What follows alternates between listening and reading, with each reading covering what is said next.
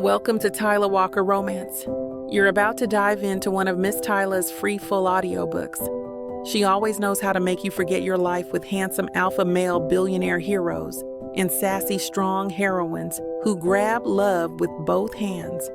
In order for this content to be free, we have to take out the dirty details. Otherwise, we risk disrupting this platform's rules and guidelines. Buy the unabridged version of any Tyla Walker audiobook from TylaWalker.com, and with code SAVE40, you can get 40% off any digital product at checkout. Take this moment to subscribe to the channel, and remember that liking and commenting is what makes these free full audiobooks possible. Thank you for choosing to treat yourself with Miss Tyla.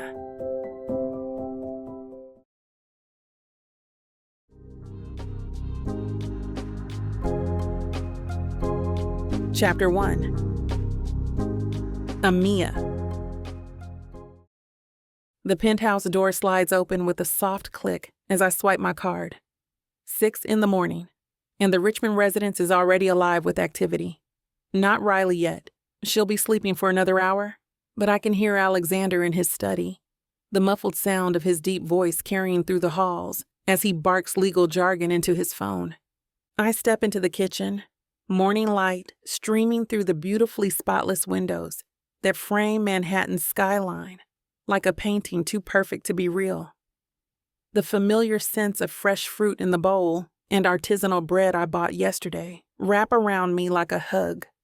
This kitchen, all gleaming marble and state-of-the-art appliances, has become more mine than Alexander's over the past 3 years.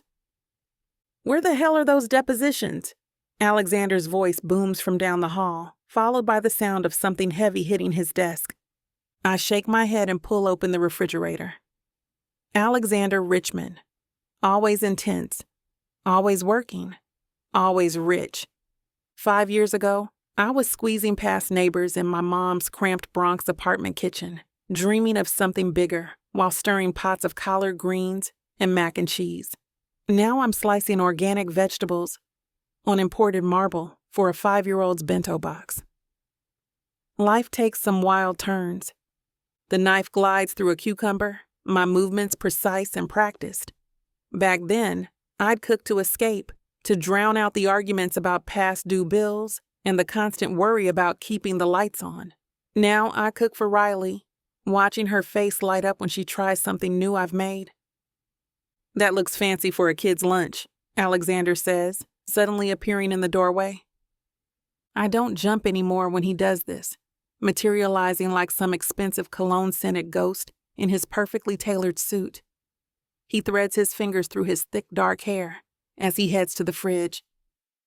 Riley likes the star-shaped carrots, I reply, not looking up. And she ate all her broccoli yesterday when I cut it like little trees. Alexander grunts, pouring himself coffee from the pot I'd started. Whatever works. The silence settles between us as I continue preparing. This kitchen is where I feel most myself, where my hands know exactly what to do. I fold a small note into Riley's lunchbox, drawing a little heart next to my name. The small rituals that build security for a child who deserves every ounce of stability I can provide. As I slice bell peppers into thin strips, my mind drifts to Mama Ellie's, the restaurant I've sketched and planned in notebooks for years. I can almost smell the fusion of Caribbean spices and soul food classics, hear the jazz playing softly in the background. Tables filled with people passing plates, sharing stories. A place where food connects everyone. Not some sterile Upper East Side establishment with tiny portions and bigger prices, but somewhere with heart. Somewhere real. Somewhere people would walk in and instantly feel at home, wrapped in the aromas of slow-cooked stews and freshly baked cornbread. The kind of place where regulars would have their usual tables and newcomers would leave as friends. Where food isn't just sustenance, but a celebration. A connection to roots and heritage that run deeper than the foundations of any Manhattan skyscraper. You're making that face again, Alexander says, interrupting my daydream, his deep voice cutting through my thoughts like a warm knife through butter. What face? I ask, blinking myself back to reality, to this gleaming kitchen that costs more than my entire apartment. The one where you're a million miles away. He leans against the counter, studying me over his coffee mug, those piercing blue eyes taking in every detail. The morning light catches on his jawline, highlighting the stubble he hasn't yet shaved. Planning your great escape from us? There's something in his tone I can't quite place. Not quite teasing, not quite serious. A hint of vulnerability, maybe, which seems impossible coming from a man who probably handles multimillionaire clients before breakfast without breaking a sweat. Just thinking about recipes. I lie, closing Riley's lunchbox with a snap that feels oddly final. My dreams of Mama Ellie's stay pressed between the pages of my notebook, safe from scrutiny or worse, dismissal.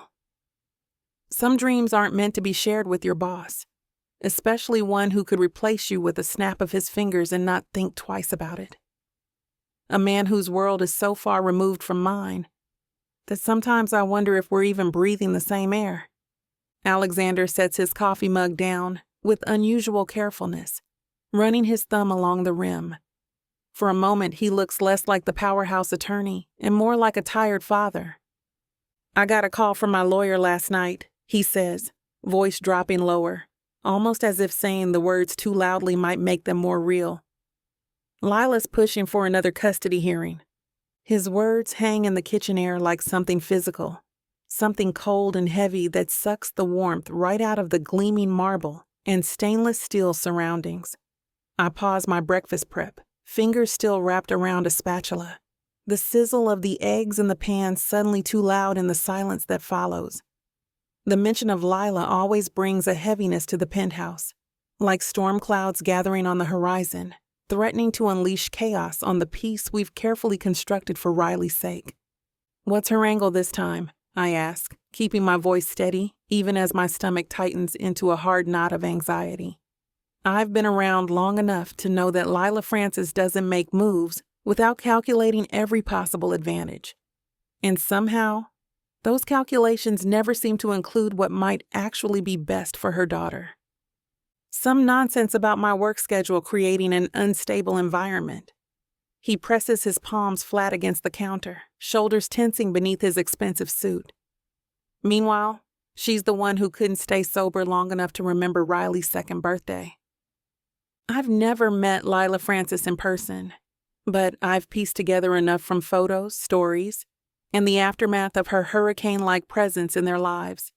A socialite with champagne tastes and an appetite for chaos, who walked out when motherhood proved less glamorous than expected, who now swings back into their lives whenever it suits her image or her latest boyfriend's expectations. Riley barely mentions her anymore after those supervised visits. I say, turning back to the stove to hide the anger flashing across my face. Alexander's laugh holds no humor. That's because you've given her something Lila never could. Consistency. Safety. His voice catches slightly. Christ, Amiya. If you hadn't been here these past 3 years, the vulnerability in his words stops me cold. Alexander Richmond doesn't do vulnerability. He does commanding courtrooms and crushing opponents and carrying his daughter to bed when she falls asleep watching Disney movies. He doesn't do this. This raw honesty at 6 a.m. in a sun-drenched kitchen. Riley will be fine, I say automatically.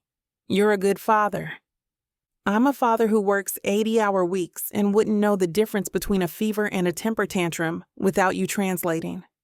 He looks at me directly now, those blue eyes intense. You've been the one constant in her life while I've been fighting Lila's nonsense custody claims and trying to keep my career from imploding. The spatula feels suddenly inadequate in my hand, too small for the weight of this conversation. That's my job, I say, though we both know it's more than that. No, your job was childcare. What you've given Riley, what you've given us, goes way beyond any contract. He pushes away from the counter, running a hand through his hair. Thank you for standing by her, for being the stability she deserves. The sincerity in his voice wraps around me, unexpectedly warm. Riley deserves to be with you, I say firmly. I've seen how Lila affects her after those visits, how quiet she gets, how she checks to make sure you're still here the next morning. Alexander's jaw clenches. Tell me honestly, am I crazy for fighting this hard? For putting Riley through this? No, I answer without hesitation. You're fighting for your daughter. I've seen enough to know you're exactly where she belongs. I meet his gaze steadily. And I'll tell that to any judge who asks. Something shifts in Alexander's expression. Relief, maybe? Or gratitude? For a heartbeat? We're not employer and employee, but simply two people united in caring for a little girl who deserves better than the chaos her mother leaves in her wake. Pancakes are burning, he says softly, breaking the moment. I turn back to the stove, feeling strangely breathless. I'll make more. In my peripheral, I notice how Alexander tilts his head, listening to the faint sounds coming from down the hallway.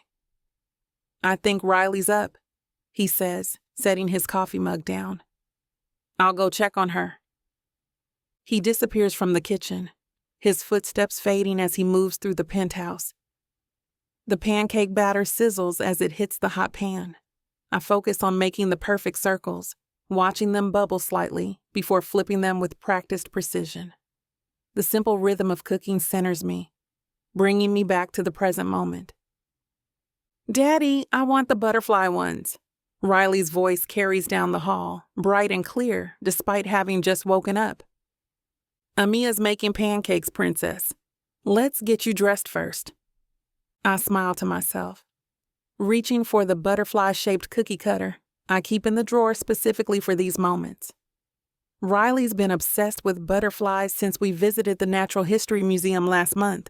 The way her eyes had widened at the butterfly conservatory, her small hand clutching mine as she'd whispered, "They're dancing, Amiya." I pressed the cookie cutter into a perfectly cooked pancake, creating the butterfly shape she loves. As I work, I can't help but notice the way my heart had jumped when Alexander thanked me earlier, the intensity in those blue eyes that sometimes catch me off guard when I least expect it. The man is unfairly attractive. That's just an objective fact. The tailored suits that fit his broad shoulders perfectly. The way his voice drops lower when he speaks about something important. How his entire face transforms when Riley runs to him after work, catching her mid-jump like she weighs nothing. I shake my head, arranging berries around the butterfly pancakes. These are dangerous thoughts. Alexander Richmond is my boss. A very wealthy, very powerful man who lives in a completely different world than mine. A world where nannies don't cross lines with their employers, especially not single fathers fighting custody battles. Professional boundaries, I mutter to myself, drizzling maple syrup in a small container on the side of Riley's plate, just the way she likes it.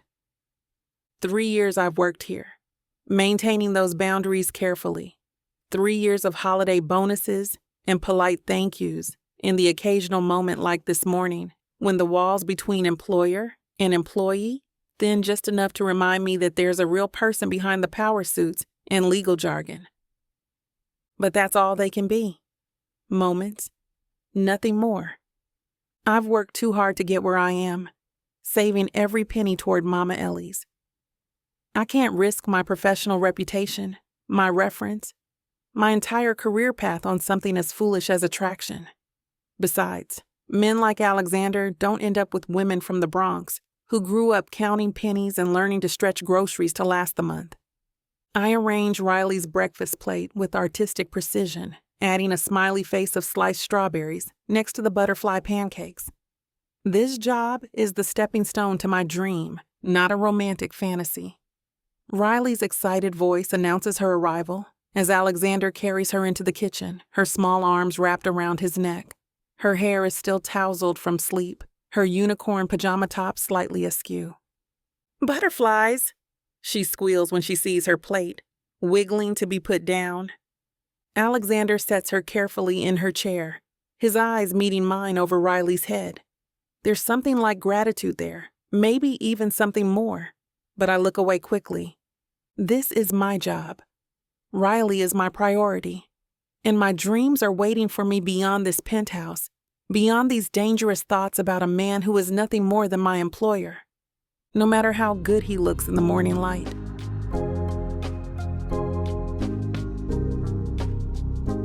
Chapter 2. Alexander.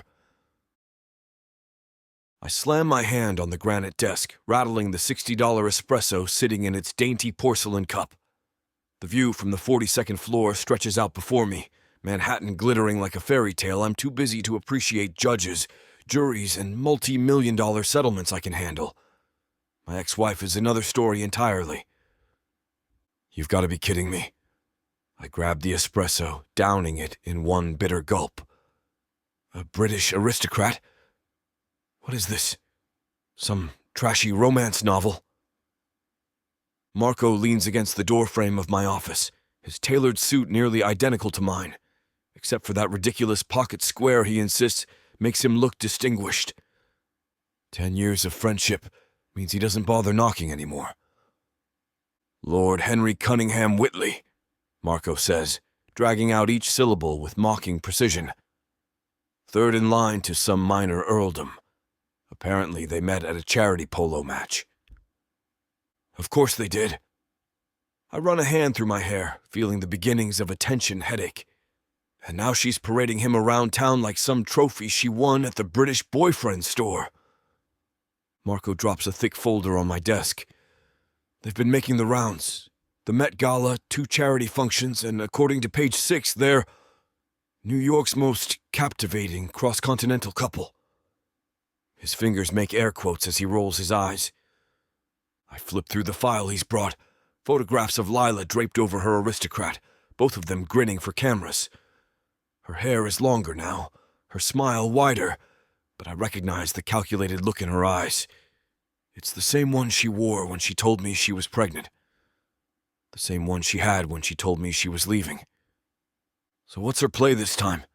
She hasn't given a damn about Riley for 3 years. Marco sits across from me, his expression turning serious. She's building a narrative. Stable relationship, prestigious connections, newfound maturity.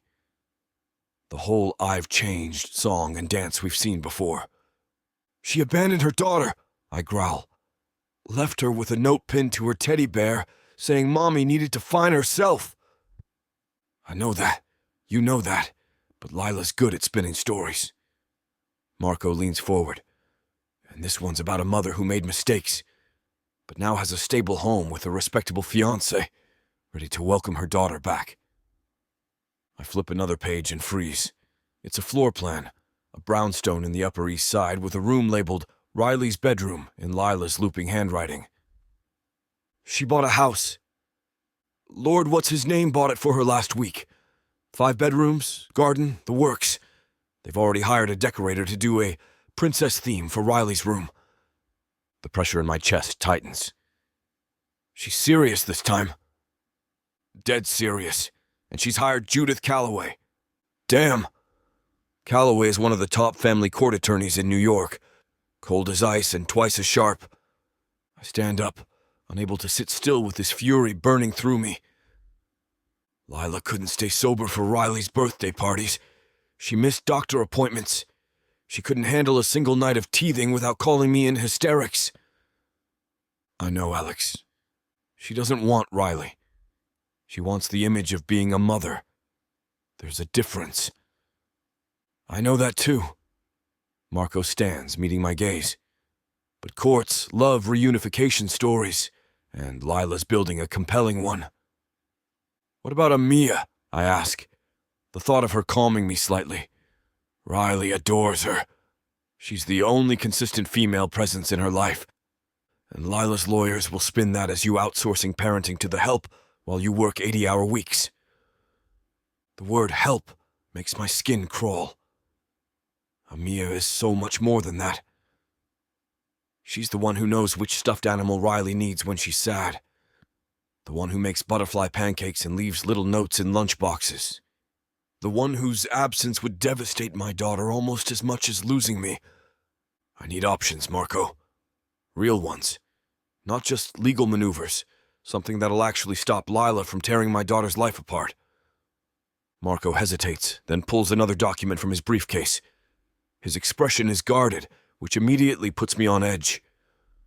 There is one thing that could strengthen your case significantly. I've been saving this as a last resort. I take the paper, scanning the legalese that jumps out at me. Phrases like familial stability and permanent household structure. My eyes catch on one word in particular. Marriage? Are you kidding me right now? Family courts favor stability and traditional family structures, Marco explains, leaning forward in his chair. It's not fair, but it's reality. A married father with a stable home life against a mother with a spotty track record and a fresh relationship with that British aristocrat. The optics alone would shift the entire narrative in your favor. Judge Franklin is particularly old school. You want me to get married to win custody? The idea is so absurd I almost laugh, but there's nothing funny about potentially losing Riley. I run a hand through my hair, pacing the length of my office. To who? Some random woman willing to play house for the right price? Christ, Marco, this isn't the 19th century. I can't just arrange a marriage of convenience. Marco shifts uncomfortably. Not random. Someone Riley already knows and loves. Someone who's proven their commitment to her well-being. The implication hangs in the air between us. Amiya, I say, the name feeling different on my tongue now, heavier with possibility. It would be strictly strategic, of course, Marco adds quickly. A temporary arrangement to secure Riley's future. I turn to the window, watching the city below. Thinking of Amiya in my kitchen this morning. The sunlight in her curly hair as she made butterfly pancakes. The way Riley looks at her like she hung the moon. She'd never agree to it, I say, even as something dangerous stirs in my chest at the thought. You'd be surprised what people will do for those they care about, Marco says quietly. Just think about it. We're running out of options, and Lila's coming in with guns blazing. I shake my head hard. There has to be another way, Marco. This is Amiya's life, her reputation. The thought of approaching her with this proposal makes my stomach twist. Asking her to pretend to be in love with me, to lie to everyone we know, to bind herself legally to a man she only works for. It's insane. I respect her too much to drag her into this mess. Riley adores her. I can't risk ruining what we have. Marco leans against my desk, arms crossed. What exactly do you have, Alex? A nanny who goes above and beyond? Or someone who's already part of your family in every way except legally? That's my point, I growl, stopping to stare out at the skyline. She's important to Riley. Crucial? I can't jeopardize that relationship with some fake marriage scheme. Think about it logically, Marco says, his voice taking on the calm, persuasive tone he uses in court. Amiya already works with you 5 days a week.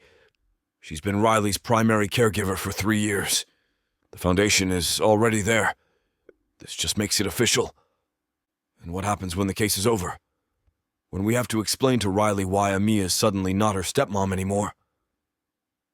The words leave a bitter taste in my mouth. Or worse, what if Amiya decides this crosses a line and leaves altogether? The thought makes my chest tighten. Riley would be devastated. And if I'm honest with myself, so would I. Marco approaches, his expression softening. Look, I've seen how she is with Riley, with both of you. This arrangement would guarantee she stays in Riley's life as long as needed. You make it sound so simple. It's a business arrangement, Alex. You're good at those. Marco hands me the proposal. The fake marriage doesn't have to ruin anything. If anything, it cements Amiya's place in Riley's life, legally protects it. I run a hand through my hair, frustrated. You don't understand. Amiya isn't just the help. She has dreams, ambitions. She's saving for her own restaurant. I've seen the notes she sketches when she thinks no one's looking. So help her achieve them, Marco counters. You have connections, Capital. Make it part of the deal. The suggestion strikes a nerve. I'm not going to bribe her, for Christ's sake. That's not what I meant. Marco sighs. Look, just sleep on it. Talk to her. Explain the situation. Let Amiya decide for herself. I fold the proposal, shoving it into my pocket. The weight of it feels heavier than paper has any right to be. And what if she says yes, out of obligation? Because she's worried about Riley? Because she needs this job? The questions that have been circling my mind come pouring out. Amiya deserves better than being manipulated into a fake marriage with her boss. Marco studies me for a long moment, a knowing expression crossing his face. Is that what this is really about? Or are you worried about what happens if she says yes? And you start wishing it were real? The question hits too close to home. I turn away, unwilling to examine the flutter in my chest whenever Amiya laughs in my kitchen, or the way I find excuses to come home early on Thursdays to catch her making dinner, dancing to whatever playlist she has going that day. Just sleep on it, Marco repeats, heading for the door. Lila's attorneys are filing next week. We need a counter-strategy, and fast. As the door closes behind him, I sink into my chair, pulling out the proposal again. I stare at the word marriage until it blurs on the page, trying to imagine Amiya's face when I suggest the most insane idea of my career. I respect her too much to use her this way, but I love my daughter too much not to try everything to keep her safe. Damn, I mutter, closing my eyes against the beginnings of a migraine.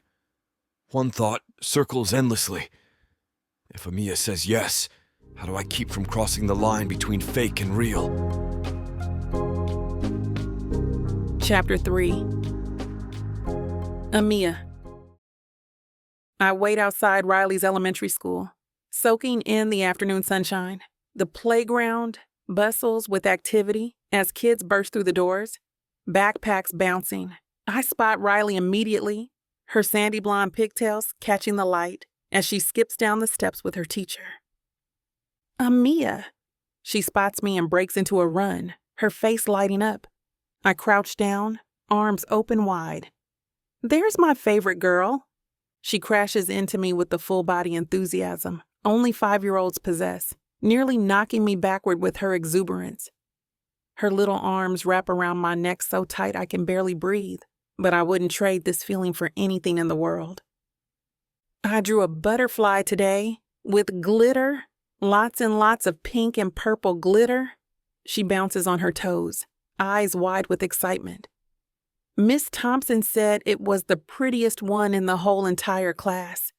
She even put a gold star sticker on it.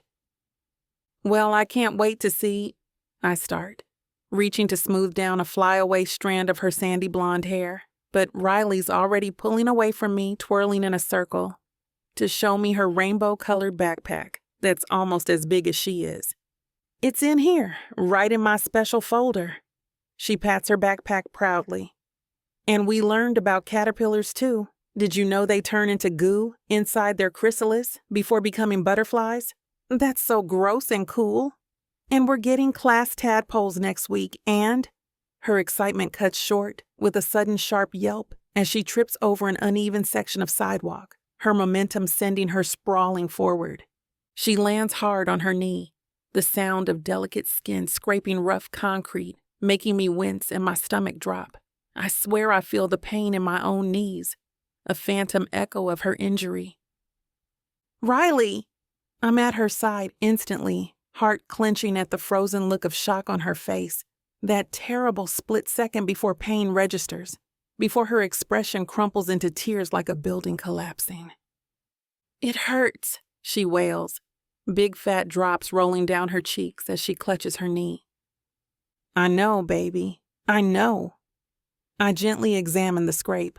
Thankfully, it's not deep, but angry and red, with tiny bits of gravel embedded in the skin. Let's get you cleaned up. I retrieve the mini first aid kit from my purse, a necessity when caring for a whirlwind like Riley. As I dab at the scrape with an antiseptic wipe, she hiccups through her tears. This might sting a little, I warn, my voice gentle. Riley bites her lip, but doesn't pull away. You're being so brave. Like Moana? She asks, her voice small. Even braver than Moana, I assure her, smoothing a colorful butterfly bandage over the clean scrape. There, all better. Instead of jumping up as she usually would, Riley throws her arms around my neck, burying her face against my shoulder. You always make the owies go away, she mumbles into my hair. You're the best person ever. Something catches in my throat. I hold her tight, breathing in the scent of school glue and strawberry shampoo. And you're my favorite person ever, I whisper back. She pulls away, her tears already forgotten. Can we still go to the store? You promised we could make spaghetti tonight. Of course we can. I help her up, checking to make sure she can walk properly. How's the knee feeling? It's super strong now, she declares, giving an experimental hop. The butterfly bandage gave it powers. We walk hand in hand to the local market, Riley's chatter filling the space between us. My mind wanders to Alexander and the strain I'd seen on his face this morning. Lila's latest custody maneuver has him rattled more than he wants to admit. Amiya, look, they have the curly pasta. Riley tugs me toward the pasta aisle, her injured knee apparently completely healed. The way she bounces on her toes, you'd never know she'd been crying over a scraped knee just 15 minutes ago. Can we get that kind, please? Pretty please with extra sprinkles. Absolutely. I grab the cavatappi she's pointing at, adding it to our growing collection of ingredients. The blue package with the little window showing the twisted pasta inside makes her beam with delight. What else do we need for our special sauce? Think hard.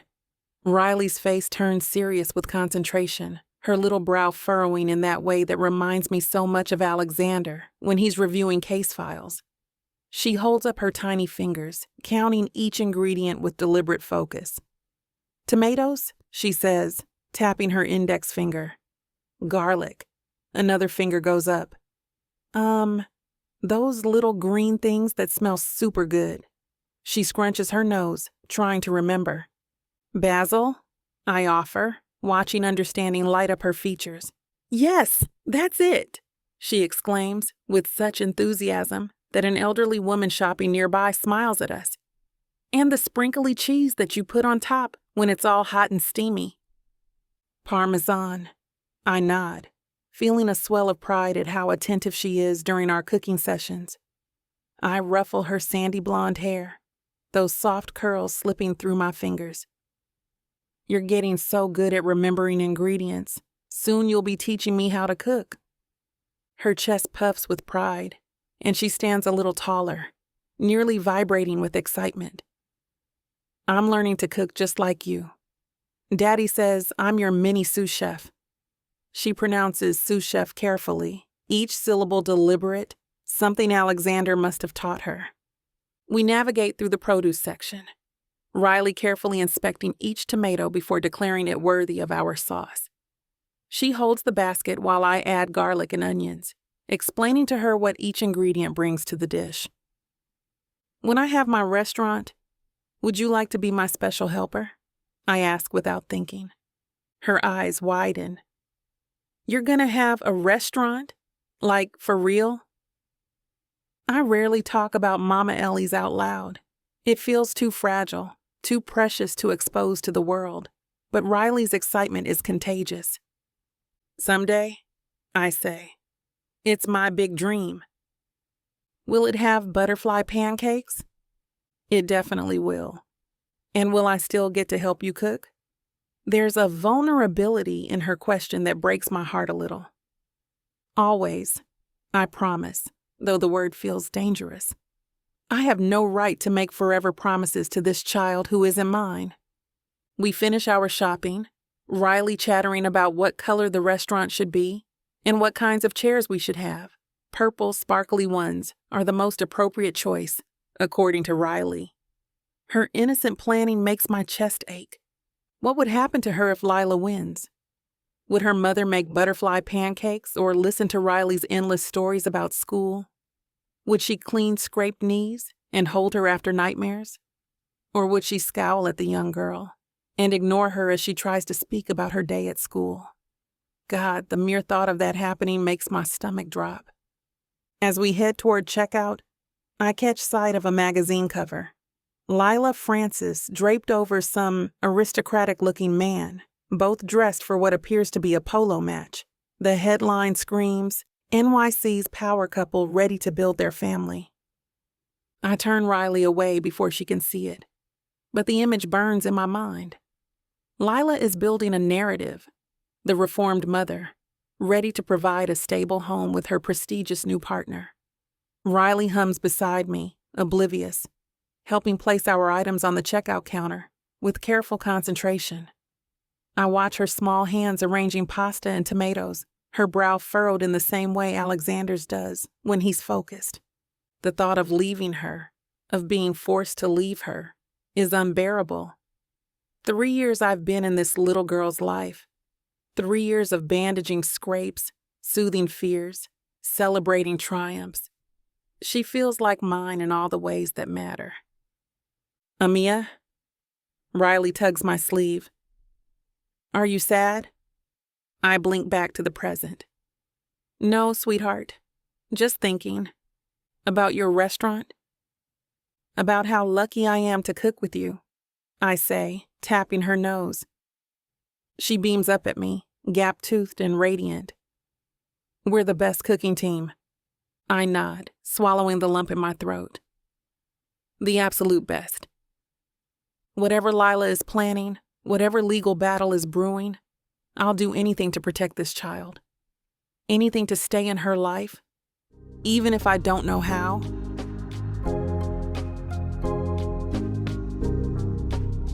Chapter 4. Alexander. I tap away at my laptop, half focused on the custody documents Marco sent over while watching Riley and Amiya's puppet show unfold in the living room. The stack of legal papers beside me demands attention, but I can't tear my eyes away from the spectacle before me. And then the Princess Butterfly says... Riley pitches her voice comically high, waving a sock puppet with googly eyes and felt wings that flap with her enthusiastic movements. She's sitting cross-legged on our plush living room carpet, completely immersed in her imaginary world. "Oh no, the dragon is coming!" Amiya gasps dramatically, making her green puppet swoop down from above with exaggerated menace. Her voice drops an octave for the dragon character. "What will we do?" Riley dissolves into giggles as Amiya's dragon puppet nuzzles her butterfly, the felt creations touching in a gentle collision that sends my daughter into another fit of laughter. "That's not what dragons do! They breathe fire!" she protests, her blue eyes wide with mock indignation. She makes a whooshing sound and gestures wildly with her hands to demonstrate proper dragon behavior. "This is a friendly dragon," Amiya explains, her eyes crinkling with laughter that lights up her entire face.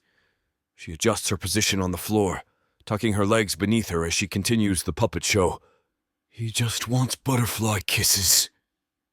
"Butterfly kisses are like this," Riley declares authoritatively. She abandons her puppet without a second thought, letting it fall forgotten onto the carpet as she leans forward on her knees. With complete concentration, she demonstrates by fluttering her eyelashes against Amiya's cheek, her little face scrunched up with effort to get the technique just right. Their shared laughter fills the penthouse, drowning out the ticking clock and the rustle of my legal documents. "All right, Princess," Amiya says after their fifth encore performance. "Bath time, and then bed." "Can we do extra bubbles?" Riley negotiates, already gathering her puppets. "Extra bubbles, one story, then lights out." Amiya holds up a finger when Riley opens her mouth to protest. "Non-negotiable, counselor." Riley glances at me. "Daddy, that means no arguing." "I know what non-negotiable means, sweetheart." I wink at her. "I've used that word in court." "Does it work for you too?" Riley asks innocently. Amiya laughs. "Go get your pajamas ready while I clean up here." I watch as Riley scampers down the hallway, her energy undiminished despite the late hour. When she disappears into her room, I turn back to find Amiya gathering stray puppets, her movements betraying exhaustion. "You look tired," I observe. She straightens, pushing a loose curl behind her ear. "Long day. Good, but long. I can handle bedtime if you want to head out early." "And miss our butterfly kisses ritual? Riley would never forgive me." She smiles, but it doesn't quite reach her eyes. While Amiya handles Riley's bedtime routine, I clear my work from the coffee table, my mind turning over Marco's suggestion. A fake marriage. The idea seemed absurd this morning, but watching Amiya with Riley today, seeing the love between them, makes me wonder if it's really so far-fetched. 20 minutes later, Amiya returns, sinking onto the couch with a sigh. "She's asking for you. Final goodnight kiss." I nod, heading down the hallway. Riley's room glows softly under her butterfly nightlight, her eyes already heavy with sleep. "Night, Daddy," she murmurs as I kiss her forehead. "Sweet dreams, Princess." When I return, Amiya is collecting scattered toys, moving with the familiarity of someone who knows every inch of this space. My space, that she somehow made hers without ever overstepping. "How bad is it?" she asks suddenly, nodding toward my laptop. I hesitate, unsure how much to share. Lila's making a serious play this time. Her new boyfriend bought a brownstone on the Upper East Side. There's already a room with Riley's name on it. Amiya's hand still on the puppet she's folding. And her lawyer, Judith Calloway. Damn. The word sounds foreign from her lips. "Sorry, No. Damn is the appropriate response." I rub my temples. "Marco thinks we need to counterstrike. Change the narrative somehow." Something flickers across her face. Fear. Determination, or maybe both. She sits down across from me, shoulders squared like she's bracing for impact. "Whatever you need from me, character witness, testimony, anything, I'm in. Riley belongs with you. We both know that." The loyalty in her voice strengthens my resolve. This woman would fight for my daughter without hesitation. "Thanks," I say, watching her gather the last of the puppets. "How's the restaurant fund coming along?" Her expression falters. "Not great. My landlord raised rent again, and my car needed repairs last month. 2 steps forward, 1 step back." She attempts a smile that doesn't reach her eyes. "Maybe I'll open Mama Ellie's when I'm 50 instead of 40. The defeat in her voice doesn't match the Amiya I know. The woman who creates magic from simple ingredients, who transforms ordinary moments into memories Riley will treasure forever. "It'll happen," I say, meaning it. "You're too talented for it not to." She laughs, a hollow sound. "Talent doesn't pay construction costs or liquor licenses. Anyway." She brushes off the topic with practiced ease. "I should get going. Early start tomorrow." As she gathers her things, Marco's proposal weighs heavy in my mind. A business arrangement, he'd called it. But looking at Amiya, this woman who has become essential to our lives, I know it would be so much more. A way to keep her in Riley's life permanently. A shield against Lila's machinations. And maybe, just maybe, a chance to give Amiya the dream she deserves. "Amiya," I say before she reaches the door. "We should talk about something important. Soon." She tilts her head, curiosity evident. "Everything okay?" "No, everything isn't okay.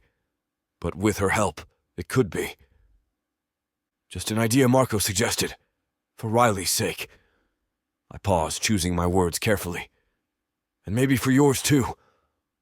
I notice Amiya's expression shift, her brows drawing together as she studies my face with a mix of curiosity and suspicion. The gentle wariness in her eyes makes me realize how vague I'm being. "What exactly are you getting at, Alexander?" She crosses her arms, head tilting slightly. "You've got that lawyer look, the one where you're thinking 10 steps ahead but not sharing the game plan." "It's nothing to worry about," I say, pushing off from the couch to stand. Just something that could benefit both of us, especially with Lila ramping things up. Her eyes narrow further, but a hint of amusement plays at the corners of her mouth. A benefit? Like a pay raise? Because if that's where this is heading, I won't object. Something like that.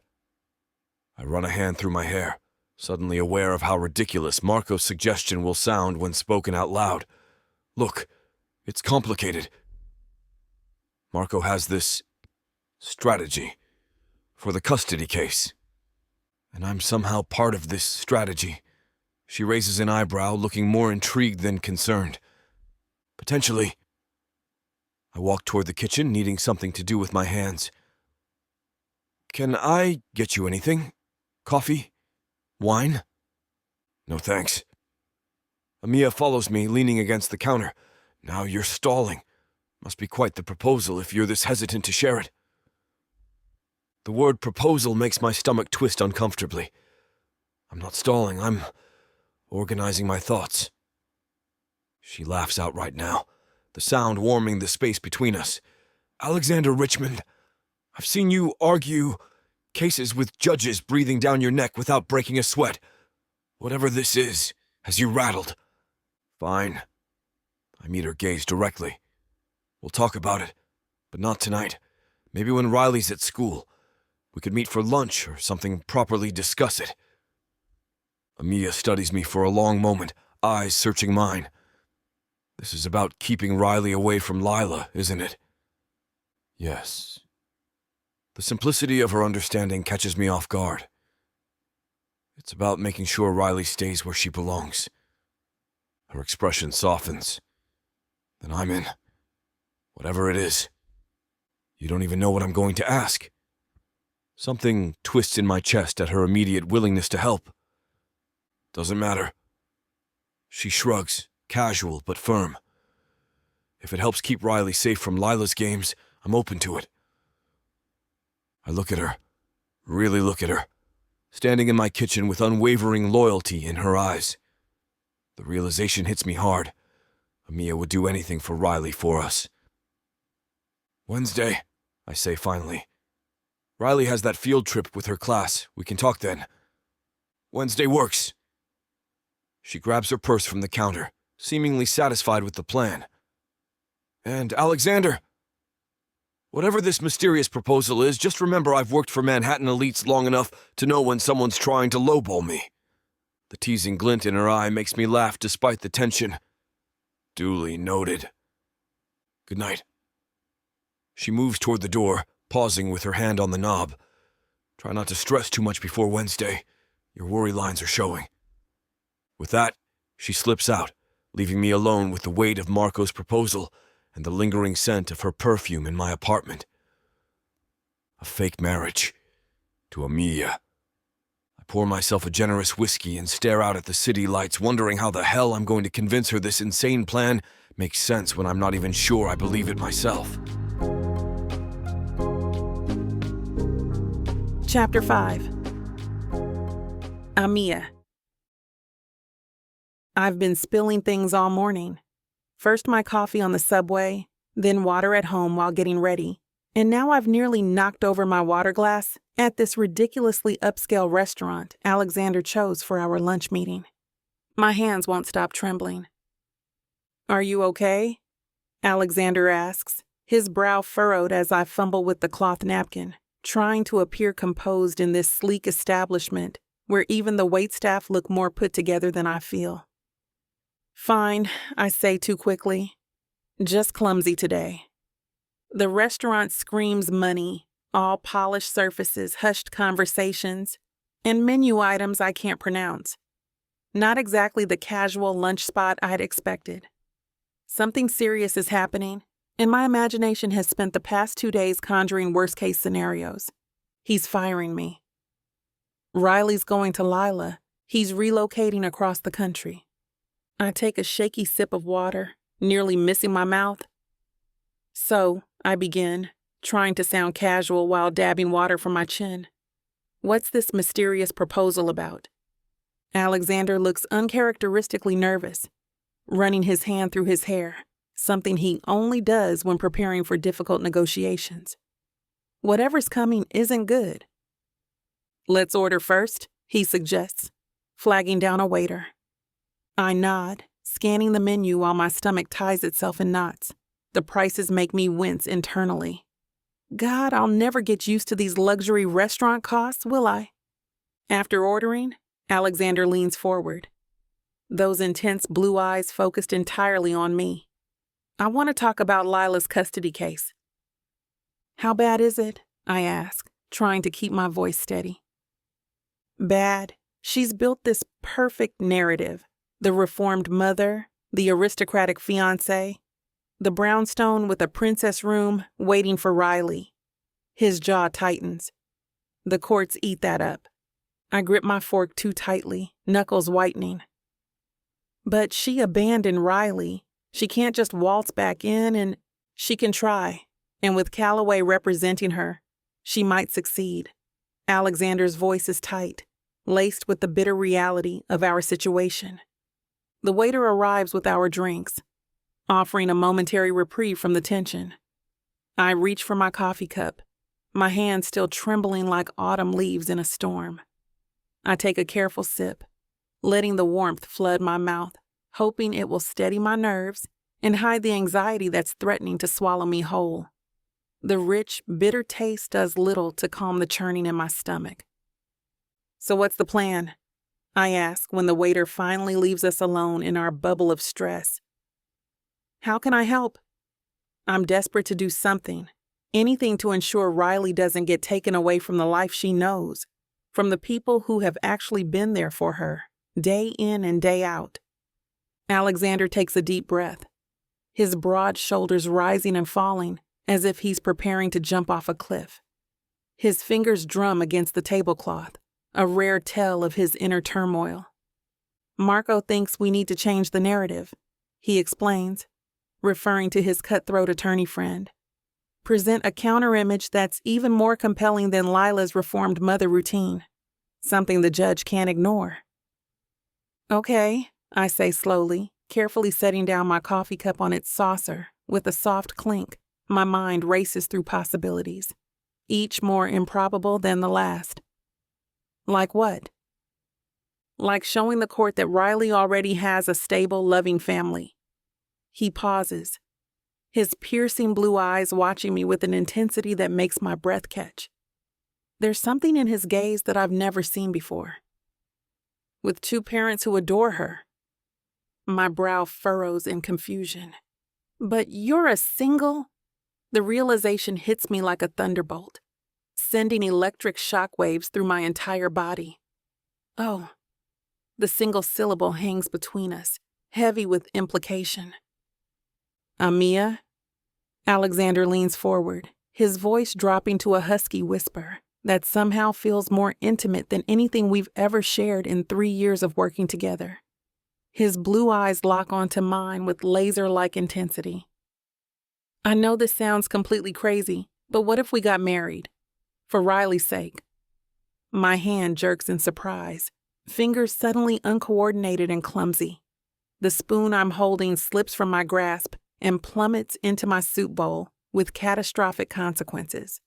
A spectacular splash of creamy bisque erupts like a culinary volcano, launching droplets across the pristine white tablecloth.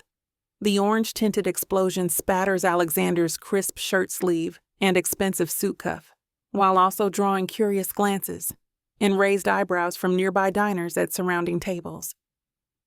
"Oh my God!" I gasp, mortification flooding through me as I grab my cloth napkin, frantically dabbing at the expanding stain on the tablecloth. My movements are jerky and desperate. "I'm so sorry.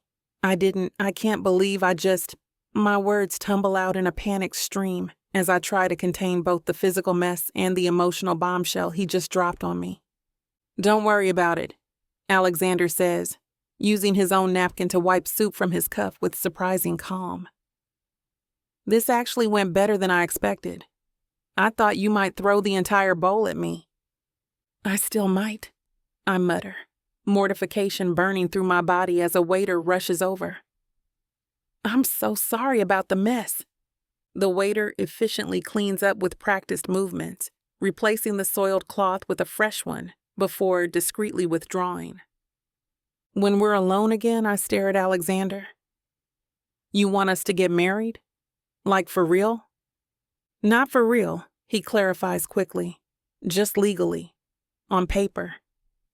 It would show the court that Riley has a stable 2-parent household, a complete family unit. You want me to be your fake wife? The words sound ridiculous coming out of my mouth. I know how it sounds. Alexander runs a hand through his hair again, the dark strands falling perfectly back into place despite his frustration. But consider what Lila's presenting. A mother with a prestigious fiancé, ready to give Riley the perfect family. If I can counter with an equally stable home, where I've already been caring for Riley for 3 years, I finish his thought, the strategy becoming clearer even as my mind spins with implications. I've been more than just a nanny to that little girl. I've been there for every fever, every nightmare, every milestone that Lila conveniently missed. Exactly.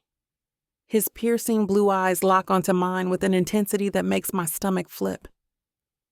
You're not some stranger I'm bringing in for show. You're already essential to Riley's life. His expression softens, vulnerability briefly cracking through that polished lawyer exterior. The judge would see that. Anyone who spends 5 minutes with you two together would see that. I take another sip of water, trying to steady myself, feeling the cool liquid slide down my throat while my thoughts race at 100 miles per hour. My fingers tap nervously against the glass as I voice the question we both know matters most.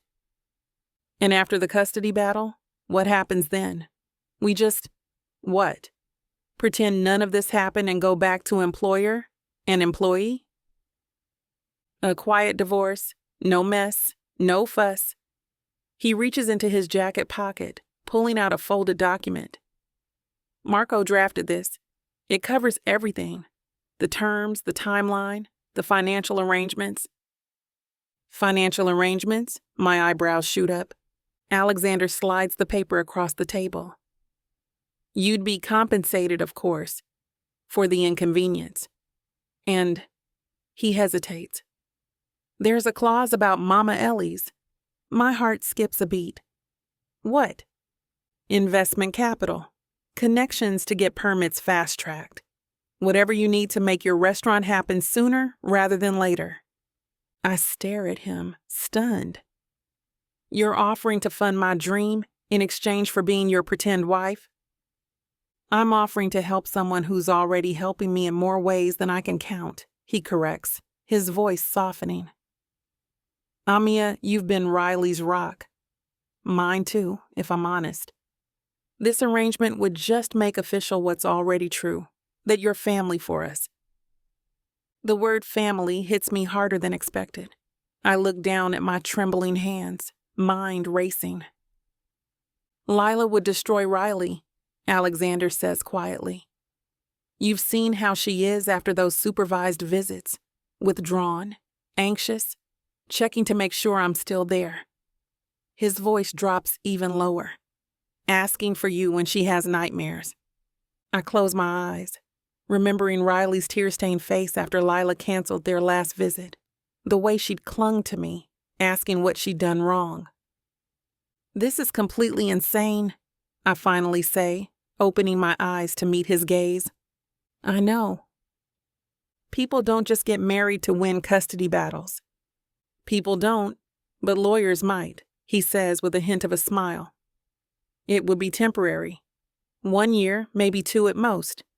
Just long enough to secure Riley's future. I look at the document between us. A contract for a fake marriage, a chance to protect Riley, a path to Mama Ellie's. I need time to think, I say, my voice steadier than I expected. Alexander nods, looking relieved I haven't immediately rejected the idea. Take all the time you need, but he hesitates. Lila's lawyers file next week. The urgency isn't lost on me. I fold the contract and slip it into my purse, mind already swimming with implications. What would we tell Riley?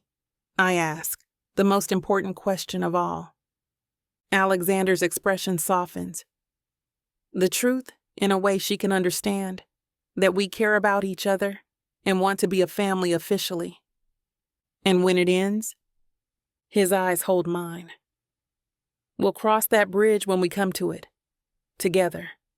Together. The word hangs between us, loaded with possibility. I reach for my water glass again, managing not to spill it this time. I'll read the contract. Think about it. That's all I'm asking. But we both know it's asking everything. This is it, baby. This is what you can get me that'll make me happy. You know I'll get you whatever you want. All you need to do is ask me and I'll give it to you. This ain't just it. This is everything I could ever want. Now I'm curious. What does a strong, sassy woman like yourself want so badly? Baby, you know what I want? I can't wait to hear. The Big Baddie bundle from Tyla Walker. It has everything I need. 20 ebooks with over 1 million words of sassy romance and spice that'll keep you on your toes. 10 audiobooks containing over 60 hours of that seductive voice telling me naughty things all night long. You don't need an audiobook for that, baby. Right here. You may be fine and all, but no one tells it like the way Miss Tyla does. And I need her in my life. The Big Baddie bundle is everything you need. You can get it for 80% off. Go to TylaWalker.com to browse the bundles that earn you the best deals. It's time you treat yourself. Because you deserve it. Escape your life with Miss Tyla.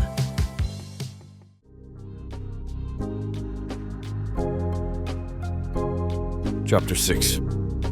Alexander.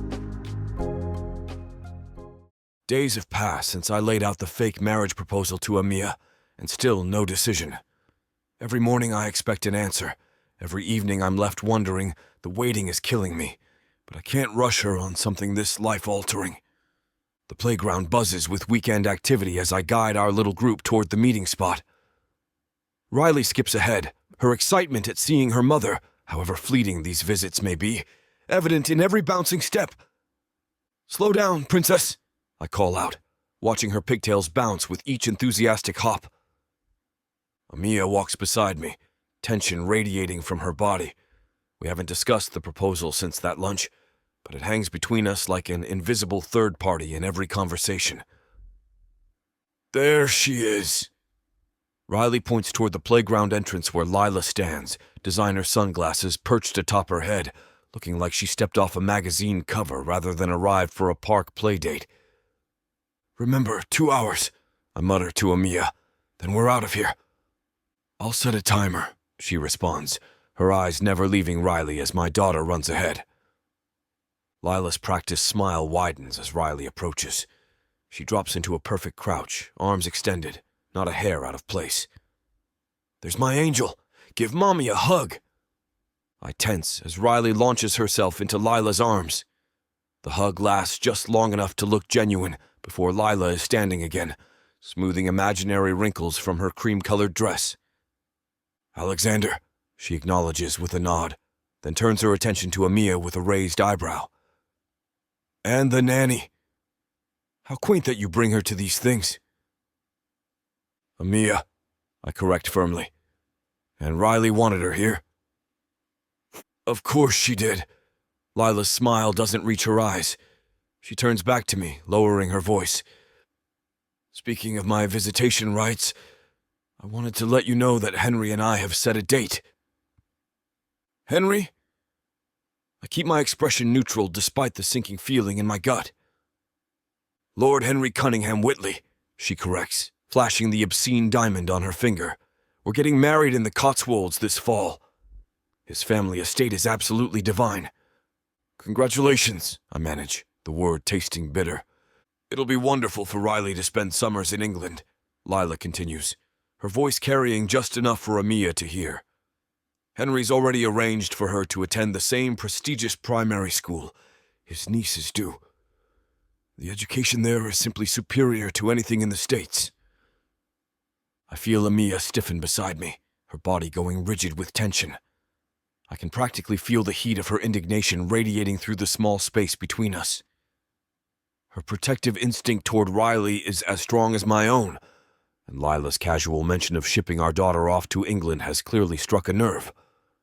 Riley's doing exceptionally well at her current school, I counter, struggling to maintain my composure.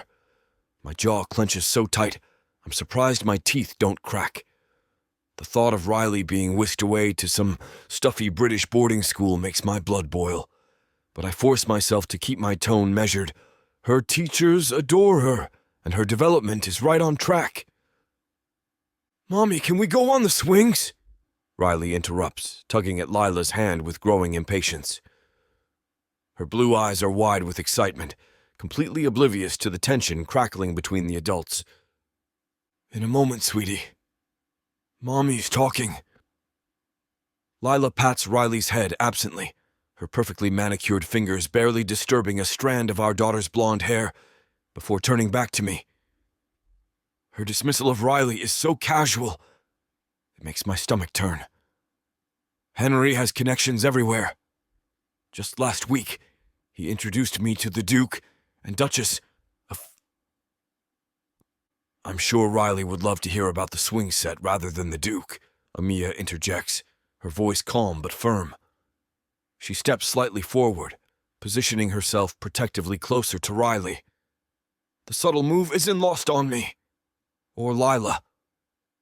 Lila's eyes narrow slightly, her polished veneer cracking just enough to reveal the contempt beneath. "Perhaps the nanny should wait on that bench over there while the adults talk." She gestures dismissively toward a bench about 20 feet away, her diamond ring catching the sunlight in a flash that seems unnecessarily aggressive. "Amiya stays with us," I state flatly. There's no room for negotiation in my tone. I shift my weight slightly, standing taller, making it clear this isn't up for debate. "She's family to Riley, not staff to be dismissed." "Mommy, please," Riley persists, bouncing on her toes. "I want to show you how high I can go." Lila sighs dramatically. "All right, darling. Let's go see these swings you're so excited about." As we walk toward the playground equipment, Lila monopolizes the conversation with tales of her aristocratic fiancé and their jet-setting lifestyle. Riley's initial excitement begins to dim as she realizes her mother is more interested in impressing us than engaging with her. "Watch me, Mommy!" Riley calls from the top of the slide. "Just a second, Angel," Lila responds without looking, continuing her story about some celebrity she met at a charity polo match. I exchange a glance with Amiya, whose expression mirrors my frustration. This is supposed to be Riley's time with her mother, not Lila's opportunity to showcase her social climbing. "Look, I'm going down," Riley announces, pushing off before anyone acknowledges her. The playground structure is busy with weekend crowds, and as Riley reaches the bottom of the slide, a group of older kids rush past, nearly knocking her over.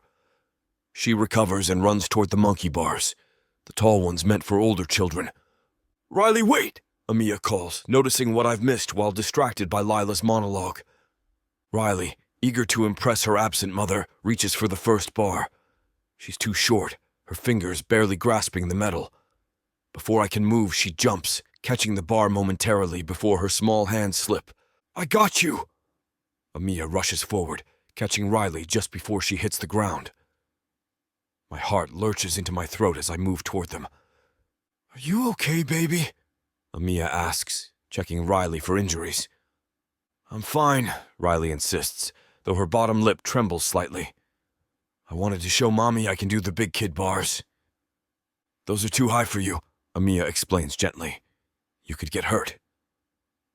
Lila finally notices the commotion and saunters over. "What happened?" "Riley almost fell from the monkey bars," I explain, my pulse still racing. Thankfully, Amiya caught her. "Oh, don't be so dramatic," Lila waves a dismissive hand. "Kids fall all the time. It builds character. When I was her age, I was already riding horses without supervision." "She could have broken her arm," Amiya says, her voice tight with restraint. Lila's expression hardens. "I don't need child-rearing advice from the help, thank you." "Amiya isn't the help," I snap, anger flaring. "She's... my bonus, Mommy!" Riley interjects proudly, wrapping her arms around Amiya's waist. The playground seems to go silent around us. Lila's face contorts into a mask of fury. "Excuse me," she hisses. "What did you just call her?" Riley, oblivious to the tension, beams up at Amiya. "That's what Daddy's friend Marco called you when he came for dinner. He said you'd take care of me like a bonus mommy." Lila's gaze swings to me, her eyes blazing. "Is this what you're teaching her? To replace me with your employee?" "No one's replacing anyone," I state firmly, stepping closer to Amiya and Riley. "But Amiya has been there for every skinned knee, every nightmare, every school project for the past 3 years. While you've been—" "Don't you dare!" Lila interrupts, her voice low and dangerous. "Don't you dare imply I've been anything but a devoted mother under impossible circumstances." "What circumstances?" Amiya asks quietly. "The choice to leave." Lila rounds on her. "You have no right to judge me. None. You're just the hired help who's clearly overstepped her boundaries." "That's enough," I growl, placing myself between them. "Amiya's family to Riley. That's not going to change, regardless of what happens in court." "We'll see about that," Lila retorts, gathering her purse. "My lawyers will be very interested to hear how you've allowed your nanny to usurp my role." "Mommy?" Riley's voice is small, confused. "Are you mad at Amiya?" Lila composes herself with visible effort. "No, Angel. Mommy's just discussing grown-up things with your father." She crouches down to Riley's level. "Why don't we go get ice cream? Just the two of us." Riley hesitates, glancing back at Amiya and me. "Go ahead, sweetheart," I encourage, not wanting to put Riley in the middle of this conflict. "Have fun with your mom." As Lila leads Riley toward the park exit, she tosses a venomous look over her shoulder. "This isn't over, Alexander." When they're out of earshot, Amiya turns to me, her expression troubled. "I'm sorry I shouldn't have gotten involved." "Don't apologize," I say firmly. "You protected Riley when Lila was too busy bragging about her aristocratic fiancé to notice her own daughter was in danger." "Oh." Amiya meets my gaze, her resolve visibly strengthening. "I've made my decision, Alexander." My heart pounds as I wait for her answer. "Yes," she says simply. "Let's get married." The playground continues buzzing around us, but for a moment, all I can hear is that single word. "Yes." "You're sure?" I ask, needing to be certain. "After seeing Lila today?" Amiya nods. "I've never been more sure of anything. I'll do whatever it takes to keep Riley safe." I resist the urge to pull her into my arms, settling instead for a grateful nod. "Thank you." "Don't thank me yet," she warns. "We have a lot to figure out." "We will," I promise. The world feels different now as we stand side by side, watching the direction Lila took with Riley, both of us already planning our next move in this high-stakes game where my daughter's future hangs in the balance. My jaw clenches. This is the right thing to do. It needs to be. Chapter 7. Amiya. I sit perched on the edge of Alexander's leather sofa, my fingers nervously twisting the promise ring my grandmother gave me before she passed. My stomach flips as Alex's lawyer flicks through the various documents in his hands. I can hardly believe this is real.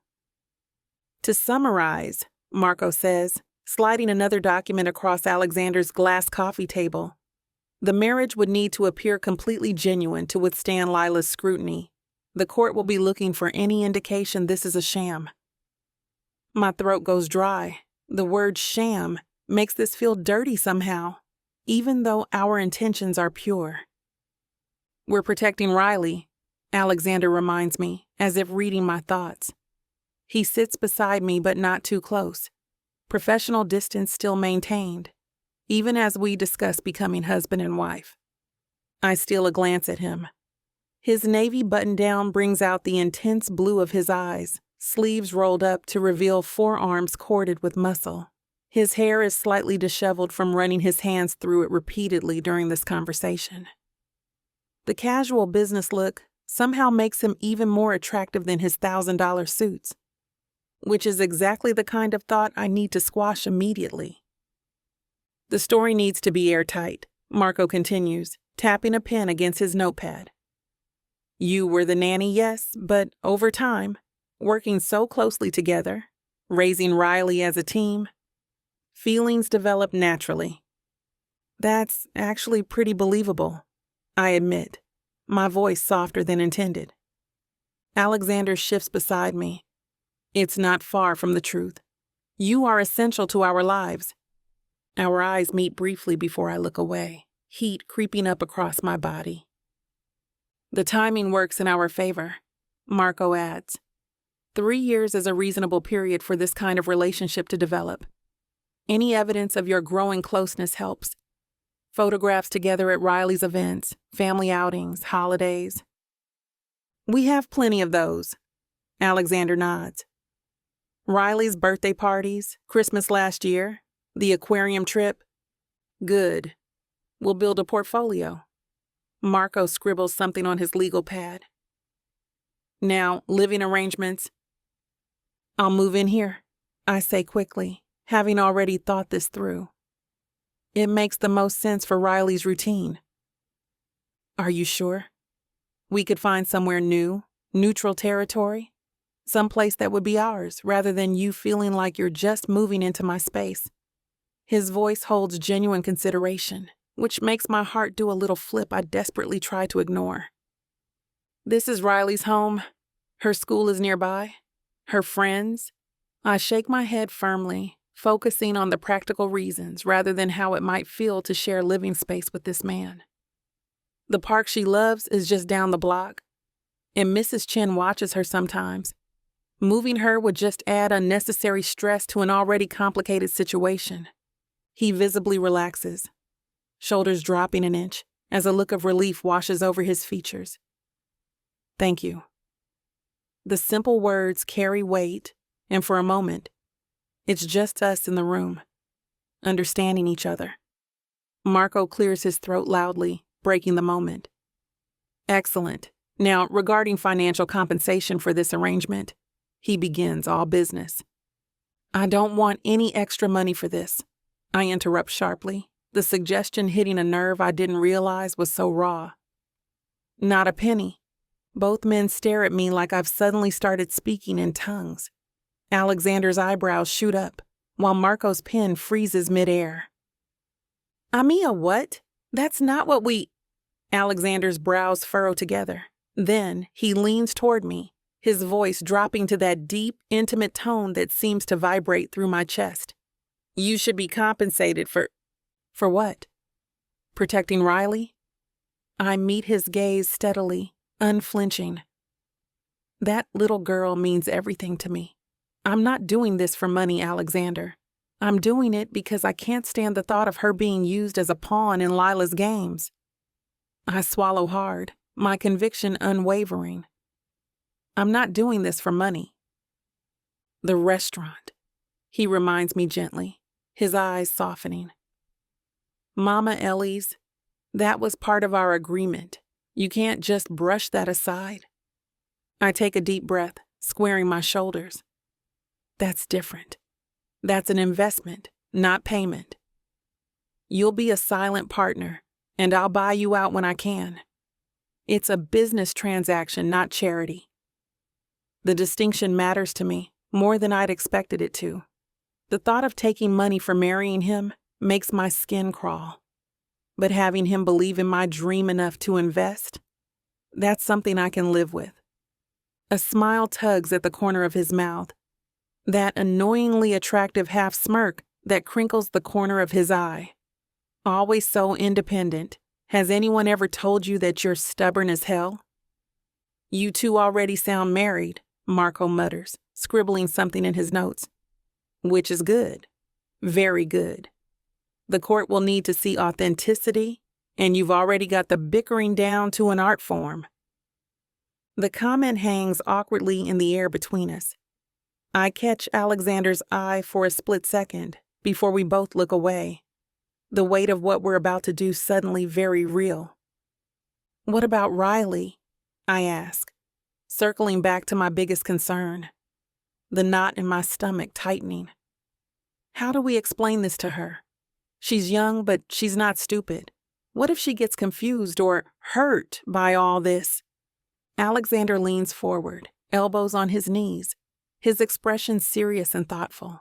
His voice drops lower, taking on that protective tone he always uses when discussing his daughter. We tell her a version of the truth, that we care about each other very much, and we want to make our family official. It's not a lie since we do care about each other, and about her most of all. And when this ends, the question comes out barely above a whisper. His jaw tightens. We'll cross that bridge when we come to it, but we'll prioritize Riley's well-being every step of the way. Marco closes his portfolio with a decisive snap. I think we've covered the essentials. You'll need to announce your engagement soon, have a modest but public ceremony within the next month, and establish yourselves as a cohesive family unit before the custody hearing. The reality of what we're doing hits me full force. In a month, I'll be Mrs. Richmond, a fake wife but a real stepmother to Riley. I'll give you two some privacy to discuss the details, Marco says, gathering his things. Alexander, walk me out? As they head toward the door, I stand and move to the huge penthouse windows, trying to calm my racing thoughts. Manhattan glitters below, indifferent to the life-altering decisions being made 40 floors up. You okay? Alexander's voice comes from behind me a few minutes later. I turn to face him, forcing a smile. Just processing. Having second thoughts? His expression is guarded, worried. No, I answer honestly. Just nervous? This is a lot to navigate. He steps closer, close enough that I catch the faint scent of his cologne makes my pulse quicken traitorously. We'll figure it out together, he promises. And I meant what I said about Mama Ellie's. Full funding, contacts for permits, whatever you need. The restaurant of my dreams. The one I've been sketching plans for since I was 17, named after my grandmother, who taught me to cook through hard times and good. A place where food brings people together, creates memories, changes lives. Thank you, I say, meaning it. No, thank you. His voice drops lower. What you're doing for Riley, for us, I can't even begin to express my gratitude. The sincerity in his eyes makes my chest tighten. This is why I agreed. Not for money, not for my restaurant, but for the little girl who calls me her bonus mommy and the father who would do anything to protect her. So, I say, trying to lighten the moment, should we practice being a couple? Holding hands? Pet names? I'm only half joking. A genuine smile breaks across his face, transforming his features. What did you have in mind, sweetheart? The endearment rolls off his tongue with surprising ease. That actually didn't sound terrible. I laugh, the tension easing slightly between us. But maybe we should save Snookums and Cuddle Bear for special occasions. You know, like when your law firm has a particularly stuffy gathering. Noted. His eyes crinkle at the corners, those startling blue depths warming with amusement. Though I draw the line at matching outfits. A man has to maintain some dignity, even in a fake marriage. Darn, I already ordered us coordinating holiday sweaters. I snapped my fingers in mock disappointment. They had reindeers with actual light-up noses and everything. Would have been perfect for your firm's Christmas party. We're both laughing now, the absurdity of our situation temporarily eclipsed by the surprising ease of our banter. For a moment, I can almost believe this charade might work. That we could fool everyone, even ourselves, into thinking there's something real between the high-powered attorney and the nanny from the Bronx. Then Alexander's phone buzzes, breaking the moment like a needle to a balloon. The laughter dies in my throat as I watch his expression shift. He checks the screen and instantly that warm, playful man disappears, His jaw tightens, shoulders squaring as if preparing for battle. Lila's lawyers sent over new visitation demands, he says, voice hardening to the tone I imagine he uses in courtrooms. His fingers grip the phone so tightly, I'm surprised the screen doesn't crack. They're pushing for overnight stays at her place, starting next week. Unbelievable after what happened last time. The carefree atmosphere evaporates. Reality crashing back. This is why we're doing this. This is what's at stake. Then I guess we'd better make this convincing, I say with newfound determination. For Riley. Alexander nods, his blue eyes intense. For Riley. But as we stand there, the city lights reflecting off his features, I wonder if I'm already in deeper than I planned, because pretending to fall in love with Alexander Richmond might be the easiest part of this whole arrangement. And that terrifies me more than anything else.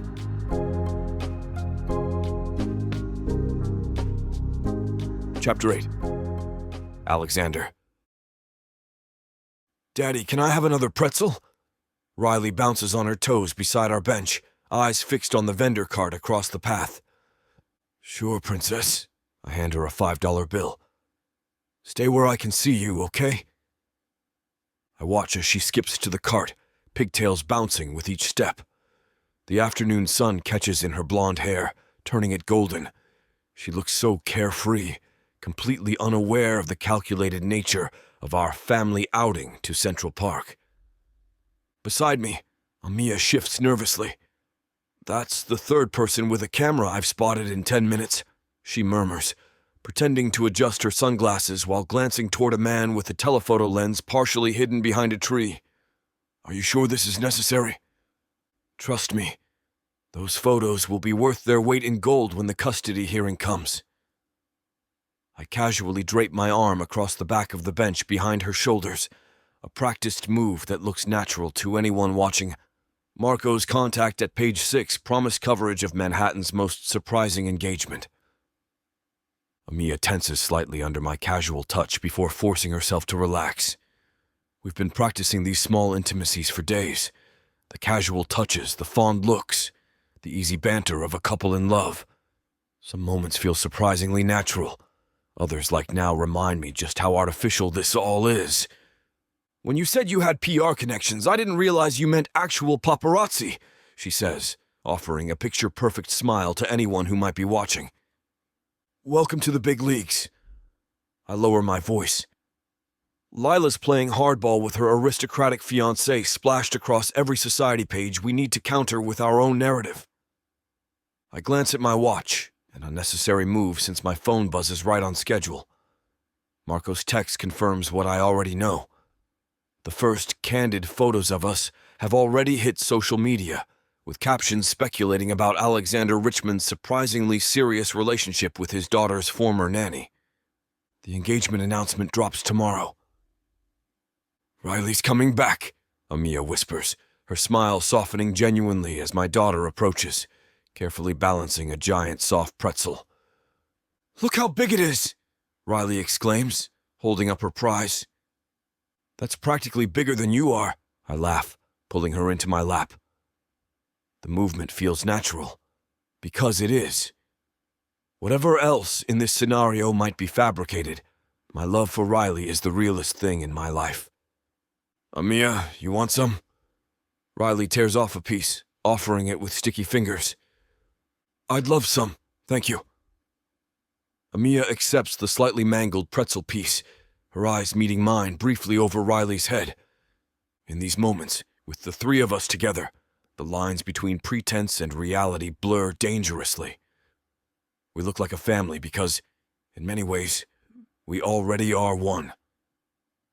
The cameras clicking in the distance are capturing something authentic beneath our charade, and that knowledge settles uncomfortably in my chest.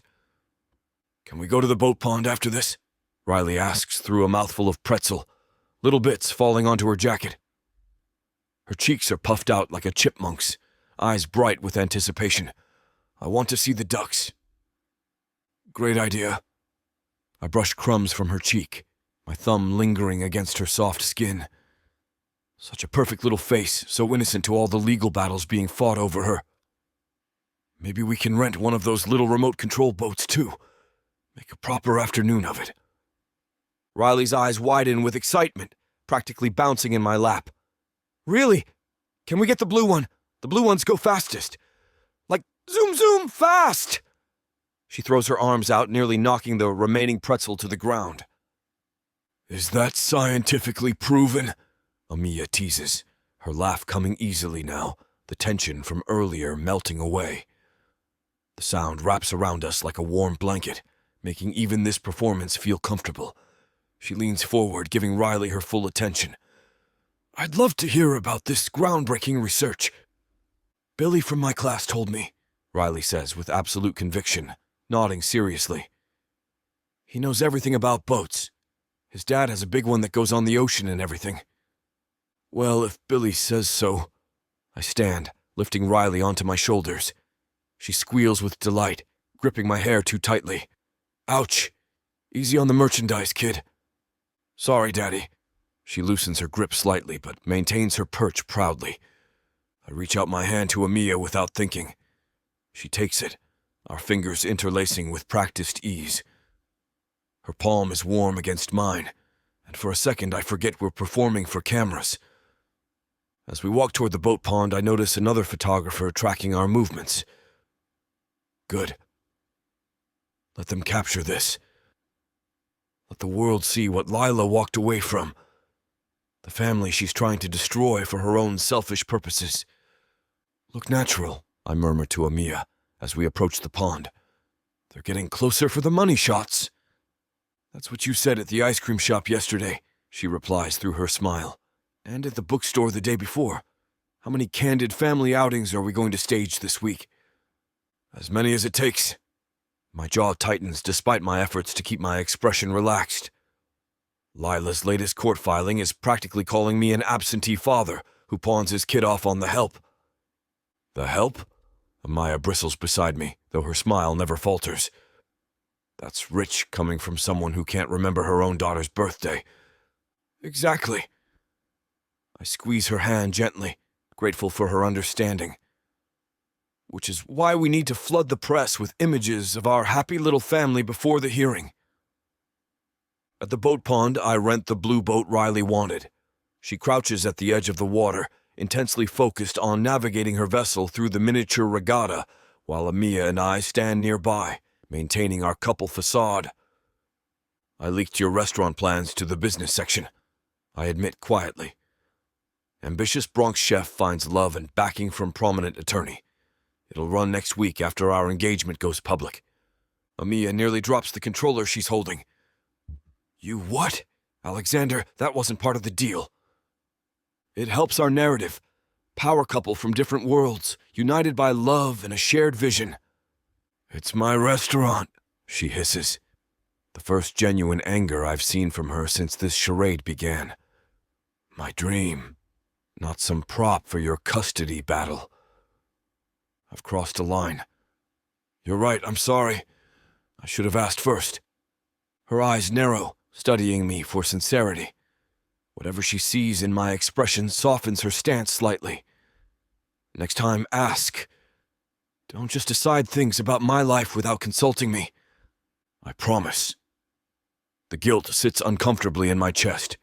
In my determination to protect Riley, I'm steamrolling right over Amiya's boundaries. The article focuses on your culinary talents. The relationship angle is secondary. She sighs, her attention shifting back to Riley. Just remember, I'm not actually your wife yet. You don't get to make unilateral decisions. The yet in her statement hangs between us, a reminder of the bizarre path we're on. Daddy, Amiya, look how fast it's going, Riley calls, her excitement drawing genuine smiles from both of us. I slip my arm around Amiya's waist, knowing the photographers are still watching. She leans into me instinctively, her body fitting against mine with surprising ease. You're good at this, I murmur against her hair, inhaling the light floral scent of her shampoo. The devoted fiancé act. Years of theater in high school, she replies. though something in her voice doesn't quite match the lightness of her words. Plus, it's easy to look happy around Riley. I watch my daughter's face, alight with joy as she navigates her boat across the pond. The sunlight catches in her sandy blonde curls, dancing across her features as she leans forward with complete concentration, her little tongue poking out slightly between her lips, a habit she's had since she was a toddler. These are the moments Lila wants to steal. These simple, perfect afternoons where Riley is just a regular kid, enjoying life without complications, free from the tug-of-war of adult agendas and custody battles that threaten to rip her childhood apart. For what it's worth, I say quietly, keeping my eyes on Riley while my thumb unconsciously traces small circles against the fabric of Amiya's blouse. I'm grateful not just for doing this, but for how you're doing it. You don't half-ass anything, even when it's all for show. You make it feel real, Amiya supplies, her eyes meeting mine. There's something vulnerable in her expression, a flash of uncertainty that makes my chest tighten. Yeah, I admit, surprised by my own honesty. Sometimes too real. The camera clicks nearby sound like warning shots, reminders of the performance we're putting on for the world. What have I gotten us into? And why, in these unguarded moments with Amiya's body warm against mine, her curves fitting perfectly against my side like she was designed to be there, does this fake relationship sometimes feel like the most honest thing in my life? Chapter 9. Amiya. Girl, I still can't believe you're actually marrying Alexander Richmond. Carol's excited squeal draws curious glances from nearby tables in the bustling cafe. Her perfectly manicured nails tap against her coffee mug as she leans forward conspiratorially. When you told me you had news, I expected a promotion or maybe that restaurant loan coming through, not an engagement to one of Manhattan's most eligible bachelors. I take a sip of my latte, grateful for the moment to compose myself. Carol and I have been friends since college, when we both worked part-time at a catering company. When we parted ways, she leveraged her sociology degree into a PR position for a luxury hotel chain, which keeps her firmly planted in Manhattan's gossip ecosystem. It happened pretty naturally, I say, the rehearsed line flowing easily after days of practice. Working closely together, raising Riley, feelings developed. Naturally, Carol raises a perfectly shaped eyebrow. There's nothing natural about nabbing a man worth millions who looks like that. Spill everything.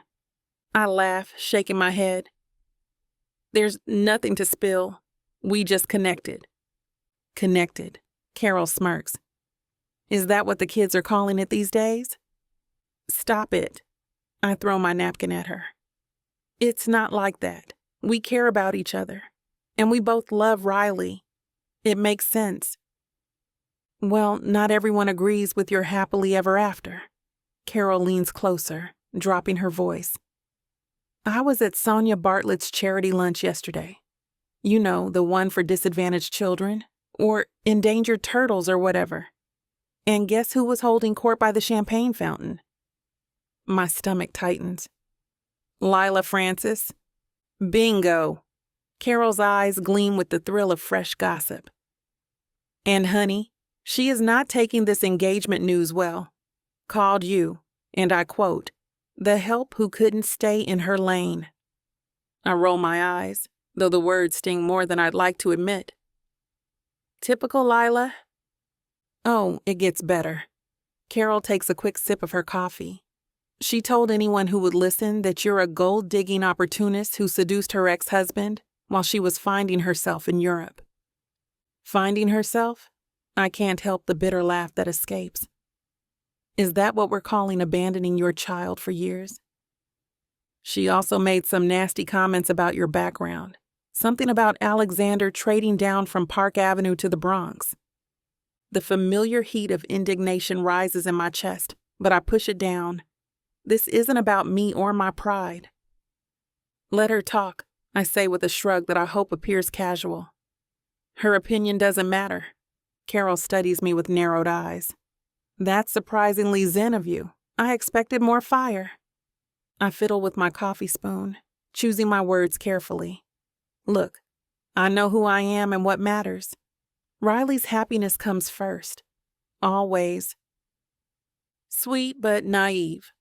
Carol reaches across the table to pat my hand. Honey, Lila Francis has connections throughout Manhattan society. Word is she's planning to make things difficult for you in the lead up to the wedding. What does that mean?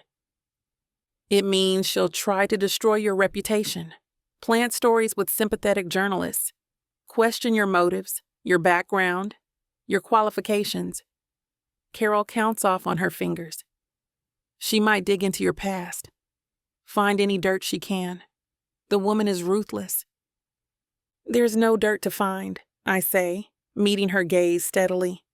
I've worked hard my entire life, put myself through school, paid my taxes, never even had a parking ticket. Nobody's that clean, Carol says skeptically. Well, I am. I straighten my shoulders. And even if she does spread lies, what does it matter? The people who know me won't believe them. This isn't just about your friends, Amiya. It's about perception. Carol shifts into her PR professional mode. Think about your restaurant plans, potential investors, suppliers. They might hesitate if there's negative press surrounding you. My stomach drops. I hadn't considered how Lila's vendetta might affect Mama Ellie's. There's a knot forming at the back of my throat, but I manage to swallow it down and keep a neutral expression. Alexander has contacts, I say, working to keep my voice steady. And his investment is already secured. Good. Carol nods approvingly. Use those connections. You'll need them? A text notification lights up my phone from Alexander. He suggests that I casually walk through the farmer's market across the street after coffee. More fodder for our public courtship narrative that has everyone buzzing. Duty calls? Carol asks, nodding toward my phone. Something like that. I put my phone away, determined to focus on my friend for a few more minutes before slipping back into my role as the devoted fiancé. Enough about Lila. Tell me about that guy you met at the gallery opening. Carol launches into a detailed account of her latest romantic prospect, but my mind keeps circling back to Lila's threats. I've never cared much about other people's opinions. Growing up in the Bronx taught me early that what matters is what you do, not what others say about you. But now it's not just my reputation at stake, it's Riley's stability. It's Alexander's custody case. It's the family we're pretending to be, and the one we've somehow actually become. Carol drains the last of her coffee, glancing at her watch. Well, that's my lunch hour shot. I've got a crisis brewing at the Gramercy location. Some influencer found a hair in her avocado toast and is threatening to end us on TikTok. She rolls her eyes dramatically. The joys of hospitality PR. At least you don't have paparazzi following you to the bathroom, I mutter, gathering my purse. The weight of eyes on me has become a constant pressure these past few weeks. True, though I wouldn't mind if they were as hot as your fiancé. Carol winks, sliding her sunglasses on as we stand to leave. Speaking of which, are you meeting him after this? I want to see the Alexander Richmond charm in action. No, he's in court today. Some corporate case he's been working on for months. The lies come easier now, flowing naturally after weeks of practice. The truth is, Alexander is meeting with Marco, strategizing our next public appearance. As we step outside the cafe, the bright afternoon sun momentarily blinds me. I fumble in my bag for my sunglasses when Carol's hand suddenly clamps around my arm. Incoming, she hisses. 3 o'clock. Before I can process her warning, the world erupts in chaos. A small crowd materializes from nowhere. 4, maybe 5 people with cameras, their lenses extending like weapons pointed directly at me. Amiya, over here. Is it true Lila Francis called you a gold digger? How does it feel to go from nanny to fiancé? Did you and Alexander have an affair while he was still married? The questions hit like physical blows, each one more invasive than the last. The rapid-fire clicking of cameras creates a disorienting soundtrack as I freeze, caught completely off guard. This isn't like the carefully orchestrated candid shots Alexander arranges. This is raw, aggressive, and entirely unexpected. What's your response to Lila's comments about your background? Is there tension because you're from the Bronx? My heart hammers against my ribs as I instinctively raise a hand to shield my face. The movement only encourages them, cameras clicking frantically to capture my discomfort. Will you be signing a prenup? How much are you getting if it doesn't work out? Jesus Christ, Carol mutters beside me, shifting into professional mode. She steps slightly in front of me, her PR training kicking in. Gentlemen, Miss Bridges has no comment at this time. Please respect her privacy. They ignore her completely, pressing closer. One particularly aggressive photographer steps directly into my path.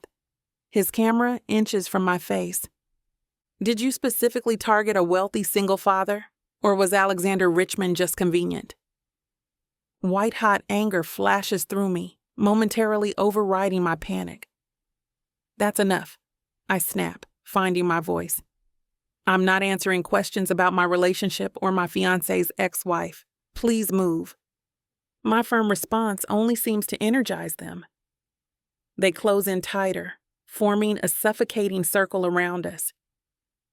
Carol, I'm so sorry, I whisper, panic rising as I realize we're effectively trapped. I had no idea. It's fine, she whispers back, gripping my elbow. Walk fast, don't engage further. I'll create a diversion if needed.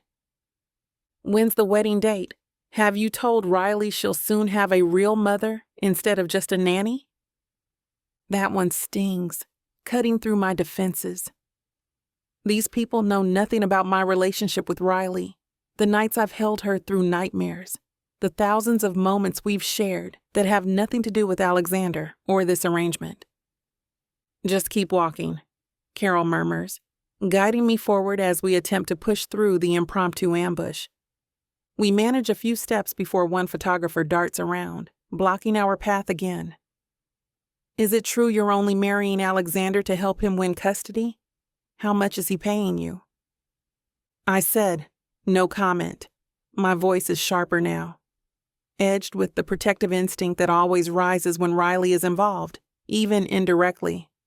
Amiya, this way, one calls, as if I'm a trained dog expected to pose on command. Carol's grip on my arm tightens. Okay, change of plan. My Uber is around the corner. On 3, we run. 1, 2. Before she can finish, a car horn blares from the curb. A sleek black town car pulls up, and the driver's window rolls down. Miss Bridges? The driver calls out. Mr. Richmond sent me to collect you. Alexander. Even miles away in a meeting, he's somehow managed to intervene. Relief washes over me as Carol practically shoves me toward the vehicle. Go, she urges. I'll be fine. Carol, I'm so sorry about this, I say, genuine regret in my voice as I reach for the car door. Are you kidding? This is the most excitement I've had in months. She grins, but I can see concern behind her smile. Call me later. I duck into the car as the photographers continue shouting questions, their cameras aimed through the windows, until the driver pulls away from the curb. As we merge into traffic, I sink into the leather seat, my hands trembling slightly as the adrenaline begins to fade. This is my new reality. Being hunted for simply walking down the street, having my past and my character questioned by strangers who know nothing about me. I pull out my phone to text Alexander, my thumbs hovering over the screen. What do I even say? That I wasn't prepared for this level of scrutiny? That I'm not sure I can handle being public property for however long this arrangement lasts? Instead, I type, ambushed outside cafe, in the car now. Thanks for sending it. His response comes immediately. Are you okay? Such a simple question, but the genuine concern behind it makes my throat tighten unexpectedly. Am I okay? I honestly don't know anymore. I will be, I reply, watching the familiar streets of Manhattan blur past the window, suddenly feeling like a stranger in the city I've called home for years.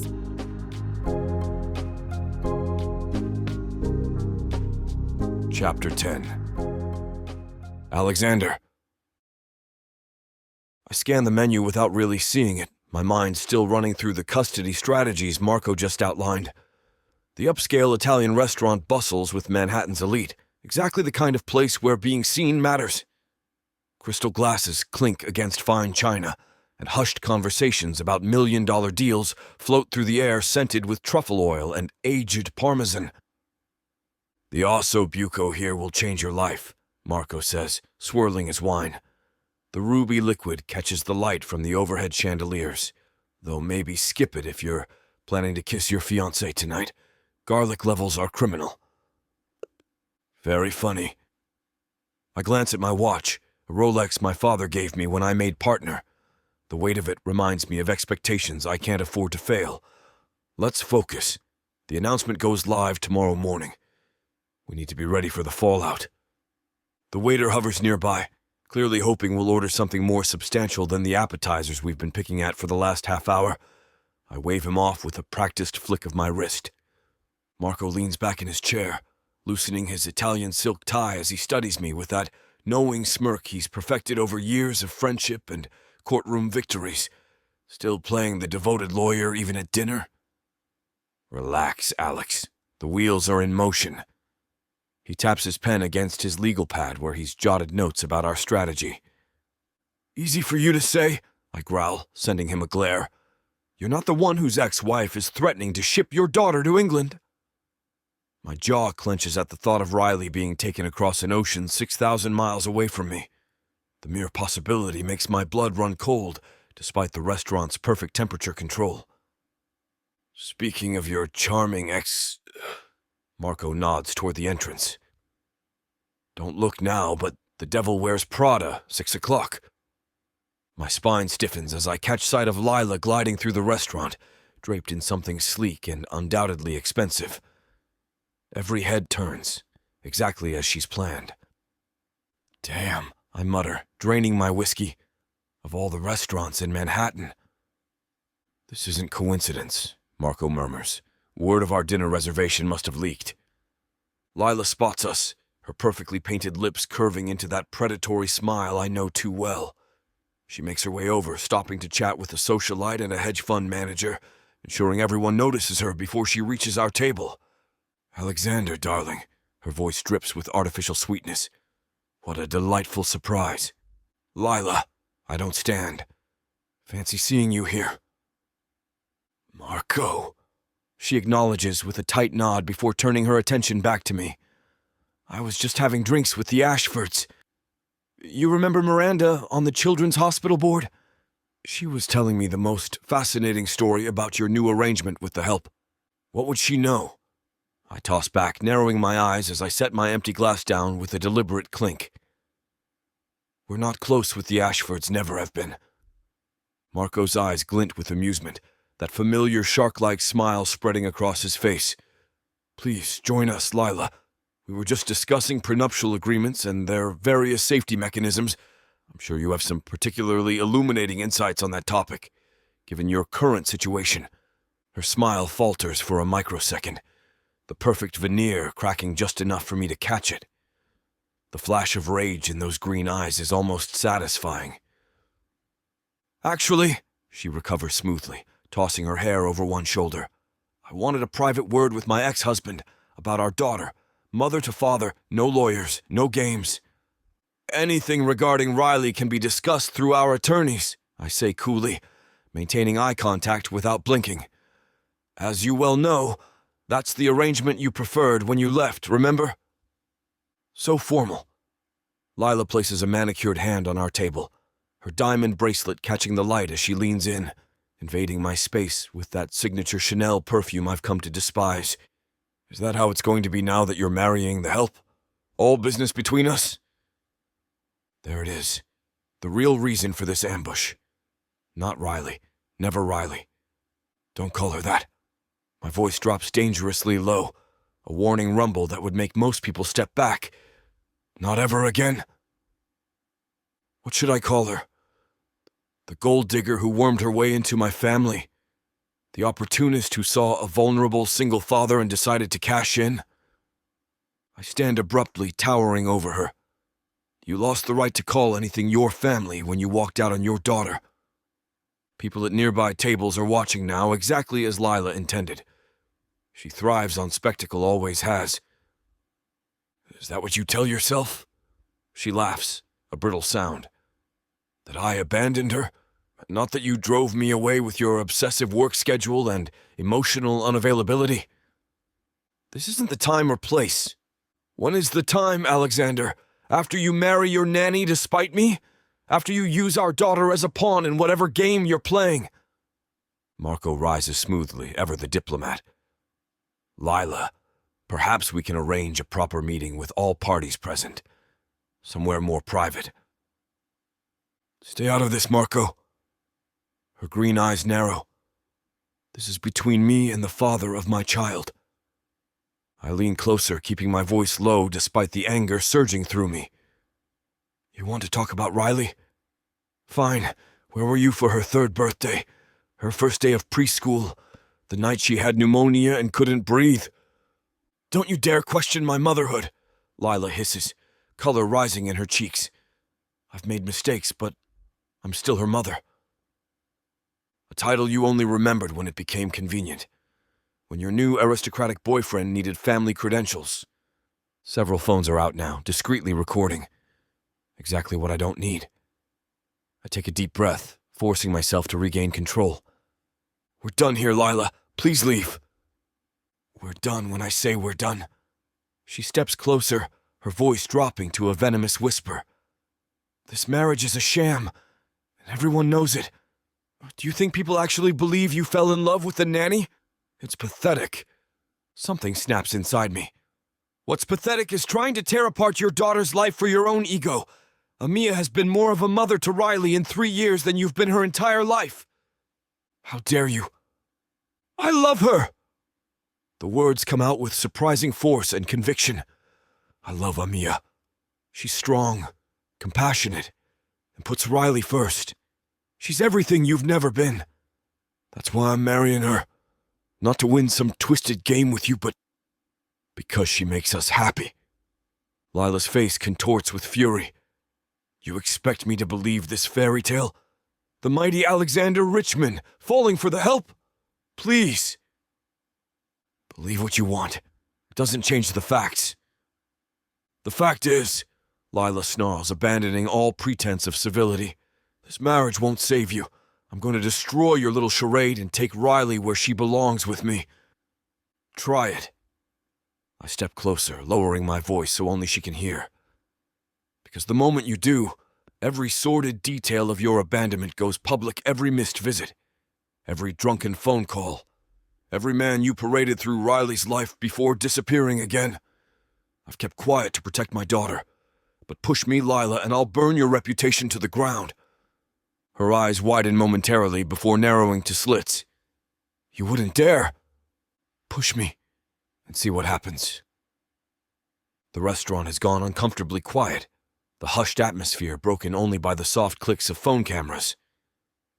Lila notices too, her gaze darting around as she realizes she's lost control of her own spectacle. Marco places a firm hand on my shoulder. I think we've all said enough for one evening. Lila, can I escort you to your car? Don't bother. She gathers her composure with visible effort, straightening to her full height. Her perfectly manicured fingers twitch at her sides, betraying the rage simmering beneath her polished exterior. This isn't over, Alexander. Not by a long shot. I have resources you can't even imagine. She turns to leave, her designer heels clicking against the hardwood floor, then pauses, unable to resist one final barb. Her crimson lips curl into a venomous smile. Tell your Bronx bride to enjoy it while it lasts. Playing house with you will be the highlight of her pathetic little life. After all, how long before you tire of slumming it? We both know your type." With that, she sweeps toward the exit, head held high like she's on a damn runway, leaving a trail of hushed whispers and wide-eyed stares in her wake. The restaurant patrons barely even try to hide their interest now, their appetizers forgotten as they follow the drama unfolding before them. "Well," Marco says as we sink back into our seats, his expression a mixture of amusement and concern. "That was quite a show. Not exactly the low profile we discussed. In fact, I'd say that was spectacularly high profile." I scratch at my chin, running my fingers along my jaw as the adrenaline drains from my system, suddenly exhausted and feeling the weight of every eye in the room. She planned this whole thing, wanted to get a reaction on camera. Which she did. Marco glances meaningfully at the surrounding tables, where several diners are still pretending not to watch us, while sneaking peeks over their wine glasses. An older woman doesn't even bother hiding her interest, openly staring. Though not the one she expected. That was quite the impassioned defense of your beloved. Never seen you get that worked up over anyone before, even when you were actually married. I ignore his knowing look, signaling the waiter for another drink. It needed to be said. Marco's tone is entirely too perceptive. The question is, how much of it did you mean? Before I can respond, my phone buzzes with a text from Amiya, describing another paparazzi ambush outside the market as she was buying groceries. This time, she was with Riley. Anger flares again. Lila's handiwork, no doubt. "I need to go," I tell Marco, already standing. "Go rescue your damsel," he says with a mocking salute. "I'll handle damage control here." I throw cash on the table and head for the door, typing a response to Amiya as I walk. The confrontation with Lila replays in my mind, particularly one moment that leaves me unsettled. I love her. 3 words spoken with such conviction that even I almost believed them. The perfect performance for our audience. So why does it feel like something more than just an act? Chapter 11. Amiya. I swiped through my phone, scrolling past yet another article calling me Manhattan's most surprising bride-to-be, as I stir the homemade marinara sauce simmering on Alex's ridiculously expensive stovetop. The headline from page 6 jumps out at me. Bronx bride battles socialite ex in high-stakes romance. The kitchen fills with the scent of basil and garlic as I continue scrolling, unable to tear my eyes away from the train wreck that is my sudden notoriety. Another article features photos from yesterday's ambush outside the market. Riley's face thankfully blurred, but my panicked expression crystal clear as I shield her from the cameras. "Just lovely," I mutter, setting my phone down with more force than necessary. The sound echoes through the expansive kitchen of Alex's penthouse. "What's lovely?" Riley bounces into the kitchen, her blonde curls wild from a day of play. She climbs onto one of the sleek bar stools, leaning over the marble island to peer into the pot. "Nothing important, sweetie." I force a smile, quickly flipping my phone face down. "Just grown-up stuff." "Is it about Daddy's fight with Mommy at the restaurant?" Riley asks, reaching for a cherry tomato from the salad I'm preparing. "Billy's mom told his nanny who told him that they were yelling." My stomach drops. "You heard about that?" "Uh-huh." Riley pops the tomato in her mouth, chewing thoughtfully. "Billy said everyone was taking pictures with their phones. Is that true?" I take a deep breath, measuring my response carefully. "Some people did take pictures. Yes, but they shouldn't have. Private conversations aren't for sharing." "That's what I told Billy." Riley nods seriously. "I said my daddy doesn't like when people take his picture without asking." I reach across the counter to squeeze her hand, my heart aching at her innocent understanding of this adult mess. "That's right, sweetie. Very smart." Riley beams at the praise. Then her expression turns thoughtful. Amiya, you don't have to be sad about what Mommy says. I think you're great, no matter what. The wooden spoon freezes in my hand. What do you mean, honey? What does your mommy say about me? Riley shrugs, reaching for another tomato. Just mean stuff. She says you're not fancy enough for Daddy and that you talk funny sometimes. I talk funny? Despite the seriousness, I can't help but smile a little. She means your accent, Riley explains, with the blunt honesty only a 5-year-old can deliver. When you get excited and sound different. I like it though. It's like when you read me stories and do all the voices. My smile fades as the implications sink in. Riley, when does your mommy say these things? Is it when you visit her? Riley nods, looking down at her hands. Sometimes. But I told her you're the best cooker ever and that you help me with my reading better than my teacher does. I always have your back, Amiya. That's what Daddy says we do for family. I turn away, pretending to check the pasta so Riley won't see the flash of anger in my eyes. Lila is actually talking badly about me to Riley, putting her own daughter in the middle of adult conflicts. The marinara sauce bubbles aggressively as I stir it with perhaps too much force, mirroring the emotions churning inside me.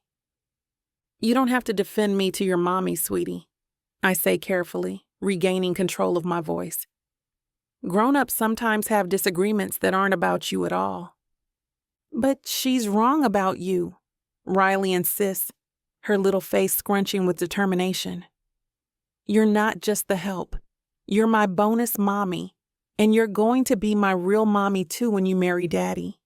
The phrase, just the help in Riley's mouth makes my blood boil. Those are Lila's exact words, repeated verbatim by her kindergartner. Riley, listen to me. I move around the island, crouching to her eye level. No matter what happens with the wedding or anything else, I will always be here for you. But your mommy will always be your mommy too. That doesn't change. She tilts her head, considering this. Even if she's mean sometimes. Even then. I tuck a wild blonde curl behind her ear. Families are complicated, but the love isn't. That part's simple. Riley throws her arms around my neck in a tight hug. I love you simple then. I hold her close, breathing in the scent of her strawberry shampoo and the faint traces of playground dirt. I love you simple too, sweetie. When we pull apart, I stand and return to the stove, my mind racing with what to tell Alexander about Lila's inappropriate comments to Riley. Can I set the table? Riley asks, already sliding off the stool. Absolutely. I nod toward the drawer with the everyday silverware. Let's use the blue plates tonight. As Riley carefully carries plates to the table, tongue poking out in concentration, I turn back to the sauce, adjusting the seasoning while processing what I've learned.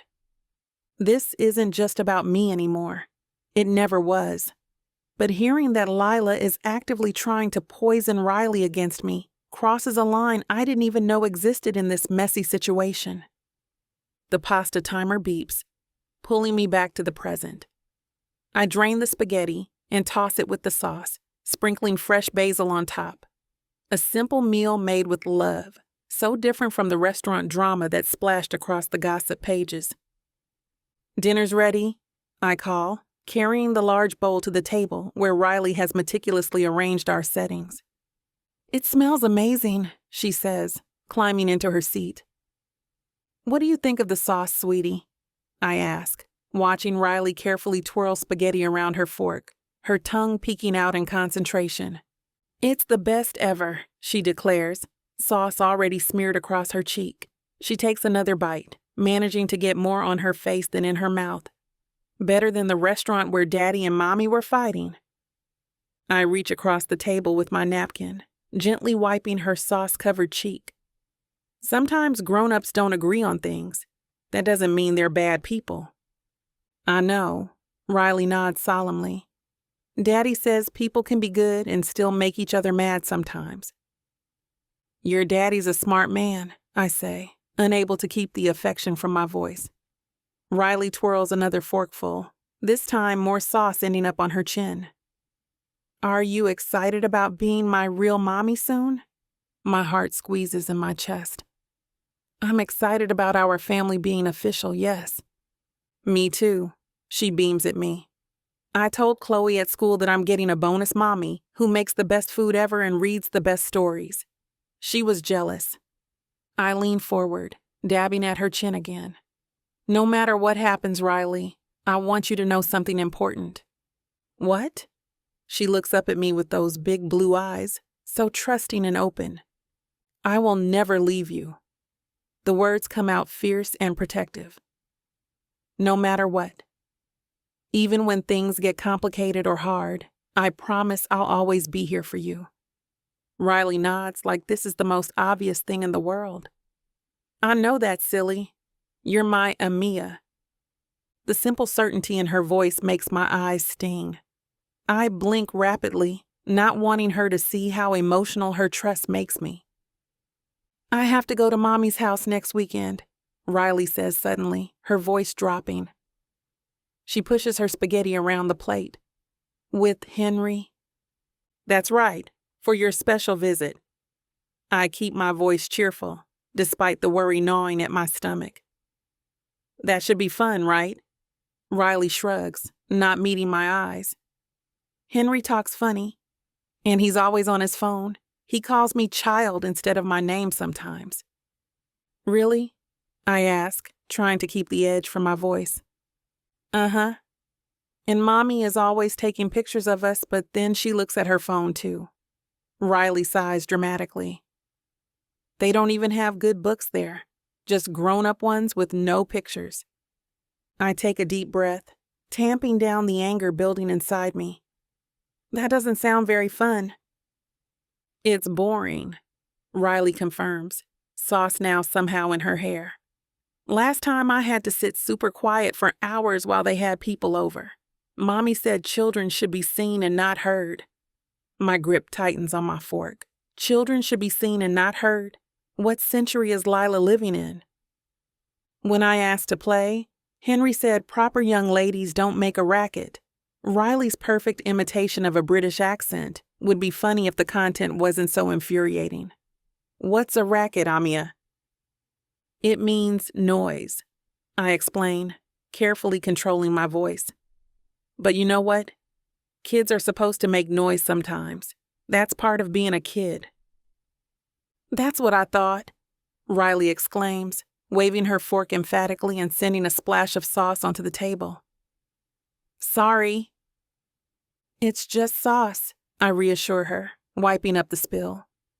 No big deal. Riley looks at me thoughtfully. Mommy gets mad when I make messes. She says it's not ladylike. The thought of Riley being scolded for normal childhood behavior makes my blood boil. I want to march straight to Lila's designer Upper East Side brownstone and give her a piece of my mind. Tell her that her daughter isn't some accessory to be seen and not heard. Some perfect little doll to match her perfect little life with Lord Henry. Instead, I take another deep breath and focus on the little girl in front of me, sauce now somehow on her forehead too. You know what I think? I reach across and brush her hair back from her face. I think being a kid is messy sometimes, and that's perfectly okay. Really? Her whole face lights up. Really? Some of the best things in life are messy, like spaghetti and finger painting and jumping in puddles. Riley giggles. And making cookies. Remember when we got flour everywhere and Daddy pretended to be mad, but then he helped us clean up and ate all the cookie dough? Exactly. I smile, reaching for my napkin again to attack the sauce explosion that is Riley's face. Hold still. You've got sauce. Everywhere. She squirms as I wipe her cheeks, her nose, somehow her forehead. Amiya? Will you tell Daddy about Mommy and Henry being boring? He always asks if I had fun, and I don't want to make him sad. My heart breaks a little at her words. Even at 5, Riley's trying to protect her father's feelings. I'll talk to him, I promise, my resolve hardening. Alexander needs to know exactly how these visits are going, how Riley is being treated as an inconvenience rather than the vibrant, wonderful child she is. Thanks, Riley's smile returns. Can we have ice cream now? After all that spaghetti, I laugh, pushing aside my anger for her sake. Let's give our tummies a little break first. How about we read a story? Yes, the one with the dragon who can't breathe fire. As Riley chatters excitedly about her favorite book, I make a mental note to tell Alexander everything tonight. Lila might have money and connections, but what she doesn't have is genuine love for her daughter. And that's something I have in abundance. He's the mysterious man I had a fling with last night, and it turns out he's my dad's new boss. I was getting IVF, but the donor came in and wanted his stuff back. It was too late. Now we're stuck together and I'm having his baby. Ready to dive into a world where passion meets intrigue, where love knows no bounds. If I don't find a woman to marry in the next 24 hours, then my entire company is going to be taken from me. There's only one woman I can ask, but she hates me because I ruined her father. Introducing the Escape Your Life with Romance Book Bundle by Amazon best-selling author Tyla Walker, a collection of 100 standalone romances that promise to sweep you off your feet. And the best part? Get 90% off on the whole bundle, baby. For $99.99, you'll get over 800 hours of pure romance with strong alpha males and sassy women who don't back down. They can pass all the tariffs they want, ladies. But you won't find this deal for 100 audiobooks for less than $1 each anywhere else. 90 cents per book for all the dirty fun I can handle? How could I say no to that? Visit TylaWalker.com to grab this bundle today. Get ready to escape your life with Miss Tyla.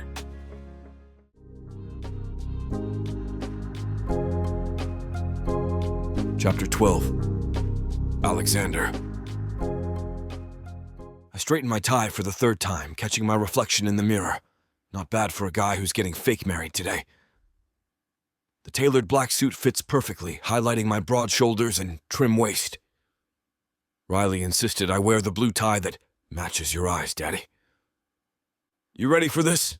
Marco asks, clapping my shoulder as he enters the small anteroom of the botanical garden venue we've chosen. As ready as I'll ever be. I smooth my hands down my suit jacket, trying to identify the strange feeling in my chest.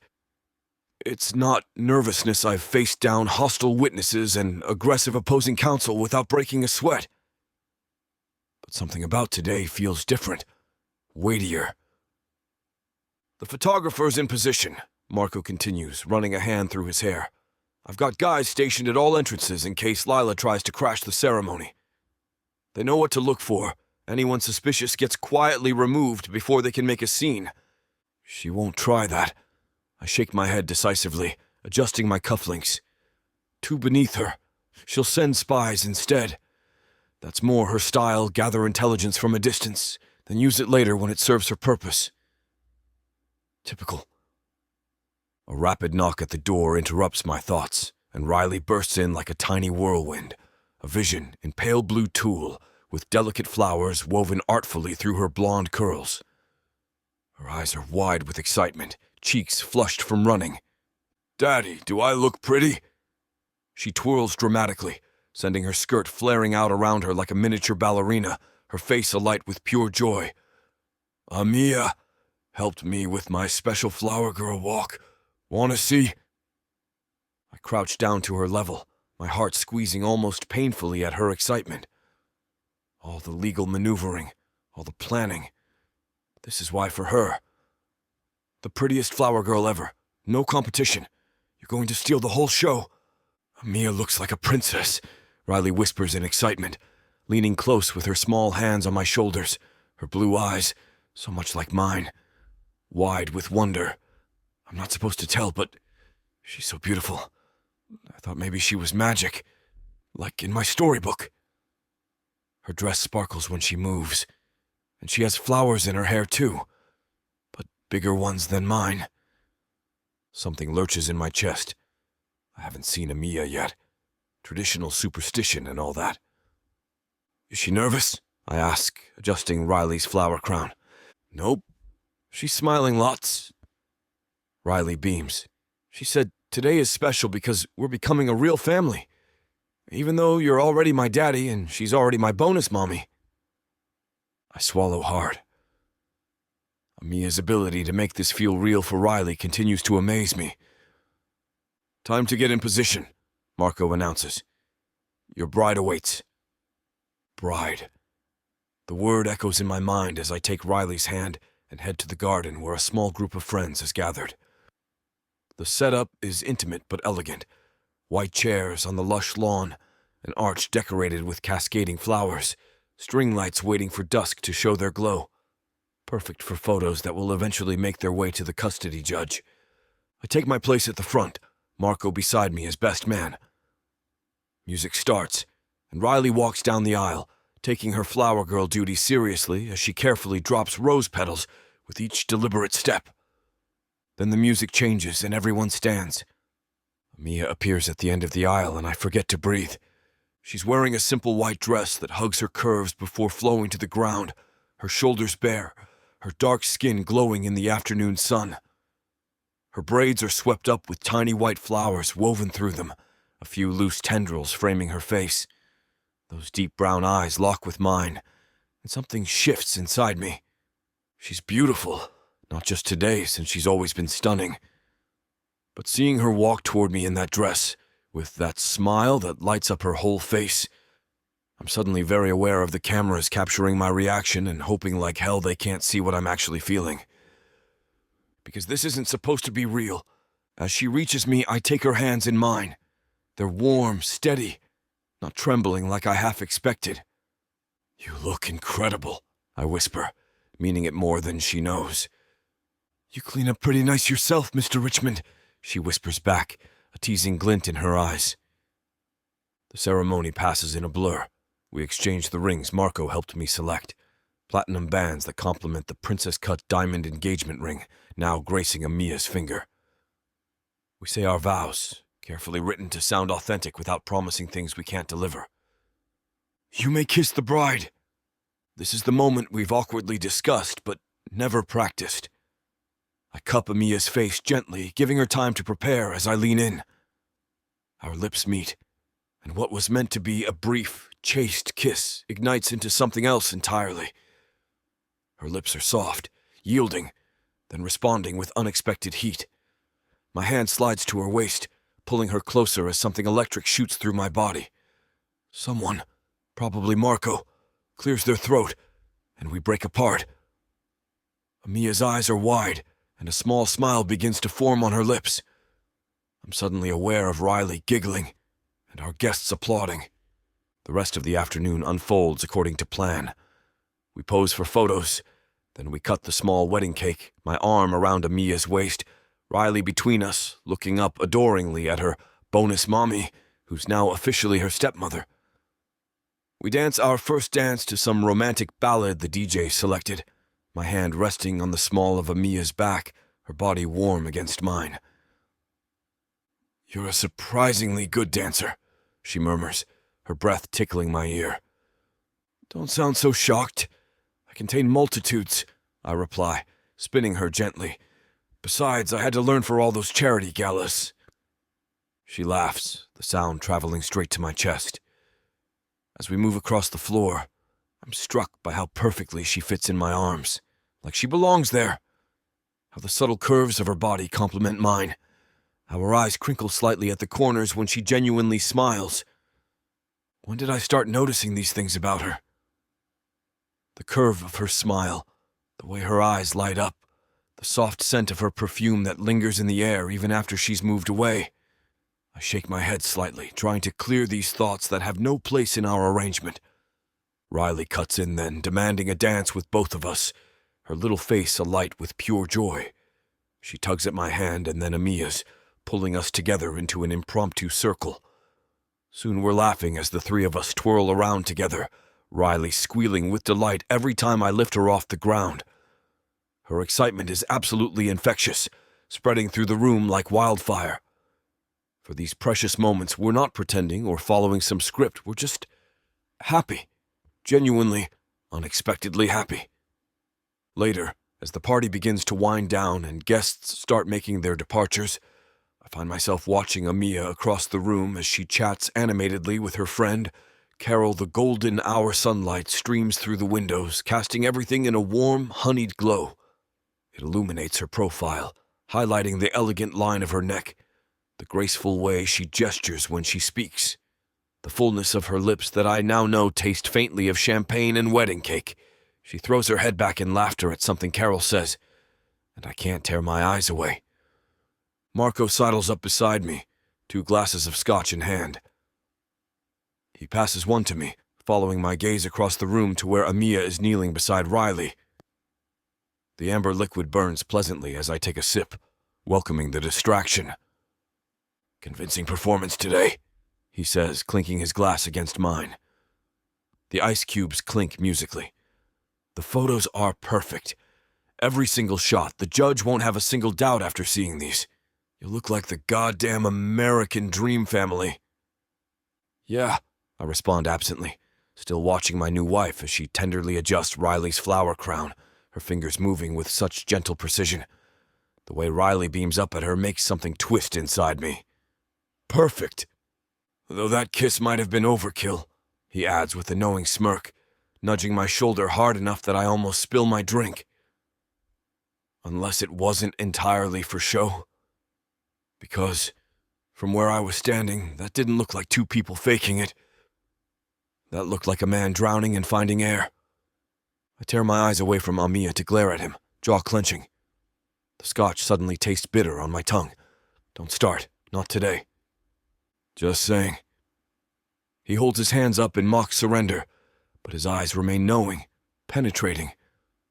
"I've known you since law school, Alex, through all your nonsense and bravado, and I've never seen you look at anyone the way you looked at her coming down that aisle, like you forgot how to breathe for a second there." Something uncomfortable stirs in my chest. "It's called acting, Marco. Exactly what we planned." "Sure." He doesn't look convinced. "Well, whatever it is, keep it up. The judge will eat it up." As he walks away, I turn back to find Amiya looking at me, a soft smile on her face as Riley spins in circles nearby, trying to make her dress twirl my new wife. My daughter's protector. The woman who just promised to stand by my side through whatever comes next. The weight in my chest grows heavier, warmer. I should analyze it, dissect it like I do everything else in my life. But for once, I let myself just feel it, even as I try to convince myself it's just gratitude, nothing more. Because anything more would be dangerous.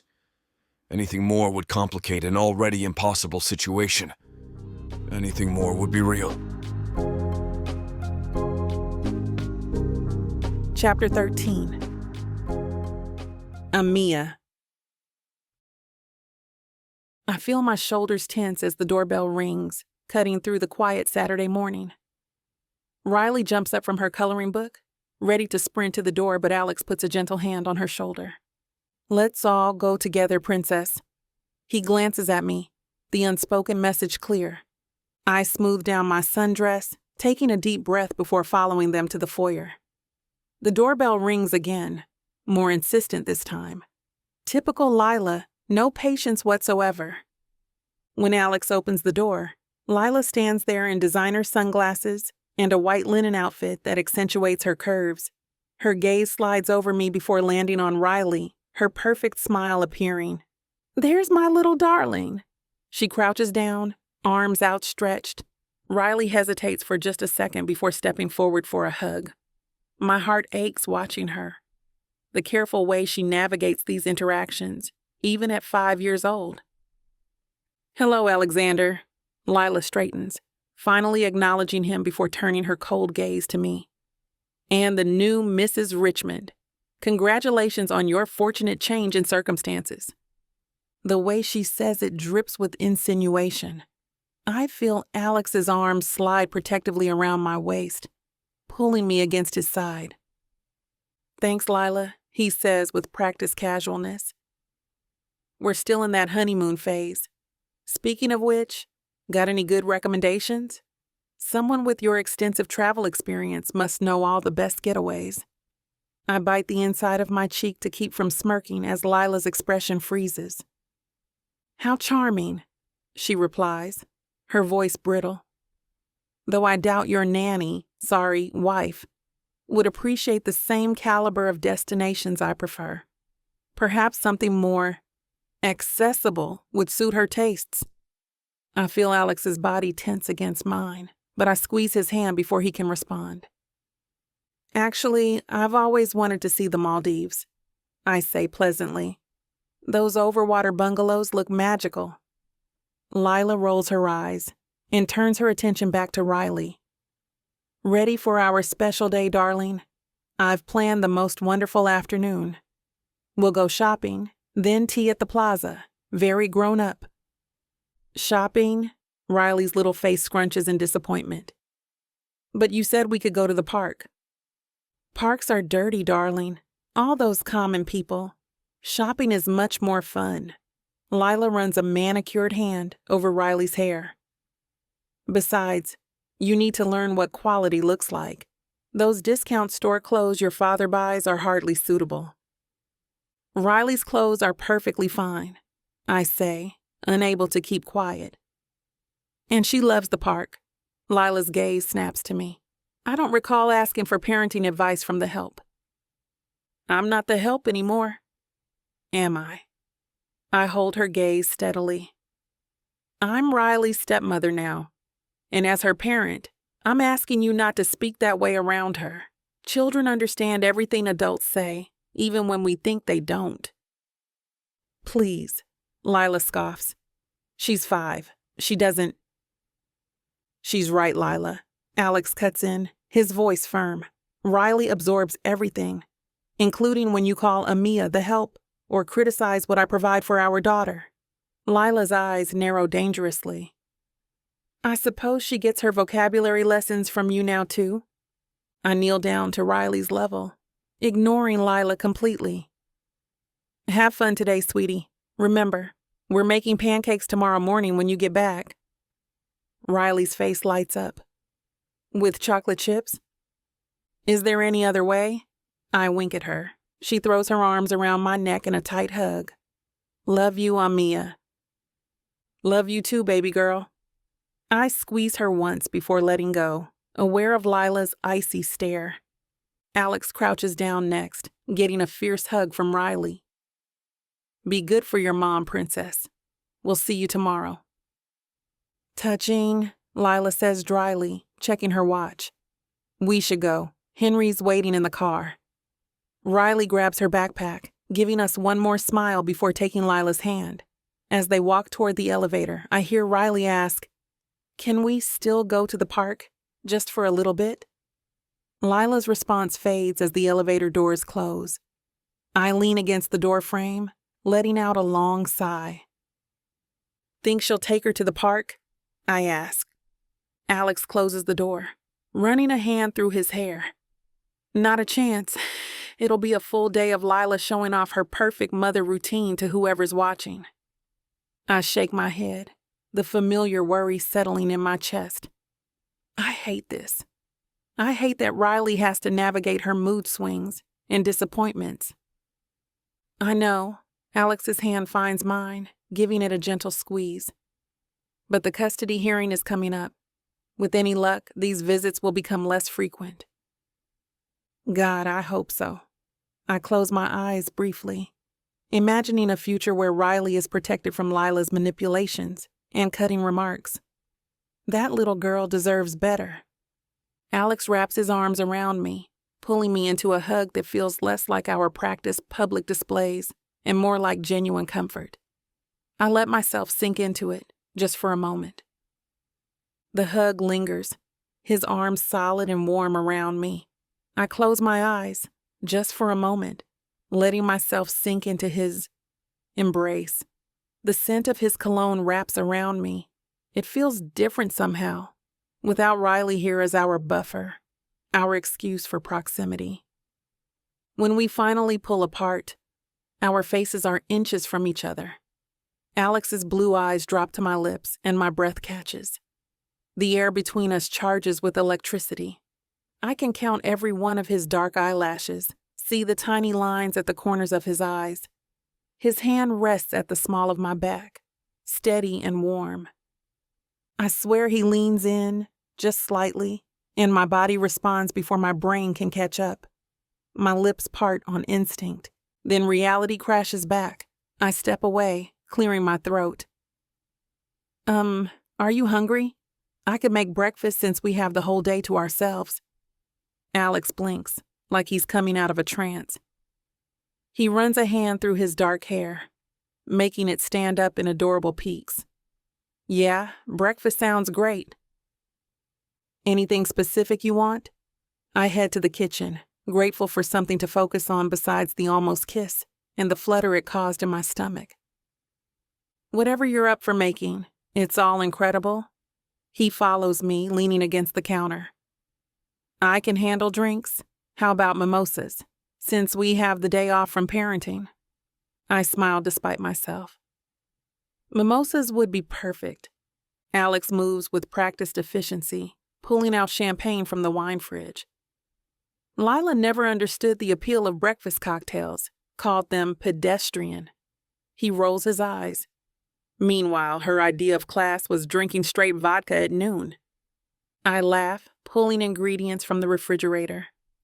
Well, call me pedestrian then. I love a good mimosa. Same. He pops the champagne cork with a satisfying sound.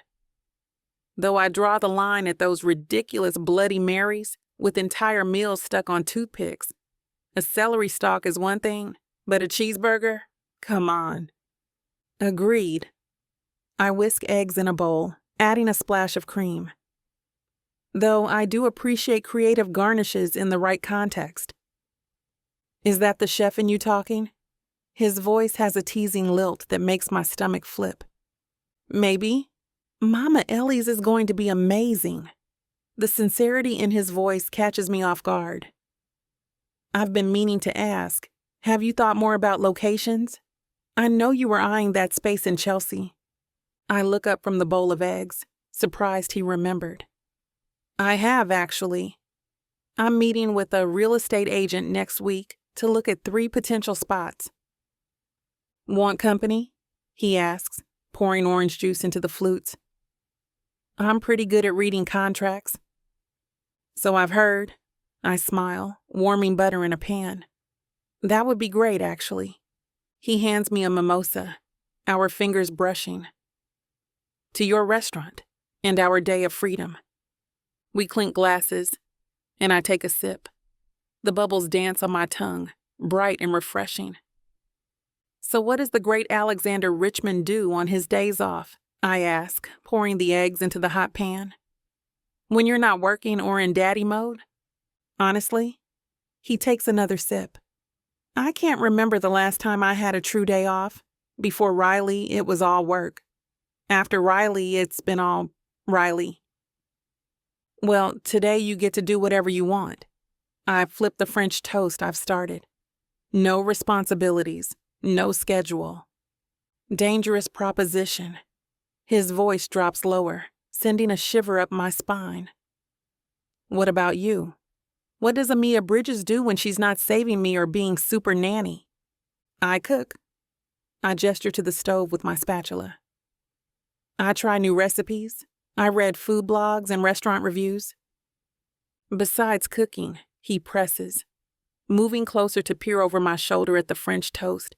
It smells like cinnamon and vanilla, filling the kitchen with warmth. I consider for a moment. I dance. You dance? His eyebrows shoot up.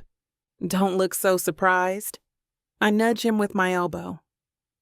I'm pretty good, actually. Used to compete in college. Now that I need to see, he grins, refilling our glasses. What kind of dancing? A little bit of everything. Hip-hop, contemporary, even some ballroom. I slide the French toast onto a plate, adding fresh berries.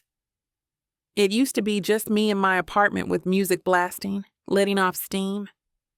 I bet you're incredible. The way he says it makes me clam up. I'm decent. I hand him a plate. Let's eat before it gets cold. We settle at the kitchen island, the morning sun streaming through the windows. The first bite of French toast earns me an appreciative groan from Alex that sends heat curling through my stomach. Damn, that's good. He takes another bite. Seriously, how do you make everything taste this amazing? Family secret. I wink, enjoying his reaction more than I should. My grandmother taught me to add a little nutmeg to the batter. Makes all the difference. We eat in comfortable silence for a few moments. The intimacy of sharing breakfast without Riley striking me suddenly. It feels domestic, natural. I've been thinking, Alex says finally, setting down his fork. We should probably practice being alone together more often. My eyebrows raise. Practice being alone together? For appearances, he clarifies quickly. People might find it strange if we only ever go out with Riley. Married couples do things on their own sometimes, right? Right, I agree, trying to ignore the little flip in my stomach. That makes sense. Good.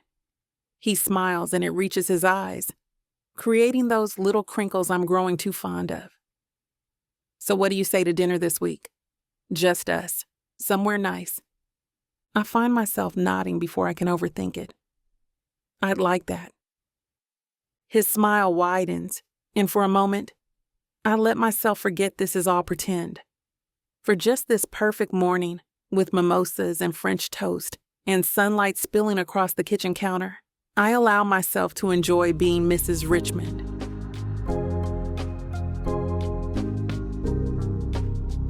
Chapter 14. Alexander. The wine is deep crimson, swirling in my glass as I adjust my position on the couch. Amiya sits beside me, close enough that I can smell her perfume, something with vanilla and spice that drives me crazy. Some romantic comedy plays on the TV, but I couldn't tell you the plot if my life depended on it. "Pass the popcorn?" she asks, her voice soft in the dimly lit living room. I hand her the bowl, our fingers brushing. A jolt of electricity shoots up my arm at the contact. "You enjoying the movie?" "It's terrible," she laughs, tossing a piece of popcorn into her mouth, but in the best possible way. I can't help but stare at her profile illuminated by the TV's glow. The curve of her neck, the fullness of her lips. This whole fake marriage thing is becoming torture. Every smile, every touch, every moment alone like this makes it harder to remember why we started this in the first place. "You're staring," she says, not looking away from the screen. "Can't help it." The wine has loosened my tongue. I shift closer, letting my arm drape across the back of the couch behind her. "You're beautiful." Now she turns, those deep brown eyes meeting mine, shimmering with something that makes my heart race against my ribs. The wine talking? Not even close. My hand moves to her shoulder, thumb tracing small circles against the fabric of her shirt, feeling her warmth through the thin material. "I've always thought so, since day one."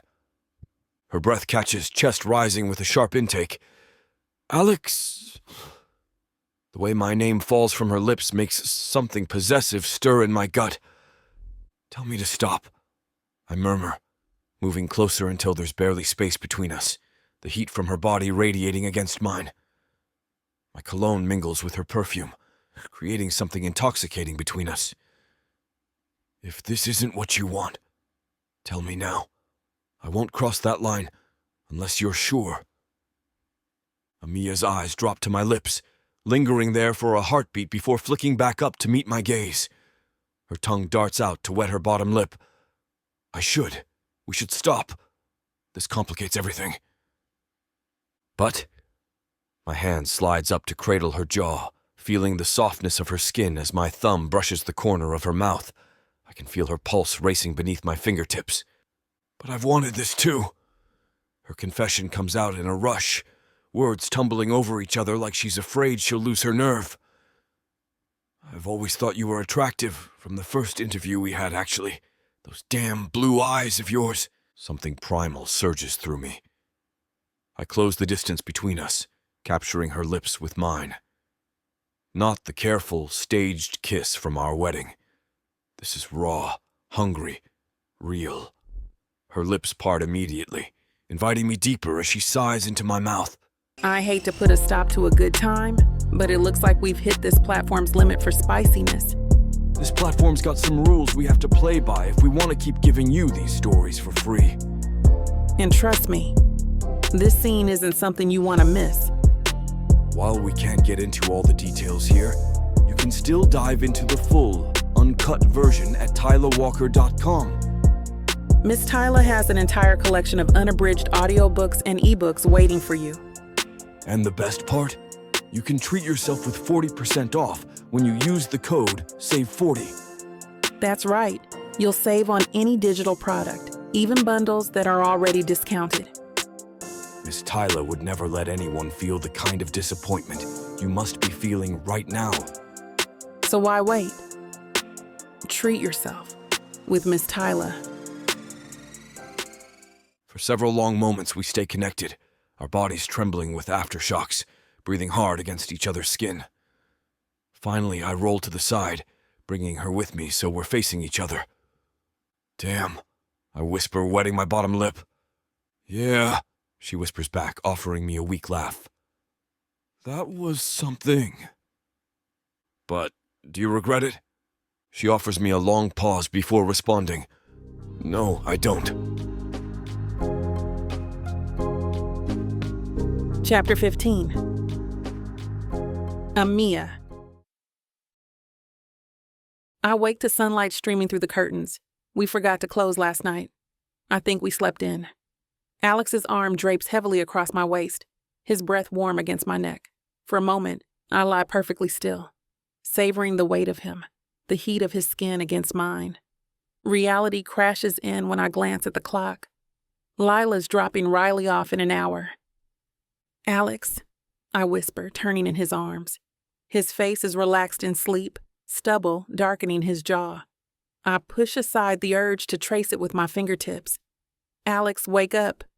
His eyes open slowly, impossibly blue in the morning light. A lazy smile spreads across his face when he sees me. Morning, he murmurs, voice rough with sleep. His hand slides up my bare back, sending shivers across my skin.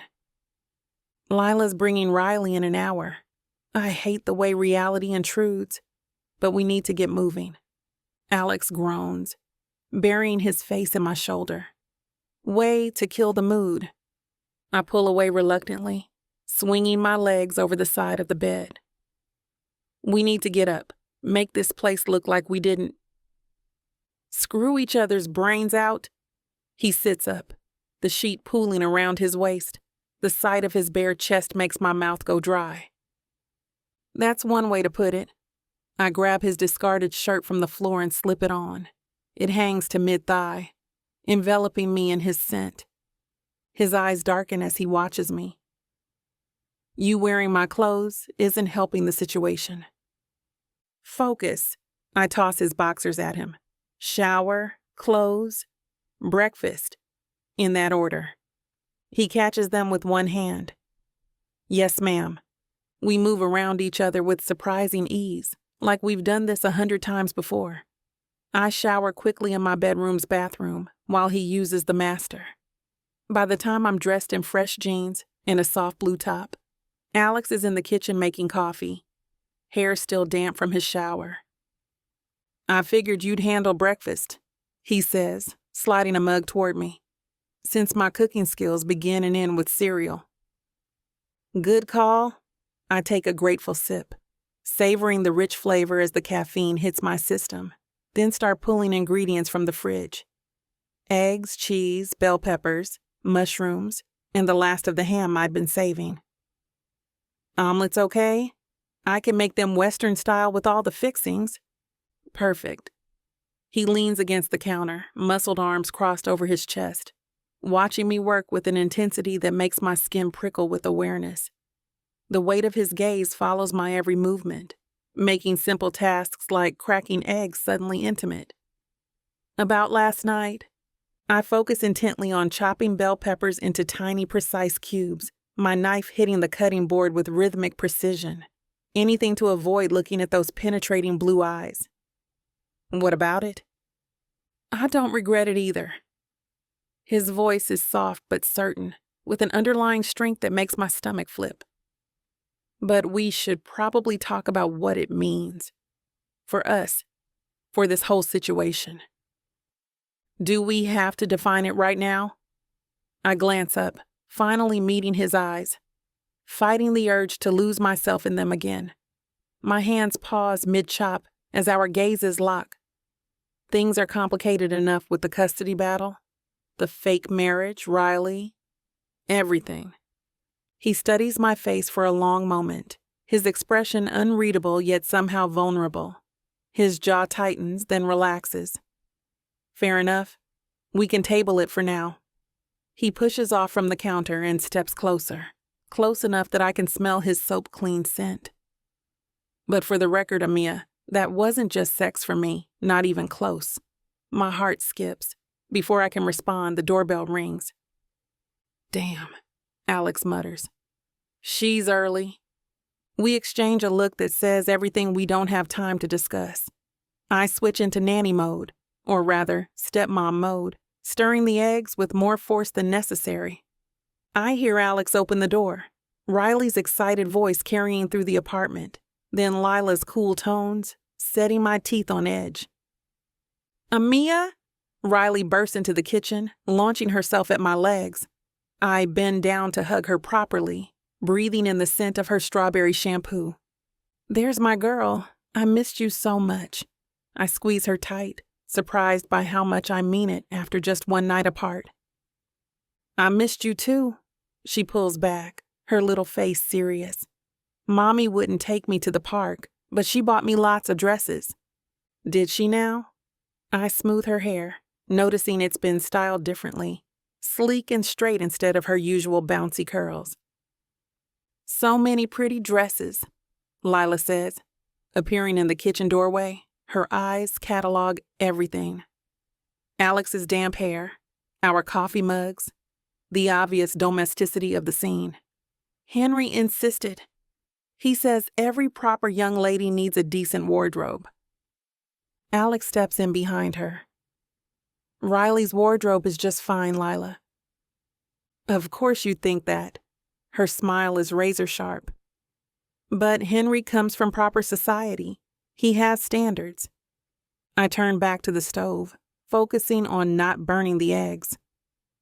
Riley, sweetheart, are you hungry? I'm making your favorite omelets. Yes, please.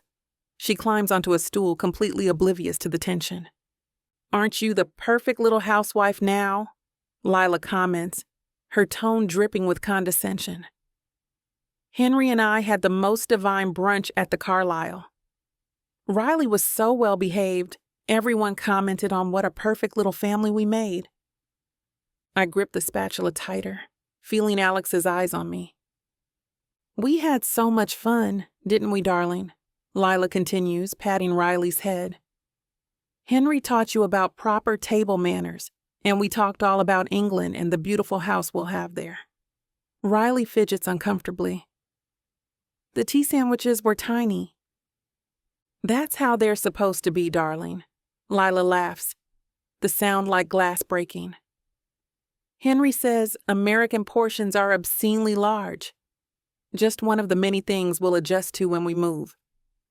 Alex's jaw tightens. Riley isn't moving anywhere, Lila. We'll see about that. She tosses her hair, designer bracelet catching the light. Henry's connections with the diplomatic corps are quite impressive. The judge will certainly take that into consideration. I slide a perfect omelet onto a plate for Riley, adding a small handful of berries on the side. Here you go, sweetheart, just how you like it. Thank you. Riley digs in immediately, clearly hungry despite the fancy brunch Lila claims they had. I should be going. Lila makes no move toward the door. Henry's waiting in the car. We have plans with the Vanderbilts later. Don't let us keep you, Alex says dryly. She narrows her eyes at him, then bends to kiss Riley's cheek. Bye-bye, darling. Mommy will see you very soon. Remember what Henry told you about our special secret. Riley nods, her mouth full of omelet. When Lila finally leaves, the penthouse feels lighter, like someone opened a window and let out all the toxic fumes. Alex exhales heavily, running a hand through his hair. I swear that woman gets more insufferable every time I see her. I serve his omelet, then make one for myself. What's this about England? Alex's expression darkens. Just more of her nonsense. She can't actually take Riley out of the country without my permission. We eat in silence for a few minutes, both watching Riley as she happily demolishes her breakfast. When she finishes, she looks up at us with those big blue eyes. Mommy said when I live in England, I'll go to a special school and wear a uniform and talk proper like Henry. She showed me pictures of girls with funny hats and knee socks and blazers with fancy crests on them. My stomach drops like an elevator with snapped cables. I exchange a loaded glance with Alex, whose face has transformed into something carved from stone. Jaw clenched, eyes flashing dangerously, every muscle tensed. Riley, he says with careful control, though I can hear the barely restrained fury beneath his measured tone. You're not going to live in England. Your home is here with us, with your toys and your school and your friends and your room that we painted purple last summer. Remember? She frowns, pushing her empty plate away with small fingers. But Mommy said the judge will say yes because Henry is important and you're just a regular daddy. My blood boils at the thought of Lila poisoning Riley's mind with this manipulative garbage. Who does that to a 5-year-old? I have to grip my fork tighter to keep from slamming it down. Sweetheart, your mommy shouldn't have said that to you, I say, fighting to keep my voice gentle when all I want to do is curse Lila's name. That's not how judges make decisions about where little girls should live. She told me not to tell. Riley's bottom lip trembles, her big blue eyes filling with tears. She said it was our secret, but Henry kept talking about it too all weekend. He said I'll learn to ride horses and have tea with real princesses. He said I can call him Daddy Henry when we move to his big house with the fancy gardens. Alex sets his fork down with controlled precision. Riley, princess, why don't you go unpack your bag in your room? I bet Mr. Snuggles missed you. Once she's out of earshot, Alex explodes. That manipulative brat, using Riley as a pawn, filling her head with this nonsense. She's trying to prepare Riley for something she knows damn well isn't happening, I say, my own anger barely contained. She's cruel, Alex, playing with a child's emotions like this. He rubs his temples. Marco needs to know about this. It's parental alienation, plain and simple. I reach across the table, taking his hand. We won't let it happen. Riley belongs here, with us. The conviction in my voice surprises even me. Alex squeezes my hand, his eyes meeting mine. In that moment, something shifts between us. Whatever we started last night, whatever complicated feelings we're navigating, one thing is crystal clear. We're in this together for Riley. And maybe, just maybe, for each other too.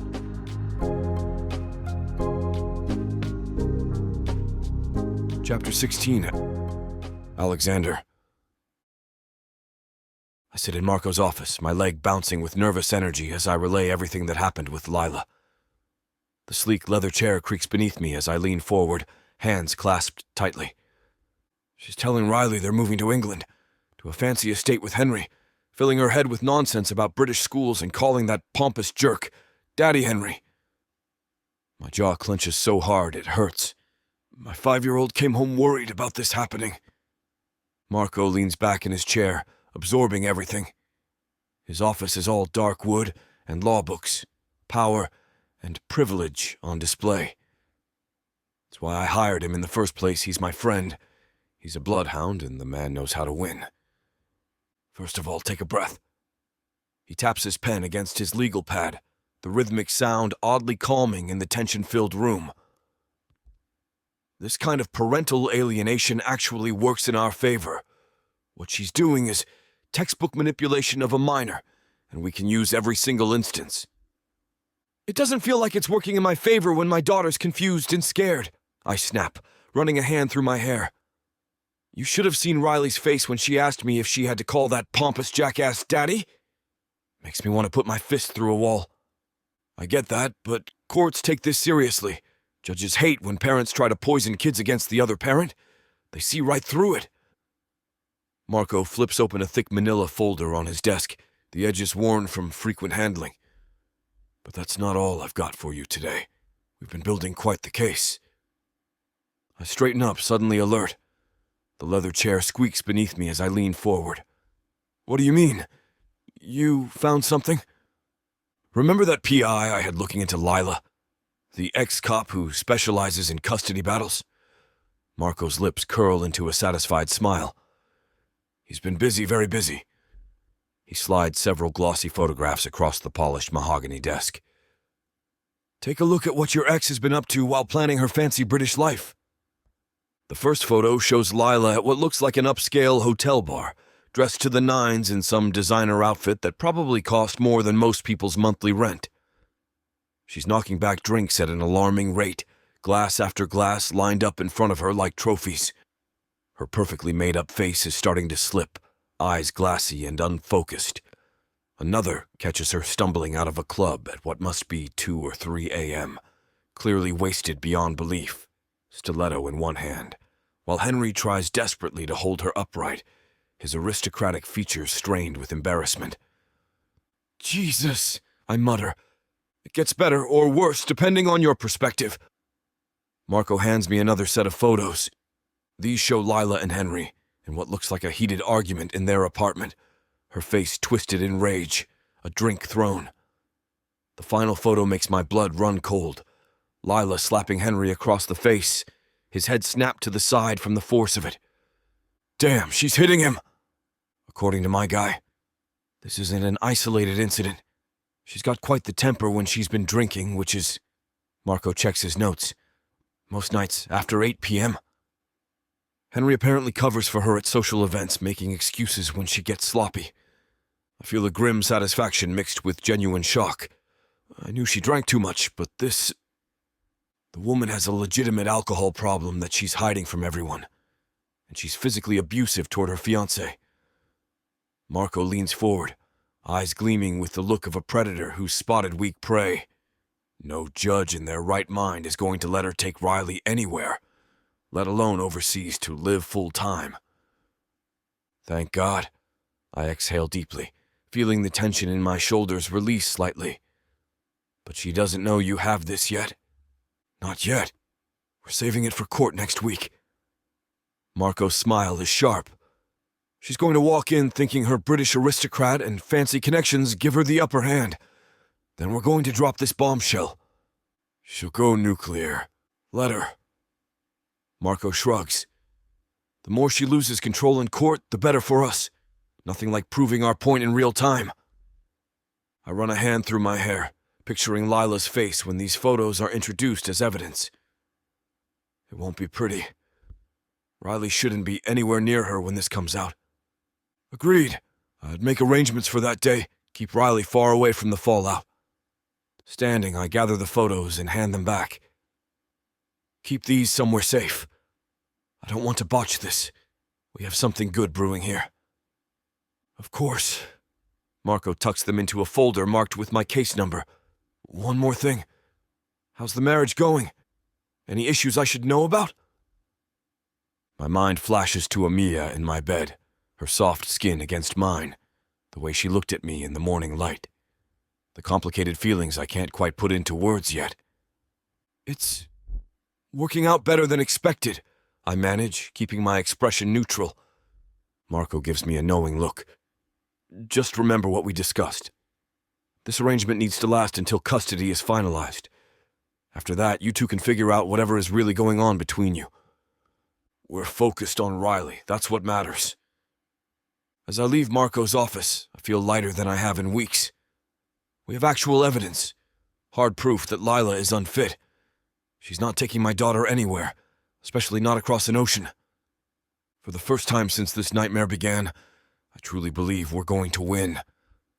I stride toward my car, heart pounding with newfound hope as I dial Amiya. The photos of Lila's drunken escapades and violent behavior are still fresh in my mind, fueling a fierce satisfaction that's hard to contain. After weeks of her manipulative nonsense, finally having concrete evidence feels like breaking the surface after being held underwater. Amiya answers on the second ring. Alex, how'd it go? We've got her, I say, unable to keep the triumph from my voice as I slide into the driver's seat. Marco's PI caught Lila on camera drunk at upscale bars, stumbling out of clubs at 3 a.m. But that's not even the worst part. She's physically abusive with Henry, full-on slapping him across the face. There are photos of everything. Amiya gasps. Are you serious? That's horrible, but God, what a relief for the case. Marco says no judge will let her take Riley anywhere after seeing this evidence, let alone across an ocean. I start the car, the engine purring to life. We're saving it for court next week. Lila's going to walk in, thinking she's got this in the bag, and then, boom. Complete blindside. That's incredible news, Alex. The relief in Amiya's voice mirrors my own. Riley's going to stay with us. She belongs here. With us, I echo, the words feeling right in a way I wasn't expecting. Riley's staying right where she belongs. Traffic parts before me as I maneuver through Manhattan, my mind already racing ahead. For the first time since this nightmare began, I can see light at the end of the tunnel. A future where my daughter is safe from Lila's toxic influence. We should celebrate, I say impulsively. Get a sitter for Riley. I want to take you out on a proper date, just the two of us. There's a pause on the other end, and for a second I worry I've overstepped. But then Amiya's voice returns, warm and excited.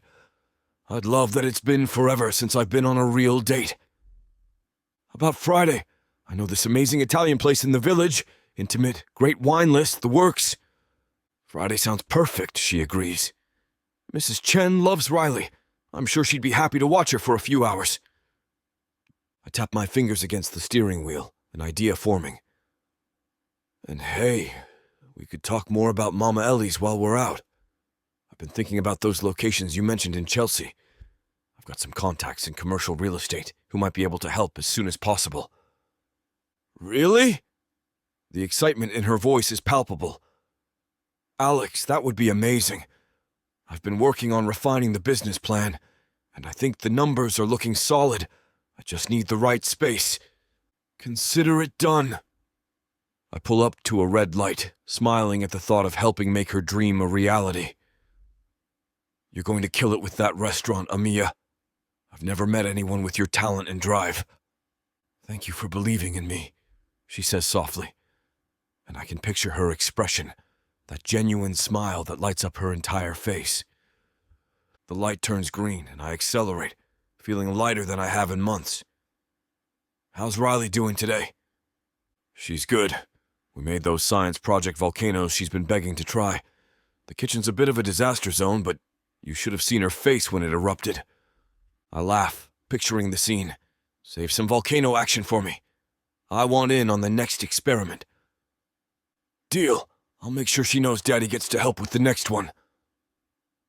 There's an easy comfort between us now, something that wasn't there before. Not just because of that night we shared, though that certainly changed things, it's deeper. A partnership that's grown naturally, rooted in our shared love for Riley, but blossoming into something more. I'll be home in 20, I tell her. And by the way, Amiya, thanks for everything. For being there for Riley, for standing by me through all this insanity. I don't know what I would have done without you. That's what family does, she replies simply. We stand together. Family. The word settles in my chest, warm and right. Not the fake family we started as, a convenient arrangement for a custody battle, but something real, something worth fighting for. As I navigate the final blocks toward home, I can't help but think that whatever happens in court next week, I've already won the thing that matters most. Chapter 17. Amiya. I smoothed down the front of my burgundy dress, the silky material catching the light as I turn in front of the mirror. Friday night arrived faster than I expected, and now my stomach flutters with a mixture of excitement and nerves. "You look beautiful," Mrs. Chen says from the doorway, her kind eyes crinkling at the corners. "Like a movie star." "Thank you." I adjust one of my braids, which I've styled in an elegant updo, with a few loose tendrils framing my face. I've spent more time than I'd like to admit getting ready for tonight, making sure every strand was perfectly in place. "Are you sure watching Riley isn't too much trouble?" "No trouble at all. We have big plans. Cookies, Disney movies, and nail polish. Girl stuff." She winks at me, her weathered face lighting up with genuine warmth. "You and your husband deserve a night out. It's been weeks since you've had time for just the two of you." The doorbell rings, interrupting my thoughts, and I frown in confusion. I check my phone to see if Alex texted that he'd be late or something. Nothing. That's strange. Alex shouldn't be ringing the bell to his own penthouse. I smooth my dress one final time and make my way to the foyer. When I open the door, I find Alex standing there in a perfectly tailored charcoal suit that hugs his broad shoulders and trim waist like it was made for him. His crisp white shirt is unbuttoned just enough at the collar to hint at the tan skin beneath, and he skipped the tie, giving him a relaxed yet sophisticated look. He's holding a small bouquet of deep red roses, their velvety petals catching the light from the hallway. His blue eyes lock with mine, and for a moment, I forget how to breathe. "What are you doing?" I laugh. "You live here. I'm picking up my date properly." His eyes travel from my face down the length of my dress, appreciation evident in his gaze. "You look absolutely stunning." "These are for me?" I take the roses, inhaling their sweet scent. "They're gorgeous." "Not as gorgeous as you." He leans in, pressing a soft kiss to my cheek. His cologne wraps around me, spicy and masculine. Riley comes racing into the foyer. "Daddy, are you and Amiya going on a fancy date?" "We sure are, princess." Alex scoops her up, making her giggle. "You be good for Mrs. Chen, okay?" "We're going to have so much fun," Riley exclaims. "And you look pretty, Amiya, like a princess." "Thank you, sweetie." I kiss her forehead before handing her to Mrs. Chen. "Call if you need anything, okay?" "Yes, dear, don't worry," Mrs. Chen replies, waving us off. Then she turns to Riley.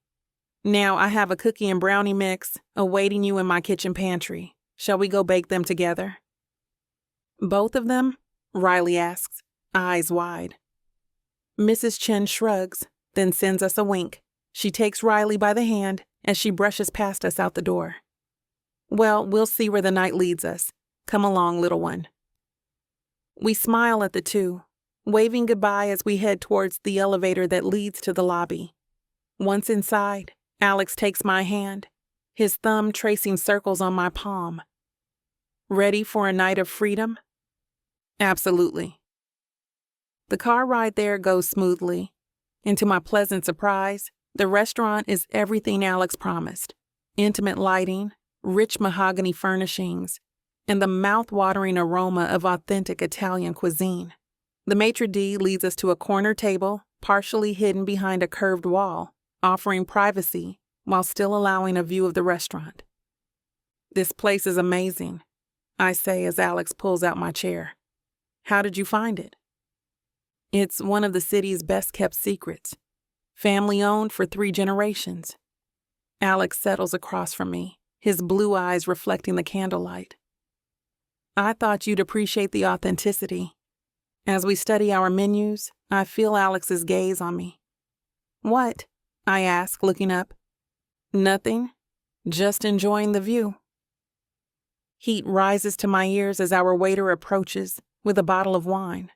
After pouring 2 glasses, he takes our orders and disappears, leaving us in our private bubble. Alex raises his glass. To good news and new beginnings. I clink my glass against his. And to keeping Riley where she belongs. Just as we take our first sips, a flash goes off nearby. Then another. Suddenly, there are several people with cameras approaching our table. Mr. Richmond, is this a date with your new wife? How's married life treating you both? Can we get a statement about your custody battle? Alex's expression darkens momentarily before shifting into a practiced smile. He stands, placing himself between me and the photographers, like a human shield. His broad shoulders block most of the flashing lights, his protective stance instinctive and immediate. Gentlemen, ladies, my wife and I are enjoying a private dinner. I'd appreciate if you could respect that, he says, his voice carrying that authoritative tone that probably serves him well in courtrooms. There's an edge to it, which is not quite anger, but definitely a warning. Another flash goes off right in my face. Just one photo together, please. A persistent photographer calls out, camera raised. Alex looks down at me, raising an eyebrow in silent question, his jaw tense. I understand what he's asking, whether I'm willing to play along or if I want him to shut this down completely. After a moment's hesitation, I nod, standing to join him. No point making a scene that would look worse in tomorrow's papers. He wraps an arm around my waist, pulling me close to his side. His hand rests firmly on my hip, warm and steady. The smell of his cologne, something expensive and woodsy, envelops me as I press against him. We're having a wonderful evening, I say smoothly, leaning into him and putting on my best smile. The food here is exceptional, and we're excited for a night out. I sound convincing even to my own ears, like I'm truly a newlywed enjoying a romantic dinner, rather than a nanny playing pretend with her boss. Alex adds, my wife deserves to be treated to the best. Now, if you'll excuse us, we'd like to enjoy our meal in peace. His tone is polite but firm. The photographers snap a few more pictures before the restaurant manager appears, ushering them toward the exit. When we're alone again, I exhale shakily. That was intense. I'm sorry about that. Alex takes my hand across the table. I should have expected they might follow us. You handled it perfectly, though. Was that all for show? I ask, my voice softer. The "my wife deserves the best" line? Alex's eyes lock with mine, his expression serious. Not at all. That was the absolute truth. Cameras or not, you deserve the world, Amiya. My breath catches. The way he's looking at me, intense, sincere, almost vulnerable, makes my heart race. I don't know what to say to that.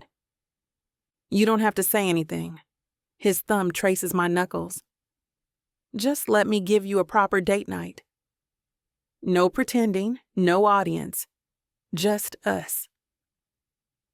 Our appetizers arrive. Burrata with heirloom tomatoes and arancini balls that practically melt in my mouth. The tension from the paparazzi encounter fades as we slip into easy conversation.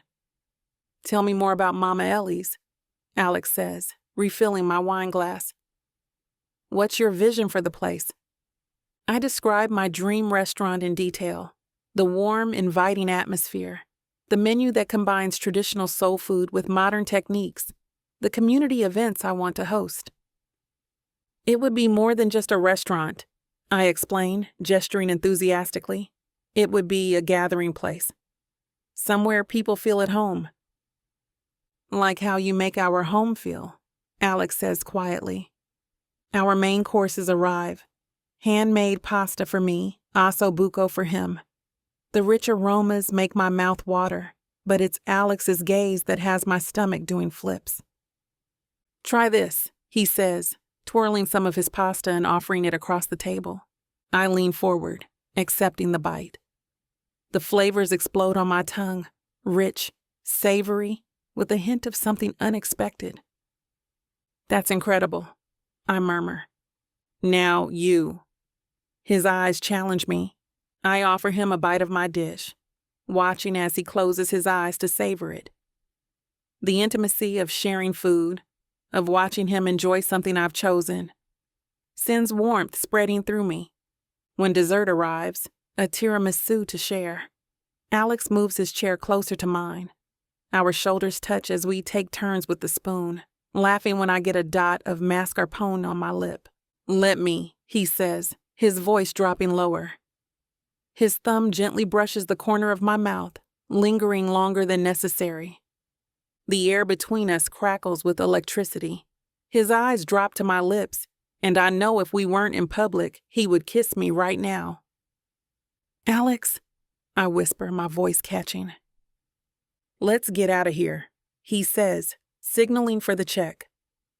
Outside, the night air is cool against my heated skin. The city hums around us, but all I can focus on is Alex's hand on the small of my back, guiding me toward the waiting car. This isn't pretend anymore. This isn't for show or for cameras or for custody battles. This is real.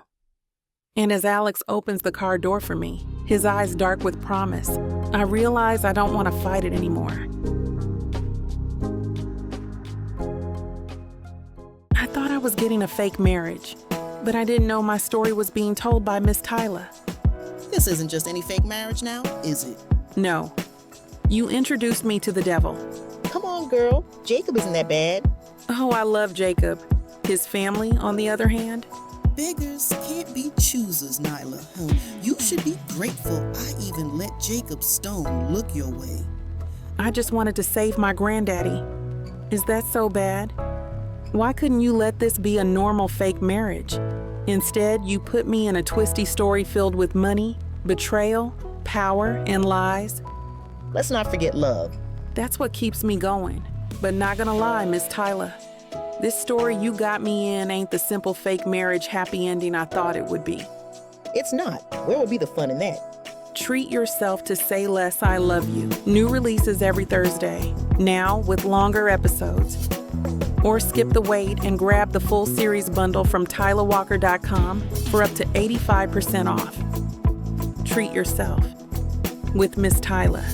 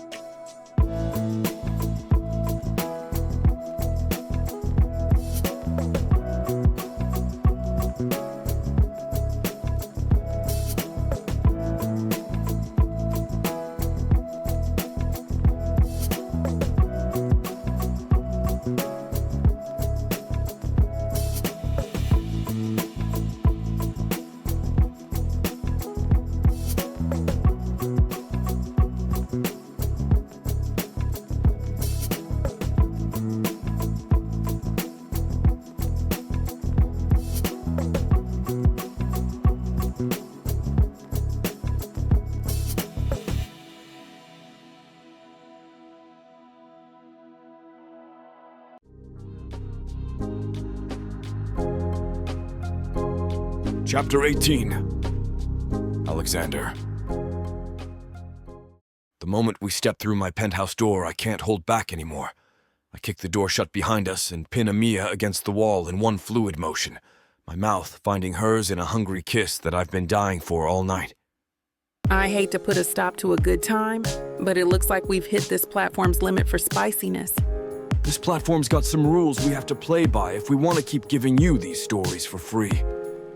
And trust me, this scene isn't something you want to miss. While we can't get into all the details here, you can still dive into the full, uncut version at TylaWalker.com. Miss Tyla has an entire collection of unabridged audiobooks and ebooks waiting for you. And the best part? You can treat yourself with 40% off when you use the code SAVE40. That's right.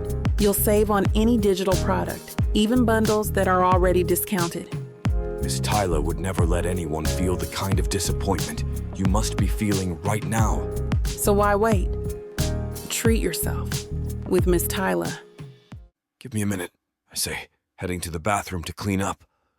I turn on the tap, letting cold water splash over my hands while my heart still hammers in my chest. Those 3 words keep replaying in my mind, both thrilling and terrifying me at the same time. I take a deep breath, steadying myself against the marble countertop before grabbing a washcloth. When I return, she's sitting up on the edge of the bed, adjusting her dress, looking suddenly uncertain. Her fingers fumble with the fabric, smoothing out wrinkles that mark where my hands had bunched it up minutes ago. The vulnerability in her posture makes something in my chest tighten. "About what I said," she begins, her voice soft and hesitant, those expressive brown eyes not quite meeting mine. I shake my head, cutting her off. "We'll talk about it. Just not right now. I'm not ready. Not for this conversation, not for what it might mean for us." I check my watch and grimace slightly, grateful for the legitimate excuse. I should head downstairs to pick up Riley.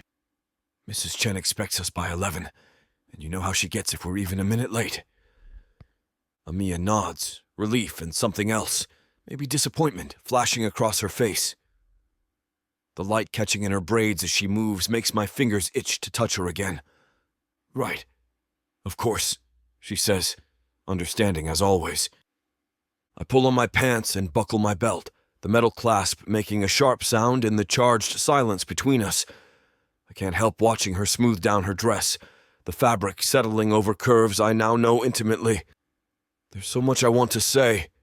Questions about whether she meant it, confessions about how I feel. But Riley comes first. Always. Some things just have to wait, no matter how important they might be.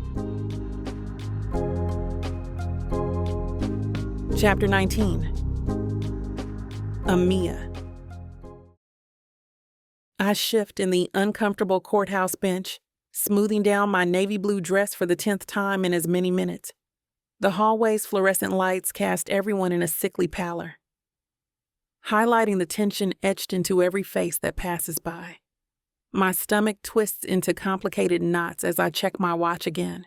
They've been in there for almost 2 hours now. 2 hours that will determine Riley's future. Our future. The memory of Alex's face this morning flashes through my mind, determined but terrified underneath his confident facade. We barely spoke during breakfast, just exchanged lingering touches and meaningful glances, while Riley chattered about her art project at school, blissfully unaware that her entire life hung in the balance today. "It'll be fine," I whisper to myself, though the empty hallway offers no reassurance. It has to be. My phone buzzes with a text from Mrs. Chen. "Riley asking when you'll pick her up. Told her after lunch. She's excited about making cookies later." I smile despite my nerves, typing back a quick response before slipping the phone into my purse. At least Riley is happy and distracted, not sitting here in this sterile hallway, watching the clock tick by at an excruciating pace. The courtroom doors suddenly swing open, and my heart leaps into my throat. Alex emerges first, his expression unreadable for one terrible second before breaking into a wide, victorious grin. He strides toward me with purpose, eyes locked on mine. "We won," he says, voice thick with emotion. "Full custody. She's not taking Riley anywhere." I'm on my feet in an instant, relief flooding through me like a tidal wave. Oh my God, really? It's over? Really? The judge was furious when she saw the evidence. She said Lila's attempts at parental alienation were, and I quote, among the most egregious she's seen in 20 years on the bench. Alex reaches for my hands, gripping them tightly. The PI photo sealed it. She ruled immediately. "What about visitation?" I ask, my practical side needing to know all the details, even as joy bubbles up inside me. "Supervised, twice monthly. And Lila's required to complete an alcohol treatment program before those can even begin." His smile grows wider. "Riley's staying right here with us, where she belongs." "Alex," I don't have words, just overwhelming emotion that catches in my throat. He pulls me into his arms, lifting me slightly off the ground in a crushing embrace. "We did it," he murmurs against my hair. "You and me, we did it." When he sets me down, his hands cut my face with such tenderness that tears spring to my eyes. Then his mouth is on mine, warm and insistent, a kiss that tastes like victory and promises and something terrifyingly close to love. "Thank you," he whispers against my lips. "For everything. For Riley. For us." The courtroom doors slam open again, the sound echoing through the hallway like a gunshot. We break apart to see Lila storming toward us, her perfect makeup streaked with mascara, designer heels clicking aggressively against the marble floor. Henry trails behind her, looking uncomfortable in his bespoke suit. "You bastard!" she hisses, stopping just short of Alex. Her gaze shifts to me, venom in her eyes. "And you little nobody from the Bronx, you think you've won?" Alex steps slightly in front of me, protective. "It's over, Lila. The judge made her decision." "You hired a private investigator to spy on me."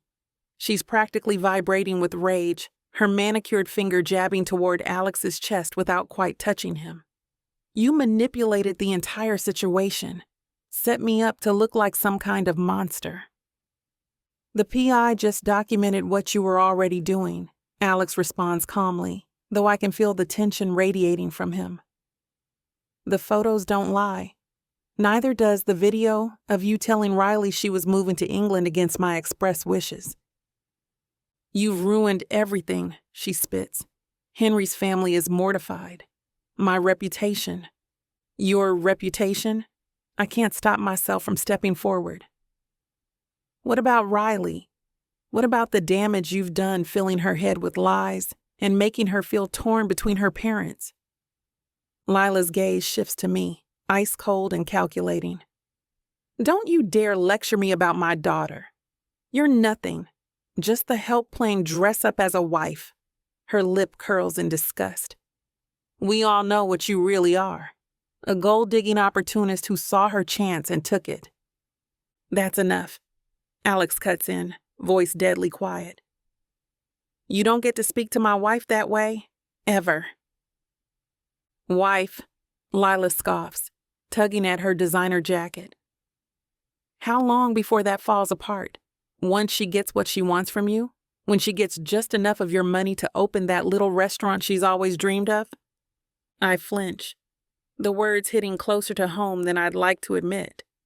Not because they're true, but because they echo my own deepest insecurities. "What Amiya and I have is real," Alex says, reaching for my hand and squeezing it. "More real than anything you and I ever had?" Lila laughs, the sound brittle and sharp. "Please. She was your employee, your nanny. She still is. You've just added benefits to the package." "I love her," Alex states simply, the words sending a shock through my system. He's never said them to me before, not like this. "And more importantly, she loves Riley, which is more than I can say for you." Lila's face contorts with rage. This isn't over. Not by a long shot. She turns on her heel, stalking toward the elevator with Henry scurrying after her. We stand in silence, watching them leave. When the elevator doors close, I let out a deep sigh, still in disbelief that something like this could even happen. "Did you mean that?" I asked quietly, turning to face Alex. My voice trembles slightly, betraying the rush of emotions swirling inside me. The confrontation with Lila has left me feeling raw, exposed, but also strangely hopeful. Which part? His piercing blue eyes are serious, intensely searching mine. There's vulnerability there I've rarely seen before, a crack in his usually impenetrable armor. The part about loving me, about us being real.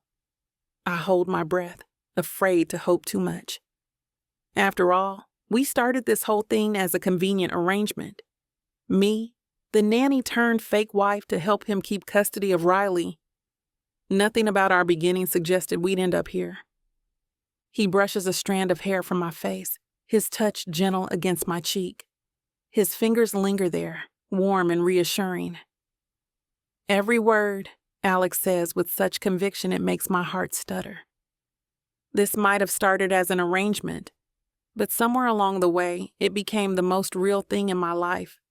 More real than any case I've ever won, any argument I've made in court. My heart feels too big for my chest, expanding with feelings I've tried so hard to contain for months now. All those nights cooking dinner together, all those moments watching him read Riley bedtime stories, all those small touches and lingering glances. They weren't just in my imagination. "I love you too," I whisper, the words both terrifying and liberating as they finally escape. "I think I have for a while now. I just never thought someone like you could feel that way about someone like me." His smile is soft, genuine in a way that makes my knees weak. So different from the sharp, calculated smile he uses in the courtroom. This smile is just for me. "Let's go get our girl," he says, taking my hand firmly in his, our fingers intertwining naturally, like they were always meant to fit together. She's waiting for us, and I think she's known how we felt about each other long before we did. The weight of Lila's threats momentarily fades as Alex's thumb strokes reassuringly across my knuckles.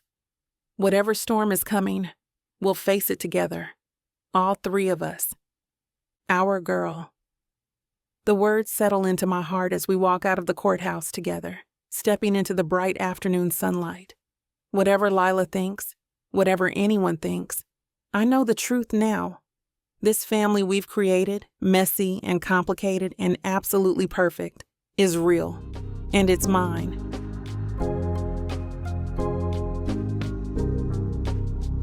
Chapter 20. Alexander. I'm pretty sure I haven't stopped smiling since we left the courthouse days ago. The weight that's been crushing my chest for months has finally lifted, and I can breathe again, full custody. Those two beautiful words keep echoing in my mind as I watch Riley press her face against the glass of the monkey enclosure. "Daddy, look at the baby one." She points excitedly at a tiny marmoset clinging to its mother's back. "It's so little." "Just like you were once," I say, crouching down beside her. The concrete is hard against my knees, but I don't care. Nothing can dampen my mood today. Except you didn't have all that hair. Riley giggles, the sound pure and perfect. "Did I ride on your back too?" "All the time, princess." I glance over at Amiya, who's watching us with that soft smile that does things to my heart I can't even describe. And sometimes on Amiya's. The sunlight catches in Amiya's braids as she joins us at the enclosure, carrying 3 ice cream cones with practiced balance. "Who wants vanilla with rainbow sprinkles?" "Me! Me!" Riley jumps up and down, her excitement infectious. As Amiya hands Riley her cone, our eyes meet over our daughter's head. Our daughter. The thought hits me with startling clarity. That's what Amiya has become to Riley, a mother in every way that matters. Not because of any legal document or our arrangement, but because of the love between them. "What are you thinking about?" Amiya asks as we follow Riley to the next exhibit, her ice cream already smeared around her mouth. "Us," I reply simply. "This. How right it feels." Her fingers brush against mine and I capture her hand, threading our fingers together. Her skin is warm against mine, familiar now in a way that grounds me.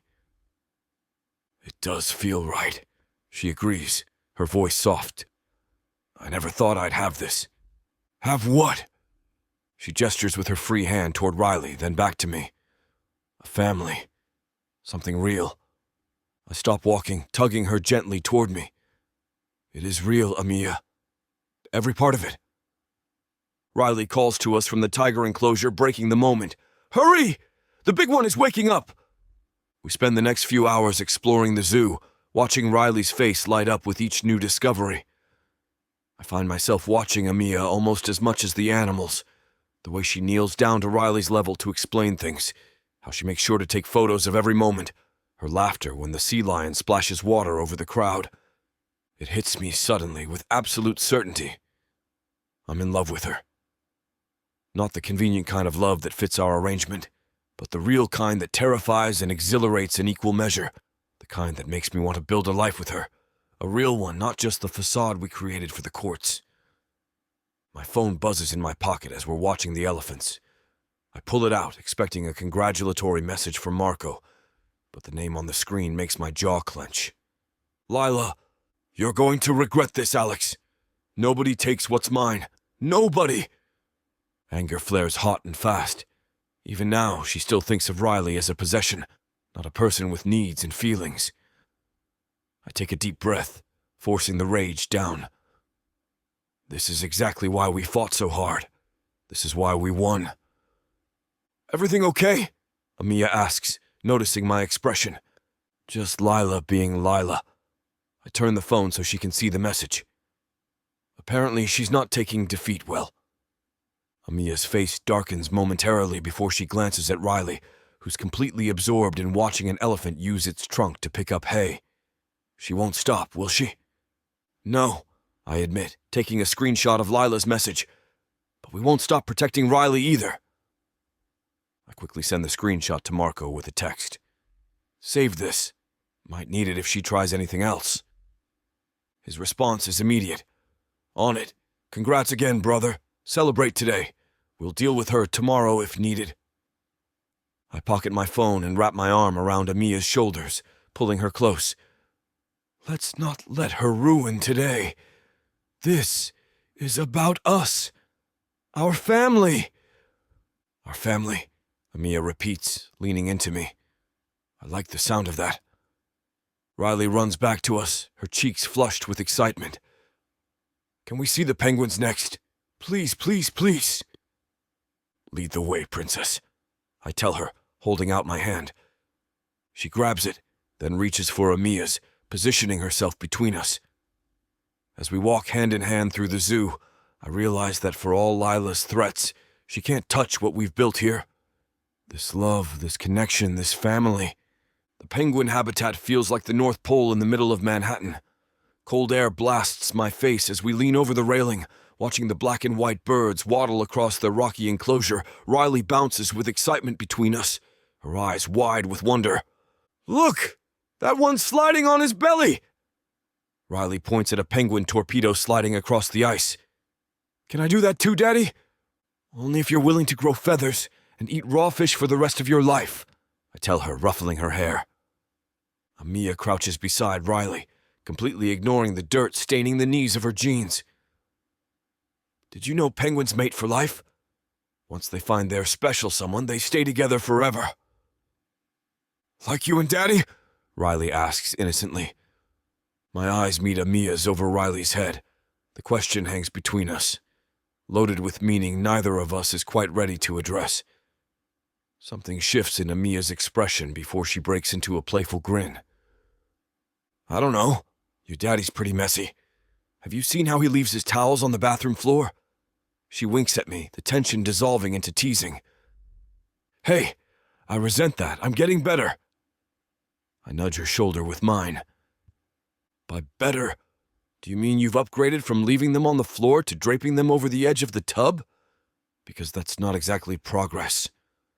Riley giggles, her head swiveling between us like she's watching a tennis match. You guys are silly. Your dad's the silly one, Amiya says, straightening up. Without warning, she strikes a perfect penguin pose, arms pinned to her sides, feet turned outward, and begins waddling in a circle. This is your daddy trying to find his keys every morning. Riley howls with laughter, clutching her stomach. Do me! Do me! Amiya immediately shifts her walk, taking tiny bouncy steps with her hands held out like little paws. This is Riley when she wants ice cream. That's exactly right. I laugh, amazed at how perfectly she's captured my daughter's eager ice cream dance. Now do daddy again, Riley demands, eyes sparkling with mischief. Amiya puts on her most serious face, puffing out her chest and squaring her shoulders. She deepens her voice to a comical bass. Riley Richmond, did you eat the last cookie? This is a very serious legal matter. Riley dissolves into giggles again, and I can't help joining her. The sound of their laughter warms something deep in my chest. Oh, that's how it is? I raise an eyebrow at Amiya. 2 against 1? Absolutely, she confirms with a smirk. We've got you outnumbered. As we move from exhibit to exhibit, I hang back occasionally, content to watch them together. Amiya holds Riley's hand as they race ahead to see the otters, both of them chattering excitedly. The afternoon sun catches in Amiya's braids, highlighting strands of copper and gold I've never noticed before. By the time we reach the exit, Riley's steps have slowed considerably. Her earlier boundless energy has faded, replaced by heavy eyelids and dragging feet. Someone's ready for bed, I observe as we walk to the parking lot. Not tired, Riley protests through a massive yawn that contradicts her words entirely. Of course not, Amiya says, smoothing Riley's hair. You're just resting your eyes while walking, right? I scoop Riley up, and she immediately nestles her head against my shoulder, arms looping around my neck. Did you have fun today, princess? Best day ever, she mumbles against my collar. In the car, Riley's asleep before we even exit the parking garage, her soft snores filling the back seat. At a stoplight, I glance over at Amiya, who's looking out the window with a content smile playing on her lips. What are you thinking about? I ask, keeping my voice low so we don't wake Riley. Just that this feels right. She turns to face me, eyes reflecting the passing streetlights. Today. Us. All of it. The light turns green, but instead of accelerating immediately, I lean across the center console and press my lips to hers in a gentle, barely there kiss. It's brief, just a whisper of contact, but it says everything words can't. When I pull back, her eyes remain closed for a moment, as if savoring the sensation. Then she smiles, reaching for my hand as I return my attention to the road ahead. It does feel right, I agree, threading our fingers together. Completely right. Chapter 21. Amiya. I run my fingertips along the exposed brick wall, imagining the space transformed with warm lighting, comfortable seating, and the irresistible aroma of my grandmother's recipes filling the air. This location in Chelsea is perfect, bringing to life everything I ever wanted in a restaurant. High ceilings, large windows that flood the space with natural light, and enough square footage for both dining and a proper kitchen. What do you think? The realtor gestures around the empty space. It was previously a bistro, so most of the kitchen infrastructure is already in place. You just need to customize it to your needs. I love it, I admit, unable to keep the excitement from my voice. The location is exactly what I was hoping for, and I can already see where everything would go. My phone buzzes in my pocket. Another text from Alex checking in. He's been sending me links to restaurant equipment suppliers all morning. How's it going? Found your dream spot yet? I snap a quick photo of the space and send it with, "Maybe. This one feels right. Kitchen's already set up. I can practically smell Mama Ellie's sweet potato pie baking already." His response comes immediately. "It looks perfect. Can't wait to see it in person. Riley and I will be your first customers." Warmth spreads through my chest. 6 months ago, opening my own restaurant seemed like an impossible dream. Now, thanks to Alex's connections and encouragement, I'm standing in what could become Mama Ellie's. "I'd like to see the kitchen," I tell the realtor, following her through a swinging door. The industrial kitchen gleams with stainless steel countertops and professional-grade appliances. I can see hints of its previous life as a bistro kitchen, from the well-worn spots on the floor where chefs once stood to the hook-marked walls where utensils once hung. It needs some work, some genuine TLC. The oven hoods could use updating, and some of the fixtures are outdated, but the bones are good and solid. I run my hand along a prep table, feeling the cool metal beneath my fingertips, picturing myself chopping vegetables and teaching young chefs the recipes that have been in my family for generations. I can almost hear Mama Ellie's voice guiding my hands as I roll out dough for her famous sweet potato pie. My phone buzzes again, but it's not Alex this time. Unknown number. The hairs on the back of my neck stand up before I even read the message. "You think you've won, don't you? Playing house with a man who's way out of your league, enjoying my daughter's affection. It's pathetic." My stomach drops, a cold weight settling in my gut. "Lila, it has to be." The venom practically drips from the words on my screen. I glance up at the realtor, who's examining a ventilation duct, completely unaware of the bomb that just landed in my inbox. Before I can respond, or even decide if I should, another text comes through, each word like a knife. "You're nothing but a gold-digging opportunist. Alex will see through you eventually, and then you'll lose everything. Him, Riley, your precious little restaurant dreams." I clutch my phone tighter, my thumb hovering over the screen. I take a deep breath, trying to steady my racing heart, even as her words sink their claws into my confidence. A third message appears. "Stay away from my family or you'll regret it." I grip the edge of the stainless steel counter, my fingers going cold. Logically, I know these are empty threats. We won in court. Alex has full custody. Lila is just lashing out because she lost, but the venom in her words still stings. I type back. "This has to stop, Lila. We both want what's best for Riley." Her response is immediate. "Don't tell me what I want. You have no idea what I'm capable of." The threat hangs there, ominous and vague. I show my phone back into my pocket, trying to focus on the kitchen tour, but Lila's words echo in my head. "Mrs. Richmond, are you all right?"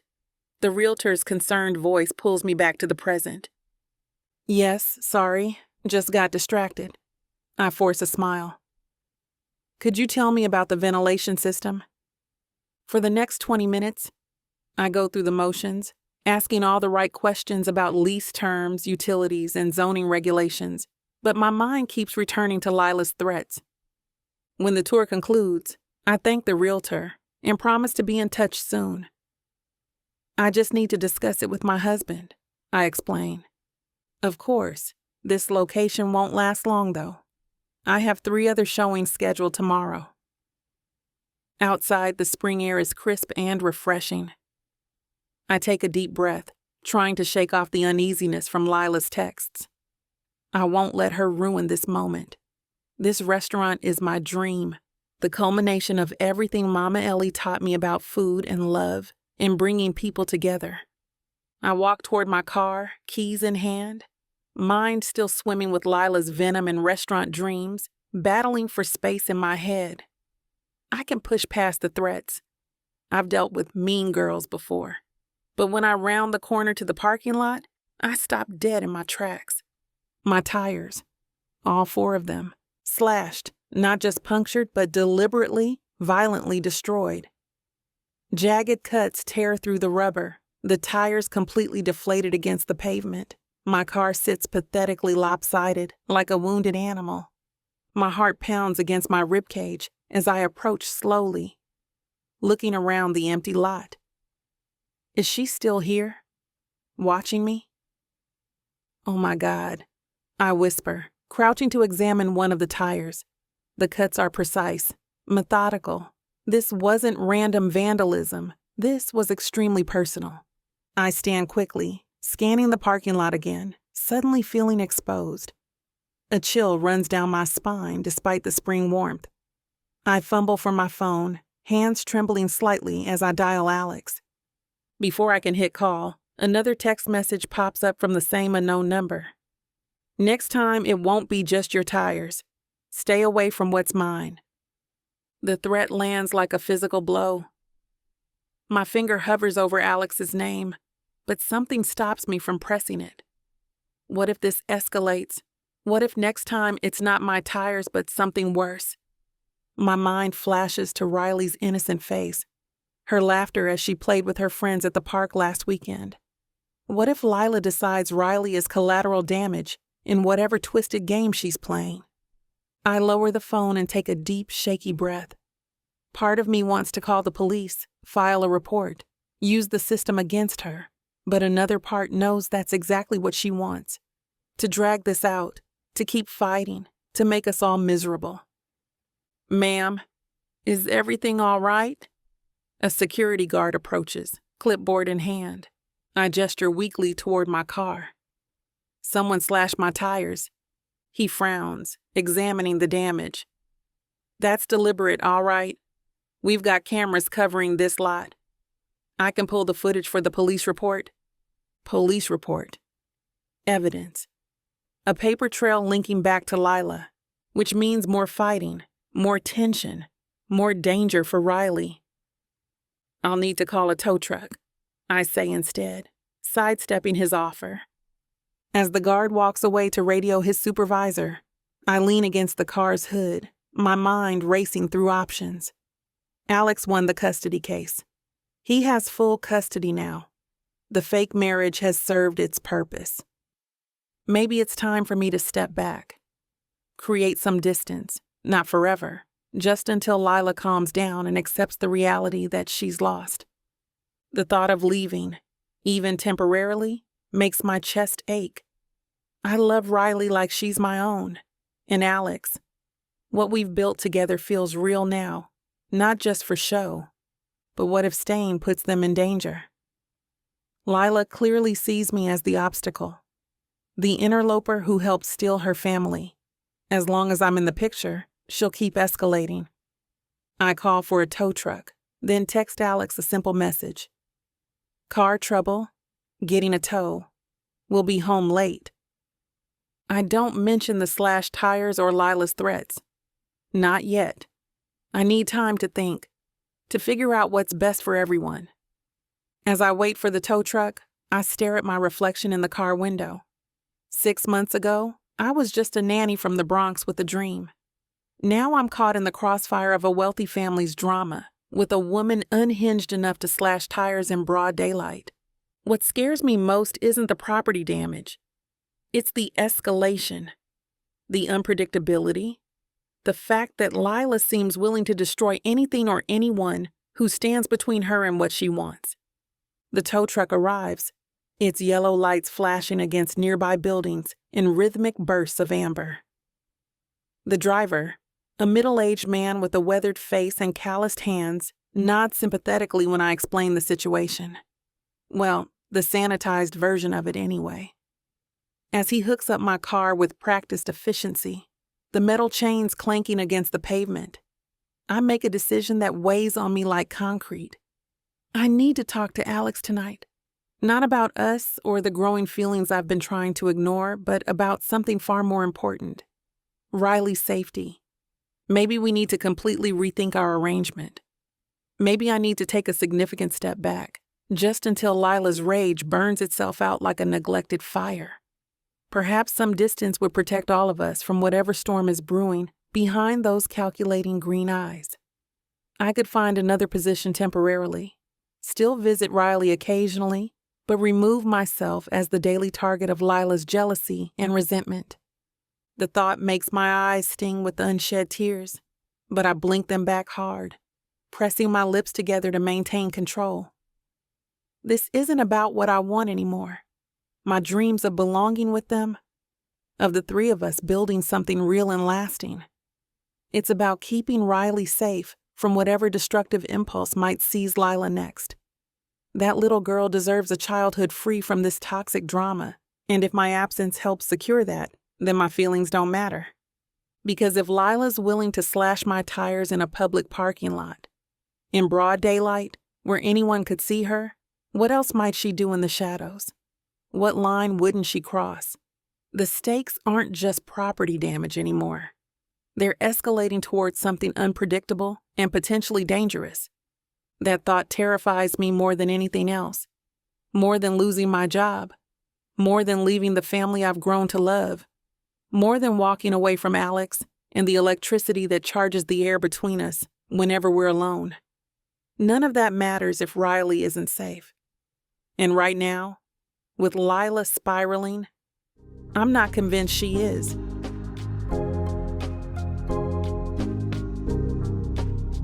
Chapter 22. Alexander. I check my watch for the third time in 10 minutes, frowning at the late hour. Riley's already had dinner, bath, and 2 bedtime stories, but she's refusing to sleep until Amiya comes home. "Daddy, where's Amiya?" Riley asks from her bed, clutching her favorite stuffed penguin against her chest. "You said she'd be back for goodnight kisses." "I know, Princess. She had some car trouble." I smooth her hair back from her forehead, trying to keep the worry from my voice. "She'll be home soon." The text from Amiya came hours ago. "Car trouble. Getting a tow. We'll be home late." No details, no follow-up. Not like her at all. My phone rings and I quickly pull it from my pocket, relief washing over me when I see Amiya's name. "I'll be right back, okay?" I tell Riley. "Try to close your eyes." I step into the hallway. "Amiya? Everything okay?" "Alex." Her voice sounds strained, nothing like her usual warm tone. "We need to talk." Something cold settles in my gut. "What's wrong? Are you hurt?" "No, I'm fine. I'm staying at a hotel tonight." "What? Why?" My voice rises before I catch myself, glancing at Riley's partially open door. "What happened with your car?" A heavy pause. "Someone slashed my tires. All 4 of them." "Jesus Christ!" My hand tightens around the phone. "Where are you?" "I'm coming to get you." "No, Alex, listen. It was Lila."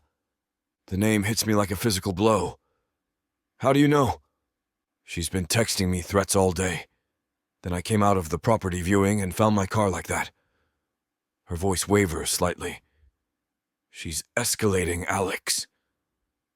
Rage burns through me, hot and immediate. "I'll call the police. We'll file a report, get a restraining order." "That's not going to stop her," Amiya interrupts. "You know that. She'll just find other ways." "So what's your solution? Hiding in a hotel?" Another pause, longer this time. "I think I need to step back. From us. From this arrangement." The words don't register at first. When they do, it feels like the floor has dropped out from under me. "What are you talking about?" My voice drops to a harsh whisper. "You can't be serious." "I am. The custody case is over. You won. Riley stays with you. Mission accomplished." Her voice sounds clinical, detached. "Lila sees me as the problem if I'm gone. Maybe she'll back off." Nonsense. I lean against the wall, struggling to keep my voice down. "This isn't just an arrangement anymore, Amiya. You know that. We're a family now." "A family that's in danger as long as I'm part of it," she says quietly. "So you're just going to walk away? From Riley, from me, from everything we've built?" "Not forever," she says quickly. "Just until Lila accepts the situation, until she stops seeing me as a threat." "And how long will that take? Weeks? Months? Years?" I run a hand through my hair, frustration mounting. Meanwhile, Riley loses another mother figure. I stop, my throat tightening. She'll be safer, Amiya insists. That's what matters most. Don't do this, I say, hating the pleading note in my voice. Come home. We'll figure this out together. I can't, Alex. Not tonight. Amiya, please. I lower my voice, aware of Riley just feet away. We fought so hard to be together. Don't let Lila win now. This isn't about winning or losing, she says softly. It's about protecting Riley. By breaking her heart? By breaking mine? The words escape before I can stop them. Silence stretches between us, heavy with everything unsaid. I love you, I tell her. The admission raw and desperate. Both of us do. We need you here. And I love you both too much to put you in danger, she whispers. Lila is unhinged, Alex. If she's willing to slash my tires in broad daylight, what else might she do? I can't risk Riley getting caught in the crossfire. So we fight. Together, like we always have. I press my forehead against the cool wall. Don't make this decision alone. I've thought about it all day, she says. It's the right thing to do. The right thing is standing your ground, not letting fear dictate your life. It's not fear for me, she argues. It's fear for Riley. For you. Daddy? Riley's small voice comes from behind me. I turn to see her standing in her doorway, penguin clutched tight. Is Amiya coming home? I look at my daughter's hopeful face and feel something break inside me. Is that Riley? Amiya asks, her voice cracking slightly. Let me talk to her. I hand the phone over, watching Riley's face light up. Amiya, when are you coming home? Daddy said you had car trouble, but I waited up for you. I step back, giving Riley space while keeping her in sight. My mind races through options, strategies, anything to fix this situation. I refuse to let Lila destroy what we've built. I refuse to let fear win. As Riley chatters with Amiya, I make a decision. This isn't over. Not by a long shot. I fought for my family in court and won. I'll fight for it again against Lila, against fear, against anything that threatens to tear us apart. Riley holds my phone tight in her small hands, her eyes growing wider as she listens to Amiya's voice on the other end. I can't hear what Amiya's saying, but I can see its effect on Riley's face. The slow fall of her smile, the slight tremble of her lower lip. My heart squeezes painfully in my chest as I watch my daughter try to process whatever she's being told. But why can't you come home tonight? Riley asks, her voice small. I waited up for you. I move closer, sitting beside her on the bed, offering silent support as she listens. Okay, she finally says after a long pause. I love you too. She hands me the phone without looking at me, her little shoulders slumped in disappointment. Amiya says she has to stay away for a little while. I wrap my arm around her, pulling her close against my side. I know, Princess, but it's only temporary, I promise. Why does she have to go? Did I do something wrong? Riley's voice cracks and the sound nearly breaks me. No, sweetheart. Absolutely not. I turn her to face me, making sure she sees the truth in my eyes. This has nothing to do with you. Amiya loves you very much. Then why is she leaving us? A tear escapes, rolling down her cheek. I wipe it away with my thumb. Sometimes grown-ups have to make hard decisions to keep the people they love safe, I explain, choosing my words carefully. Amiya isn't leaving forever. She just needs some time away to fix a problem. Riley's face scrunches up in confusion. What kind of problem? I hesitate, not wanting to mention Lila or scare her with the truth. A complicated one, but I promise you we're going to fix it. And when we do, everything will go back to normal. You promise? Her eyes search mine, desperate for reassurance. I promise. I pull her into a tight hug, resting my chin on top of her head. We're still a family, Riley. Nothing changes that. She pulls back, her blue eyes, so much like mine, still glistening with tears. Amiya is like my mommy now. Better than my real mommy. The words strike me hard. I've known how close they've become. But hearing Riley say it outright makes the situation even more urgent. I know, sweetheart. My real mommy doesn't call me or read me stories or make pancakes shaped like animals. Riley's words tumble out, raw and honest in the way only children can be. Amiya does all those things. She takes care of me when I'm sick and knows how to fix my hair and lets me help with cooking. She does all those things because she loves you very much, I say, feeling my throat tighten. Just like I do. Then we have to get her back. Riley's determination reminds me so much of myself, it almost makes me smile despite everything. She belongs with us, Daddy. I smooth her hair back from her forehead. You're absolutely right. And we will get her back. I promise you that Amiya will be home before you know it. Riley yawns, the emotional conversation taking its toll on her energy. Can you tell me a story? Amiya always tells me a story. Of course. I tuck her back under the covers, arranging her stuffed animals around her the way she likes. Which one would you like to hear? The one about the family that finds each other even though they're not related by blood. She snuggles deeper into her pillow. Amiya says that's our story. My heart clenches. She's right. That is our story. As I begin the familiar tale, watching Riley's eyelids grow heavy, I make a silent vow. The separation won't last.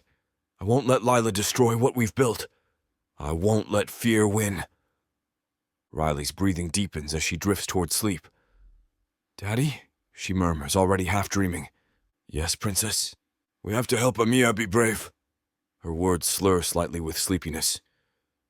Like in the story. I lean down and kiss her forehead. We will, I promise. I stay beside her until she's fully asleep, watching the peaceful rise and fall of her chest. Only then do I allow myself to feel the full weight of anger and determination building inside me.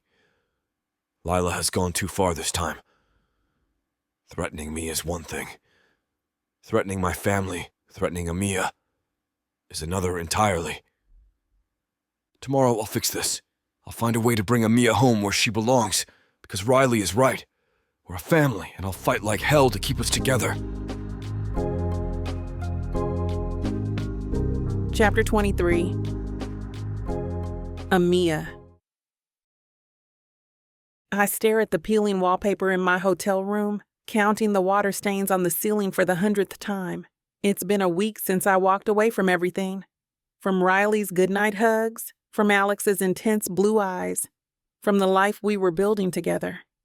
A week in this sad little hotel room with its lumpy mattress and flickering bathroom light. The kind of place that charges by the week and doesn't ask questions. Not exactly the Ritz, but it's anonymous. Safe. My phone buzzes on the nightstand. Probably Alex again. He's called every day, texted even more. Each message chips away at my resolve a little more. But it's not Alex. It's Lila. My finger hovers over the decline button before curiosity wins out. I answer with the coldest voice I can muster. What do you want? Just checking to see if you've finally gotten the message. Lila's voice oozes smugness. I hear you've moved out. Smart decision.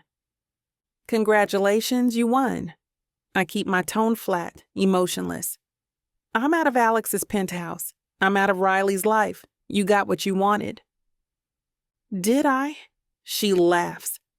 The sound sharp and brittle like ice cracking underfoot. You think this is over? Please. I know you're just hiding, waiting for things to cool down before you crawl back to him like the desperate gold digger you are. I close my eyes, counting to 3 before responding. Gripping the phone so tight my knuckles ache. What will it take, Lila? What do you actually want from me? Just spell it out so we can both move on with our lives. I want you to disappear, permanently. Her voice drips with venom. Find another rich family to latch onto.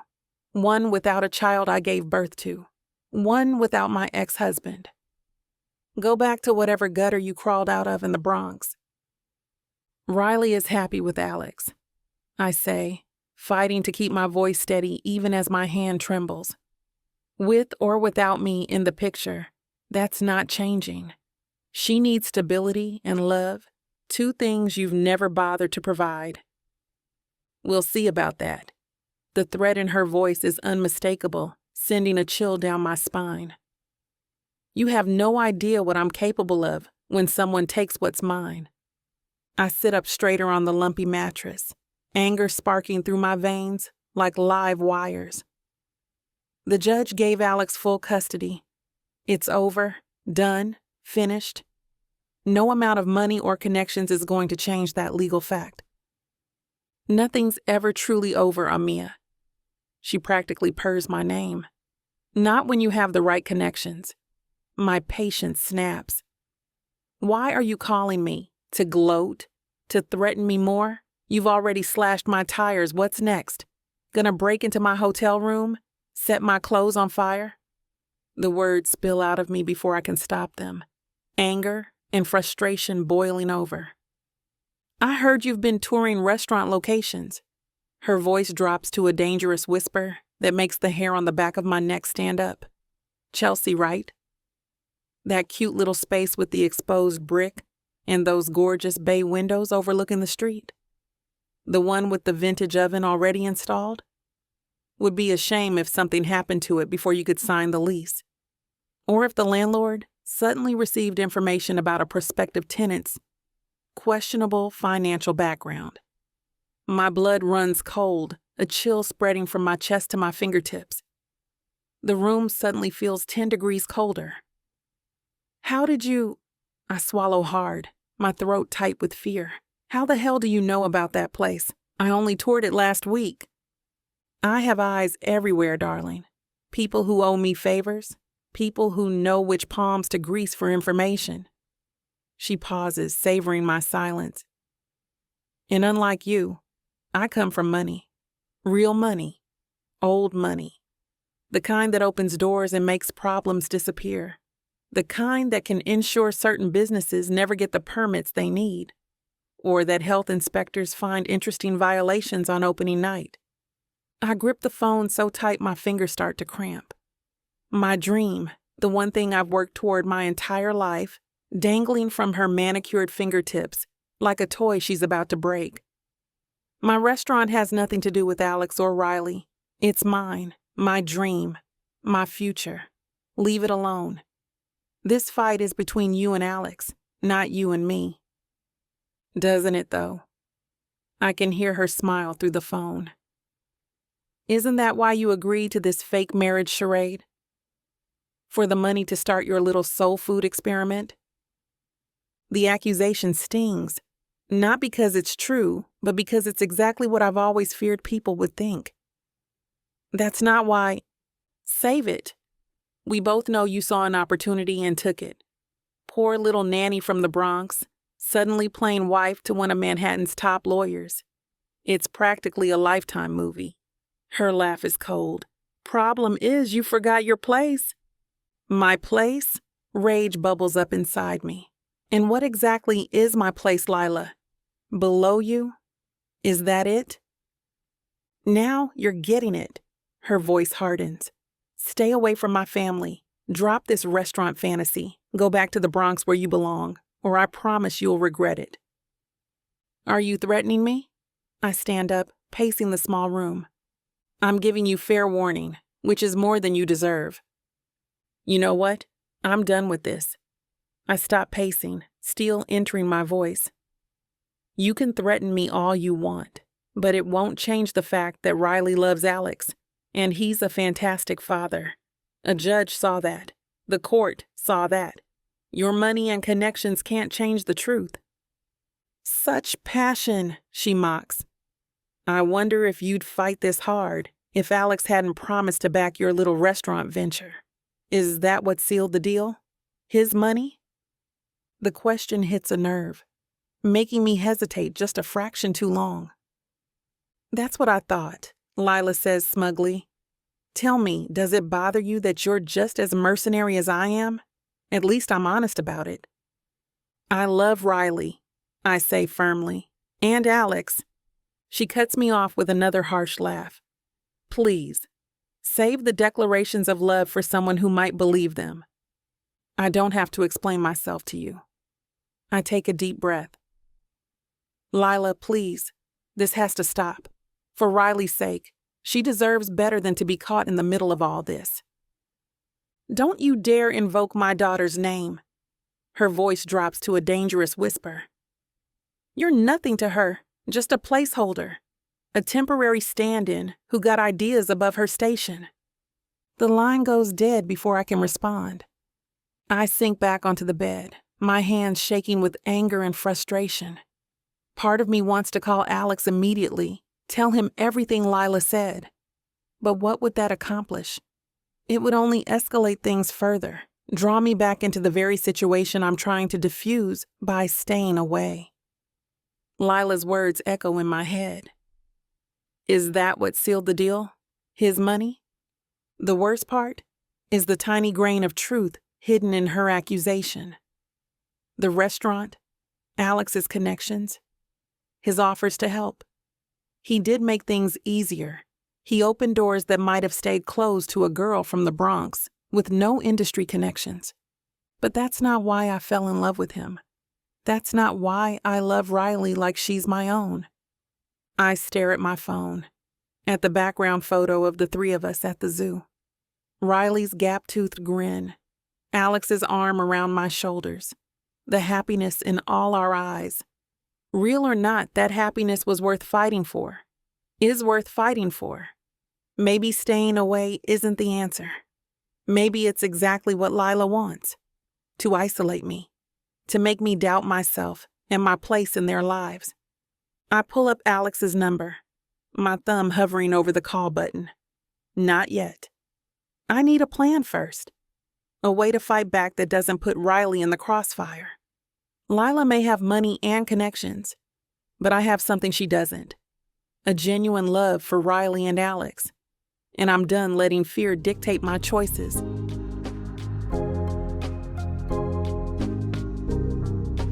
Chapter 24. Alexander. I slam my office door shut, tension coursing through my veins as I take the call from Alonzo about the Miles case. The defense is trying to bury us in paperwork again. The words blur together as my phone vibrates with an alert. I glance down, seeing Riley's school name flash across the screen, and my attention immediately shifts. Hold on, Alonzo, I interrupt, not giving a damn about cutting him off mid-sentence. I've got an alert from Riley's school. My heart skips a beat. No, it practically stops as I read. Riley Richmond was picked up at 1:37 p.m. What the hell? I check my watch and it's 2:15 p.m. Riley isn't scheduled for early pickup today. Nobody should be collecting her for another 2 hours. My mind immediately jumps to Amiya. Maybe she's finally come back after our argument, decided to surprise Riley with an afternoon together. It would be just like her to try and smooth things over by spending time with my daughter. Alonzo, I need to call you back.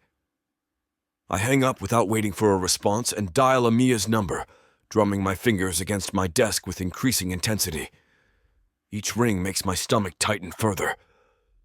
Alex?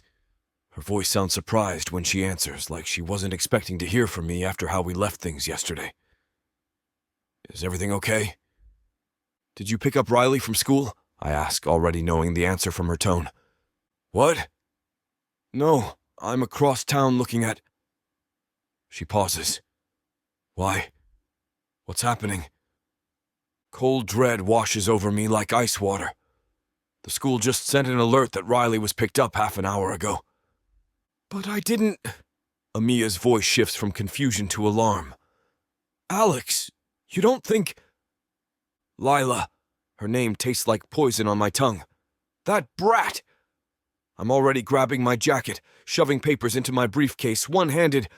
I never authorized her for pickup. Her name isn't even on the approved list anymore. The school let her take Riley? Amiya's voice rises with panic. Apparently. I storm out of my office, ignoring my assistant's questioning look. I'm heading there now to find out what the hell happened. Alex, do you think she'd take Riley to the airport? Try to flee the country? I punch the elevator button so hard my knuckle throbs. Absolutely. She's been threatening this for weeks. I'll meet you at her place, Amiya says immediately. The brownstone on East 78th, right? I pause, thrown by her quick response. You don't have to. Don't even start with that nonsense. Her voice is steel. I love that little girl too. I'm coming. Something warm cuts through the panic. Even after everything, after staying away to protect us, she's still fighting for Riley. I'll meet you there. And Amiya? I step into the elevator, lowering my voice. Thank you. I hang up and immediately call the school, barely containing my rage as the receptionist puts me on hold. By the time I reach the lobby, I've confirmed my worst fears. Lila convinced the substitute teacher she was on the pickup list, claimed there was a family emergency. I hail a cab, barking Lila's address at the driver. East 78th Street, and there's an extra 100 if you get me there in 10 minutes. Traffic crawls through Midtown like a dying animal. My fist clenches and unclenches on my thigh. If Lila thinks she can take my daughter and disappear, she's about to learn exactly what happens when you mess with a Richmond. My phone rings and it's Alonzo calling back. I ignore it. Nothing matters right now except getting to Riley before Lila can get her on a plane. I dial Lila's number, unsurprised when it goes straight to voicemail. Lila, I know you have Riley. If you're planning what I think you're planning, I swear to God I will hunt you down wherever you go. There isn't a country on this planet where you can hide from me. The cab finally turns onto East 78th. I throw money at the driver and jump out before he fully stops. Sprinting toward Lila's brownstone, Amiya is already there, pacing on the sidewalk. Any sign of them? I call out. She shakes her head, meeting me halfway. I've been watching the door, no movement. Her car might be in the garage. I take the steps 2 at a time, Amiya right behind me. I pound on the door hard enough to rattle the hinges. Lila, open the goddamn door, I know you have Riley! No response. I bang again, harder. Alex! Amiya puts her hand on my arm. The neighbors are watching. We need to be smart about this. She's right. If this turns into a scene, it could complicate things legally. I take a deep breath, trying to think clearly through the rage and fear. If she's planning to leave the country, she'll need Riley's passport. I run a hand through my hair, which means she might stop at her lawyer's office first. Or she could be heading straight to the airport, Amiya suggests. Private terminal, maybe. Let me try something. I pull out my phone and open the tracking app I installed on Riley's backpack after the last custody incident. For several agonizing seconds, the app searches for a signal. Come on, I mutter. A small blue dot appears on the screen, moving uptown. She's in a car, I say, showing Amiya the map. They're heading north on Park Avenue. Toward the airport, Amiya confirms, already moving back toward the street to flag down a taxi. Not if I can help it. I grab her hand, pulling her with me as I sprint back to the waiting cab. JFK. As fast as you can go. Amiya squeezes my hand, her fingers intertwining with mine. The simple gesture grounds me, pulling me back from the edge of panic. We'll find her, Alex, she says, her voice steady despite the fear I know she must be feeling. Riley's smart. She knows we're coming for her. I nod, unable to form words past the lump in my throat. The cab weaves through traffic, each red light another moment Riley is out of my reach. I keep my eyes fixed on the blue dot moving on my phone screen, watching it crawl toward JFK. If Lila thinks she can just take her and disappear...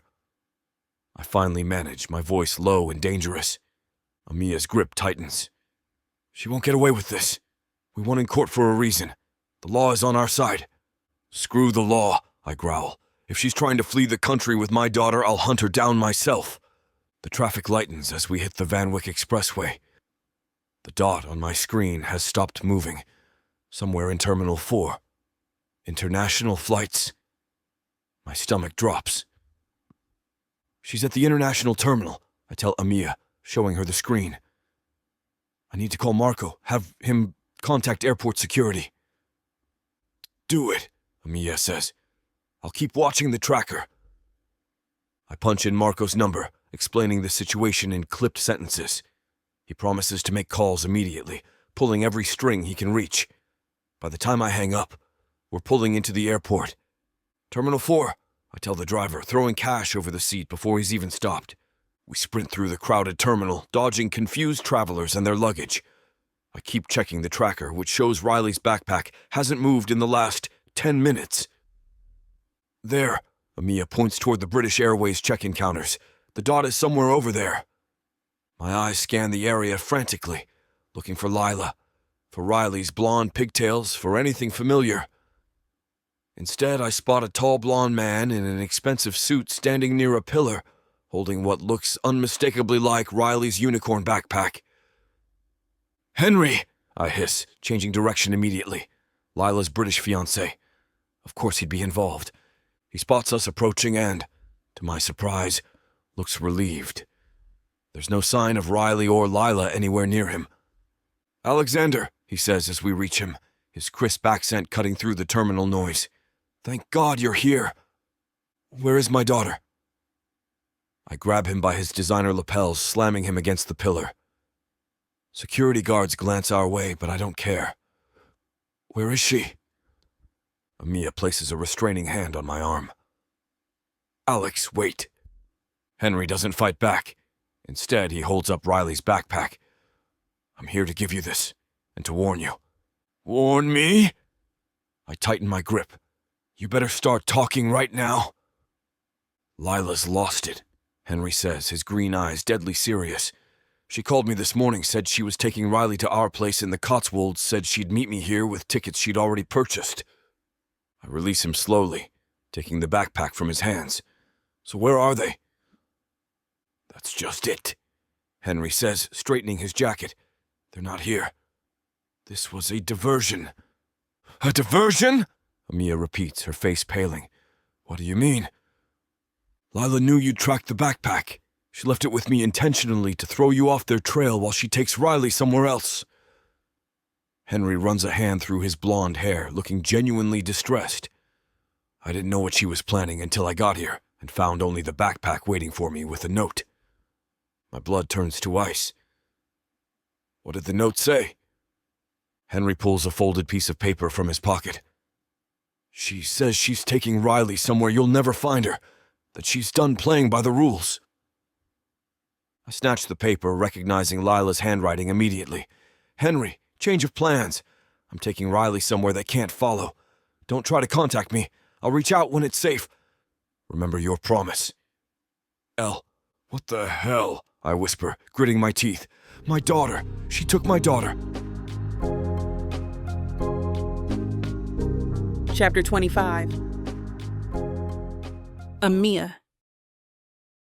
I grab Henry's arm, desperation flooding through me like ice water in my veins. Call her, right now. My fingers dig into the expensive fabric of his sleeve, probably wrinkling it beyond repair. But I couldn't care less about his designer clothes when Riley is missing. Henry blinks at me, his sharp features tightening with concern. Those green eyes clouding with worry beneath his perfectly styled blonde hair. I've tried. She's not answering. His British accent becomes more pronounced with stress, each syllable clipped and proper even in crisis. Try again. I insist, my voice firm despite the panic churning inside me like a hurricane. I can feel sweat beating at my hairline, my stomach twisting into knots so tight I might be sick. She'll answer for you. You're her fiancé. She still wants to impress you, right? Use that. Alex paces beside us, his tall frame tense as a bowstring, already on the phone with airport security. His voice is a controlled storm as he explains the situation. All lawyer precision even now. Yes, my daughter. Riley Richmond. 5 years old. Last seen with her mother, Lila Francis. I can see the terror beneath his professional exterior, the raw, primal fear of a father. The same terror that's making my heart pound against my ribs so hard I swear Henry must hear it. She's not in her right mind, Henry admits, running a hand through his immaculate hair before pulling out his phone with trembling fingers. His posh demeanor cracks just enough to show genuine concern. I knew she was upset about the custody arrangement, but I never thought she'd go this far. Never imagined she'd actually try to take Riley out of the country. Call her and tell her you need her to come back, I press. Tell her you found her favorite travel pillow, the one she can't sleep without on long flights. Henry raises an eyebrow. That's actually quite brilliant. She's obsessive about that bloody pillow. He dials, putting the phone on speaker. My breath catches as it rings once, twice, 3 times. Henry? Lila's voice finally comes through, guarded but familiar. I told you not to call. Darling, I know, but there's been a slight problem. Henry's voice transforms, becoming smooth and casual. I found your silk travel pillow in the car, the monogrammed one from Harrods. You left it when you dropped off Riley's backpack. A pause. I don't need it. Don't be ridiculous, love. You were miserable that entire flight to Monaco without it. Remember how you couldn't sleep? How cranky you were? He forces a light chuckle. I can't bear a repeat of that. Where are you? I'll bring it straight away. The silence stretches, and I hold my breath, squeezing my hands into fists so tight my nails dig into my palms. We haven't boarded yet, Lila finally says. We're at the Delta terminal. Alex's head snaps up, his eyes locking with mine. He mouths Delta to the security officer on the phone. Perfect, Henry continues smoothly. Stay there. I'm coming over now with your pillow. 20 minutes, tops. Fine, she huffs. But hurry. Our flight leaves soon. The call ends, and I release the breath I've been holding. Delta Terminal. Alex says to both us and the security officer on his phone. She's still here. I'll alert our team at Terminal 2, the voice on the speaker replies. Do not approach her before we arrive. She may flee if she sees you. She has my daughter, Alex growls. I'm not waiting. He ends the call and turns to Henry. You're coming with us. She trusts you. We race through the airport, dodging travelers and luggage carts. Alex grips Riley's unicorn backpack like a lifeline, his knuckles white. I keep pace beside him, my mind racing with what-ifs and worst-case scenarios. What's your plan? I ask as we sprint toward the air train that will take us to the Delta terminal. Get Riley back, Alex says flatly. Whatever it takes. His voice carries that deadly calm that sends chills down my spine, the tone of a father who would move heaven and earth for his child. The air train feels agonizingly slow as it carries us between terminals, every second stretching into an eternity. The mechanical whir and occasional jolt of the train grate on my already frayed nerves. I check my watch for the 3rd time in a minute. Only 10 minutes since Henry's call with Lila. We still have time. You care about her, don't you? Henry asks suddenly, his crisp British accent cutting through the tension. His eyes, perceptive and evaluating, are fixed on me. About Riley. More than anything, I answer without hesitation, my voice cracking with emotion. The thought of that little girl on a plane with Lila makes my stomach twist into knots. She's family. The words come out naturally because they're true. Blood relation or not, that child has wrapped herself around my heart. Something shifts in Henry's expression, a softening around his eyes, a newfound respect perhaps. Lila never spoke about her that way, he says quietly. Not once. In all our conversations, Riley was just an accessory to her life, a footnote. We arrive at Terminal 2 with a screech of brakes, and before the doors fully open, we're squeezing through the gap. Alex leads our charge through the busy terminal, his tall frame cutting a path through the crowd. Airport security officers in dark uniforms are already strategically positioned throughout the departures level, trying to look casual in their stances, but clearly on high alert.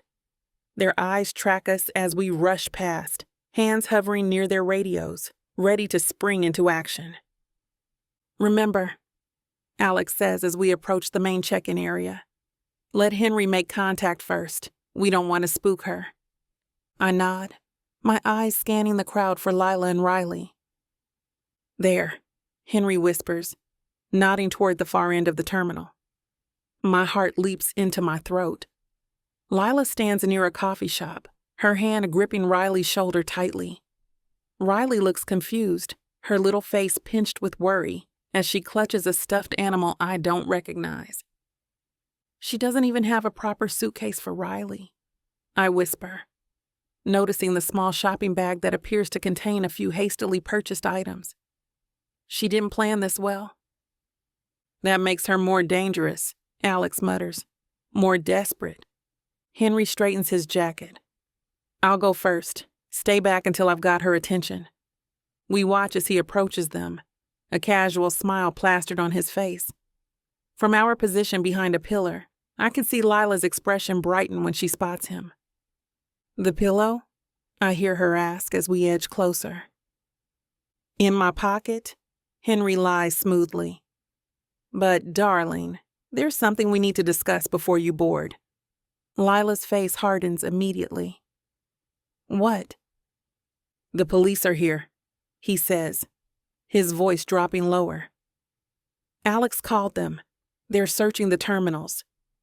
Lila's eyes widen, darting around the terminal. "How did he—" "The backpack," Henry explains. "It was tracked." "Damn it!" Lila hisses, her grip on Riley tightening enough to make the little girl wince. "We need to go now." That's when Riley spots us. Her eyes light up instantly. "Daddy, Amiya," she cries out, trying to pull away from Lila. Lila whirls around, her face contorting with rage when she sees us. "You," she spits, glaring directly at me. "This is all your fault." "Let her go, Lila," Alex says, his voice dangerously calm as he steps forward. "It's over." "It's not over until I say it's over," Lila snaps, pulling Riley behind her. "She's my daughter. Mine." Riley's eyes fill with tears. "I want to go home with Daddy and Amiya." "Shut up!" Lila yanks Riley's arm roughly. "We're leaving. Now." That's when I see the security officers closing in, positioning themselves at every exit. Lila sees them too, her eyes darting wildly like a cornered animal. "Lila," I say softly, taking a cautious step forward. "Please, think about Riley. Look how scared she is." For a brief moment, something flickers in Lila's eyes. Recognition, doubt, perhaps even shame. "It's enough." "Go," Alex shouts to Henry, who lunges forward and wraps his arms around Lila from behind, pinning her arms to her sides. Riley breaks free, running straight into Alex's open arms. He lifts her up, holding her tight against his chest, as security officers swarm around Lila, their uniforms creating a barrier between her and us. Riley's little hands clutch desperately at Alex's jacket, her knuckles white with fear and relief. "You can't do this!" Lila screams, her perfectly manicured nails clawing at the air as she struggles violently against both Henry and the officers. Her designer dress twists around her legs as she thrashes. "She's my daughter. I have rights. You can't keep her from me." I rush to Alex and Riley, wrapping my arms around both of them in a protective cocoon. Riley's small body trembles uncontrollably between us, her tears soaking through Alex's expensive shirt, creating dark patches against the fabric. I can feel her little heart racing against my chest. "You're safe now," I whisper, stroking her soft blonde hair, my fingers gently untangling the mess Lila had made of it. "We've got you, baby. We've got you. Nothing bad is going to happen anymore." Riley lifts her tear-stained face, her big blue eyes, so much like her father's, looking up at me with complete trust. "I knew you'd come," she hiccups through her tears, her tiny voice cracking. "I told Mommy you'd find me, but she said you wouldn't. She said you didn't really love me." "We'll always find you," Alex promises, his voice thick with emotion as he presses his lips against her forehead. His jaw clenches with barely controlled anger at what Lila had told their daughter. "Always. Nothing in this goddamn world could stop us from coming for you, Princess." Over Riley's head, his eyes meet mine, filled with gratitude and something deeper that makes my heart swell. At this moment, with Riley safe in our arms, I know I've made the right choice. This is where I belong. With them. With my family. No matter what Lila does, no matter how she threatens us, we're stronger together than apart.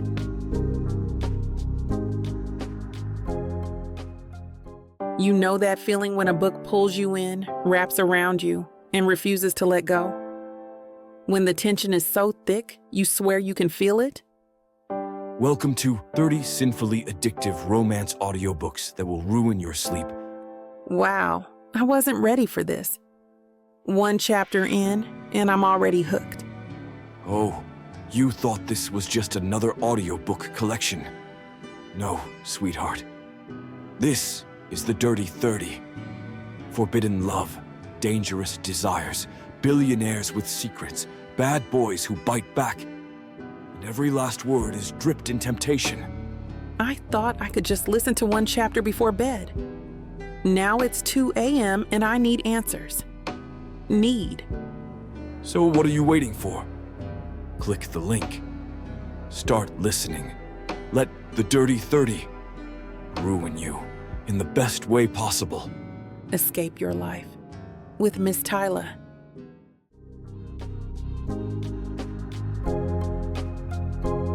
Chapter 26. Alexander. I hold Riley tightly against my chest, her small body still trembling as we watch the security guards restrain Lila. My daughter's face is buried in my neck, and I can feel her tears soaking through my shirt collar. Amiya stands beside us, her hand protectively on Riley's back, creating a shield between my little girl and the chaos unfolding. "You can't do this!" Lila continues screaming, her designer heels scraping against the terminal floor as two officers hold her arms. "That's my daughter! I have rights, damn it!" Henry steps forward, his aristocratic posture stiff with resolve. "It's over, Lila." His crisp accent cuts through her hysterics like a knife. I can't be part of this anymore." Lila freezes, her wild eyes fixing on him. "What are you talking about?" "The engagement. Us. Everything." Henry straightens his tie, a gesture of finality. "I won't stand by while you traumatize a child. I thought I knew you, but this..." He gestures toward Riley, whose small hands are clutching my jacket in terror. "This is unforgivable. You're breaking up with me? Now?" Lila's voice rises to a shriek that echoes through the terminal. "After everything I've done for you, your family loves me." "My family doesn't know the real you." Henry's face hardens. "I'll be on the next flight back to London, alone." Lila lunges toward him, but the security officers hold her firmly. "You can't leave me! Not now!" I turn Riley away from the scene, shielding her ears. "Don't listen, Princess. Focus on me." Amiya steps closer, her body creating an additional barrier. "Cover her eyes," she whispers, her fingers gently stroking Riley's hair. "She shouldn't see her mother like this." I nod, placing my hand over Riley's eyes as Amiya presses against us, her warmth a stark contrast to the cold fear still gripping my chest. Police officers arrive, their uniforms creating a wall of blue around Lila. A detective approaches us, his badge glinting under the harsh terminal lights. "Mr. Richmond, I'm Detective Morales. We'll need statements from all of you, but first, let's get your daughter somewhere quiet." "Thank you." I follow him to a private security office, still carrying Riley. Amiya walks beside us, her hand never leaving my arm, as if afraid we might disappear if she breaks contact. Once inside, Riley finally lifts her head. Her blue eyes are red-rimmed and watery. Is Mommy going to jail? My heart breaks at the question. The police need to talk to her about what happened today. She's in big trouble, isn't she? Riley's voice is small, but surprisingly steady. Yes, Princess. I won't lie to her. What she did was wrong and dangerous. Riley nods solemnly. She said we were going on an adventure, but I knew something was wrong when she wouldn't let me call you. Rage burns through me at the thought of Lila manipulating our daughter. I take a deep breath, forcing my voice to remain calm. You were very brave. Then I grit my teeth as I turn towards the detective. I'm filing for an emergency restraining order, I tell Detective Morales as he takes notes, and I want her supervised visitation rights revoked completely. Given the circumstances, that shouldn't be difficult, he assures me. Attempted parental kidnapping is a serious offense. Through the office window, I can see Lila being escorted away in handcuffs, her perfect hair now disheveled, mascara streaking down her face as she continues shouting the sharp contrast between her current state and her usual polished appearance is jarring. Amiya kneels beside Riley, wiping tear tracks from her cheeks with gentle thumbs. How about we go home and make some hot chocolate with extra marshmallows? Riley nods, a ghost of a smile appearing. With cinnamon on top? Absolutely. Amiya tucks a strand of blonde hair behind Riley's ear. Just the way you like it. I watch them together. This woman who rushed across the city to help save my daughter, who fought alongside me without hesitation, who loves Riley as fiercely as if she were her own. The gratitude I feel is overwhelming. Amiya! I say, my voice rough with emotion. Thank you for everything. Her eyes meet mine, and the connection between us feels unbreakable. You never have to thank me for loving her, for loving both of you. As we walk toward the exit, Riley between us holding both our hands, I know with absolute certainty that this is what family truly means. Not blood or legal documents, but the people who show up when it matters most. We're going home, I tell Riley, squeezing her small hand. All of us. I watch the rideshare pull up to the curb, relief washing over me as we finally escape the airport chaos. The driver pops the trunk and I settle Riley in the back seat while Amiya slides in next to her, their hands automatically intertwining like they're afraid to break contact. Back to West 57th, please, I tell the driver, my voice still rough with emotion as I join them. The car pulls away from the terminal, and I finally feel the adrenaline starting to ebb, replaced by bone-deep exhaustion. Riley sits between us, her small shoulders finally relaxed as she leans against Amiya's side. You okay, Princess? I brush a strand of hair from her forehead, noticing how disheveled she looks. Lila didn't even bother to properly fix her hair before trying to kidnap her. Riley nods, her eyes heavy. I'm tired, Daddy. No, sweetheart. We'll be home soon. I catch Amiya's gaze over Riley's head, the unspoken communication flowing between us. We need to talk about what happened at the school, about how Lila managed to walk right out with our daughter, despite all the precautions we'd put in place. That school, I mutter under my breath, making sure Riley can't hear. How the hell did they just hand her over? Amiya's eyes darken. We're transferring her, immediately. Damn right we are. I pull out my phone, already making mental notes. I'll call Playful Starts tomorrow. They have better security protocols and they're closer to home anyway. Good. Amiya nods firmly. After what happened today, I don't trust those people with a houseplant, let alone our daughter. Our daughter. The words hang between us, and I feel something warm unfurl in my chest, despite the day's horror. Amiya's face softens as she realizes what she said, but she doesn't take it back instead.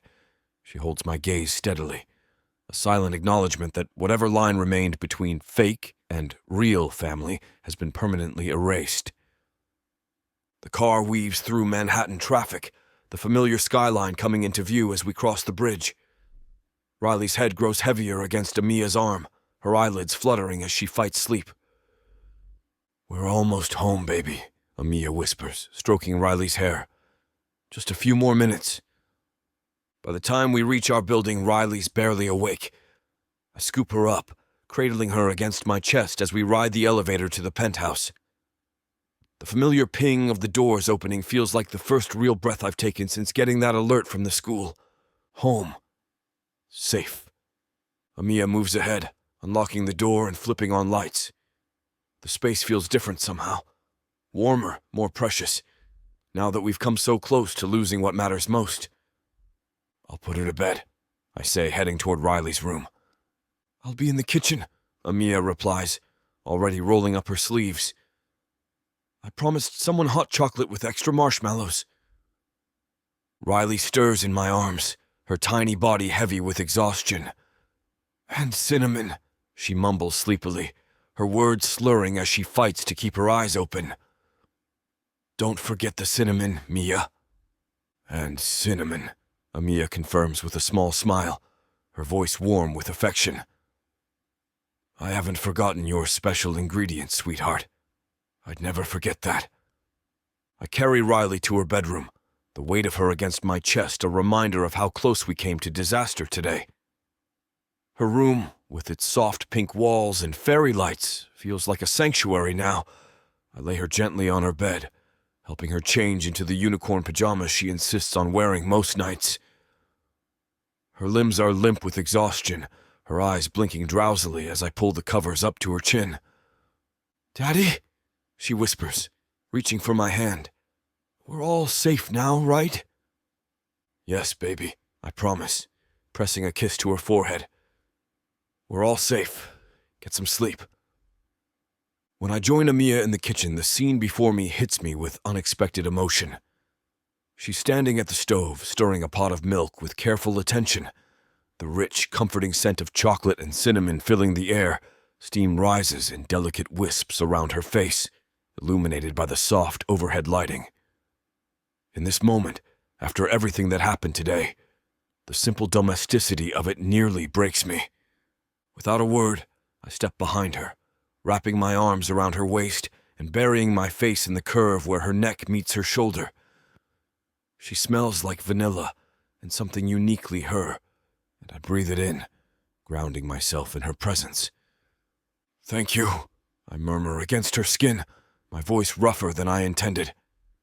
She stills for a moment, then turns in my arms, the wooden spoon still clutched in one hand, looking up at me with those expressive brown eyes that see right through my carefully constructed walls. She searches my face. "For what?" "For coming back. For helping me find her. For—" I struggle to find the words. "For being our family. Our home." She reaches up, her palm warm against my cheek. I never should have left. Staying away didn't protect anyone. "No," I agree, covering her hand with mine. "It just made us all miserable." Amiya turns back to the stove, pouring the steaming chocolate into mugs. "I'm making brownies, too. Figured we could all use some comfort food after today." I watch as she moves through our kitchen with practiced ease, pulling ingredients from cabinets, her hands steady as she measures flour and sugar. There's something profoundly soothing about the domesticity of the moment, the normality of it after the terror of the day. "We're going to need a restraining order," I say, leaning against the counter. "And I'm filing to have her supervised visitation revoked completely."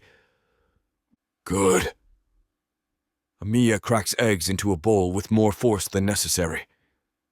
She forfeited any right to be alone with Riley the moment she tried to kidnap her. As she stirs the brownie batter, a sense of calm settles over the kitchen. The worst is behind us. Riley is safe. We're together. Whatever comes next, we'll face it as a family. A real one. "Hey," I say softly, taking the bowl from her hands and setting it aside. "Come here." Amiya steps into my arms without hesitation, her body fitting perfectly against mine. I hold her close, feeling her heartbeat against my chest, steady and strong. "We're going to be okay," she whispers. And for the first time since that alert from the school, I truly believe it. Chapter 27. Amiya. I sink into the plush leather sofa, letting my body finally relax as Marco gathers his papers. The penthouse feels different now, safer, more peaceful than it has in weeks. Morning sunlight streams through the windows, catching the rim of my coffee mug as I take another sip. "So that's it?" I ask, still processing everything Marco has just told us. "Lila's visitation rights are completely revoked?"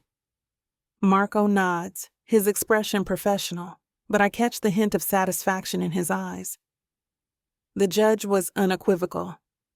After the attempted kidnapping and the evidence we presented about her previous behavior, she's lost all unsupervised access to Riley. And given that she's apparently left the country— Wait, what?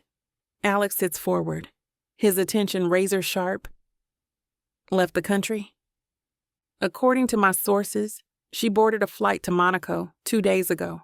Marco slides a folder across the coffee table. Apparently, after Henry broke off their engagement, she decided to make herself scarce.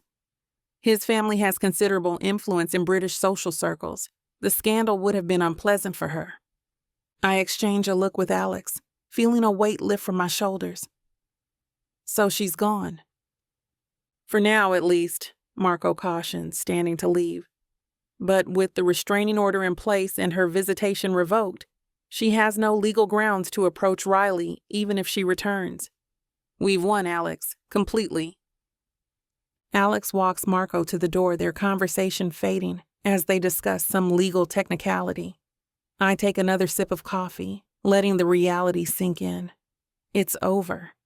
The constant fear, the looking over our shoulders, the nightmares about Riley being taken again. All of it. We can finally relax. When Alex returns, he stands in the doorway for a moment, just watching me. His blue eyes are soft with an emotion I've grown familiar with over these past months. "So," he says, dropping down beside me on the sofa. "That's it. End of the custody battle. End of Lila's threats," I add, setting my mug on the coffee table. "End of having to pretend." Alex's voice is quiet, tentative. I turn to face him, tucking one leg underneath me. "Is that what we're doing now? Pretending?" His lips quirk up at one corner. "Well, technically speaking, we did enter into this marriage under false pretenses. For Riley's sake." "For Riley," I repeat, studying his face. "The question is—" Alex shifts closer, his lawyer mode activating as he rests his arm along the back of the sofa. "Now that the custody issue is resolved, what happens to our arrangement?" "I suppose, legally speaking, we could dissolve it," I say carefully, watching his reaction. "We could," he agrees, his expression unreadable. "But I'd like to present an alternative argument, if the court will allow it." I fight back a smile. "The court will hear your case, counselor." I would argue that maintaining our current arrangement is still in Riley's best interest. His fingers find a lock of my hair, twirling it absently. "She's thriving with our family unit intact. School reports indicate improved social adjustment. Her anxiety levels have decreased significantly." "Very compelling evidence," I murmur, shifting closer. "Furthermore," he continues, his voice dropping to that husky tone that sends shivers down my spine.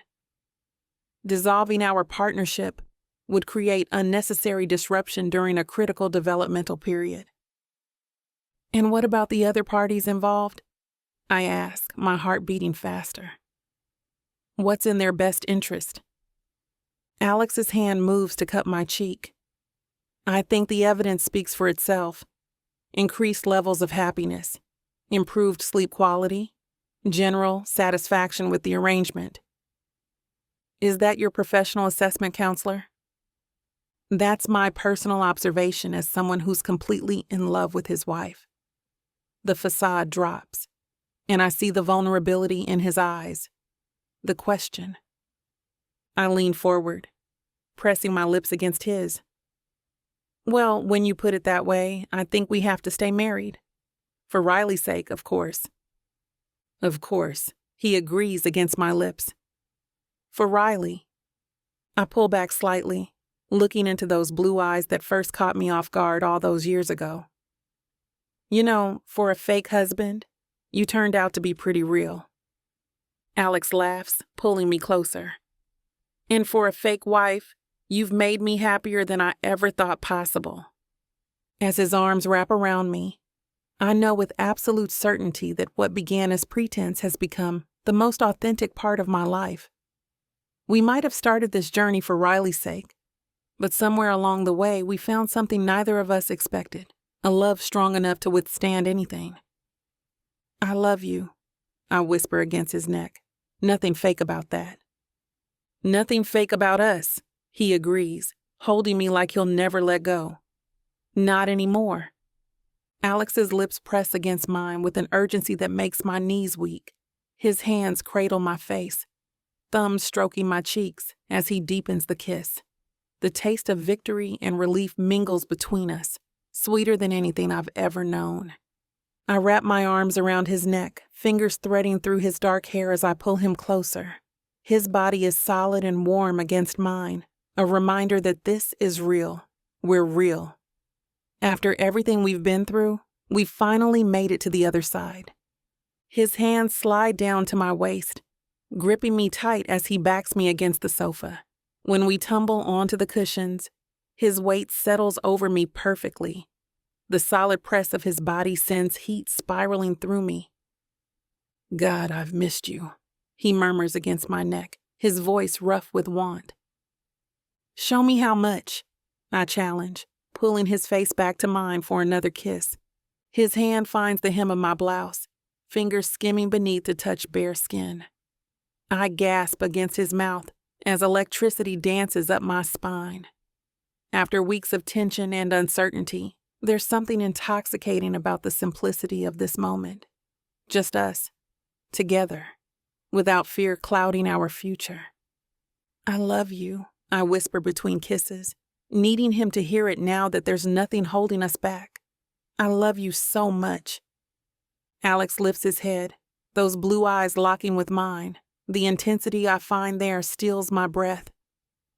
Say it again, he demands softly, fingers tracing patterns on my skin.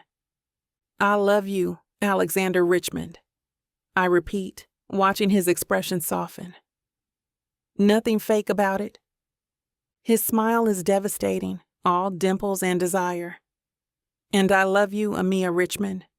The reminder that his surname is still attached to my name sends a thrill through me that I can't quite contain. I pull him down for another kiss, losing myself in the feel of him. Minutes pass as we tease and touch, rediscovering each other after the emotional roller coaster of these past weeks.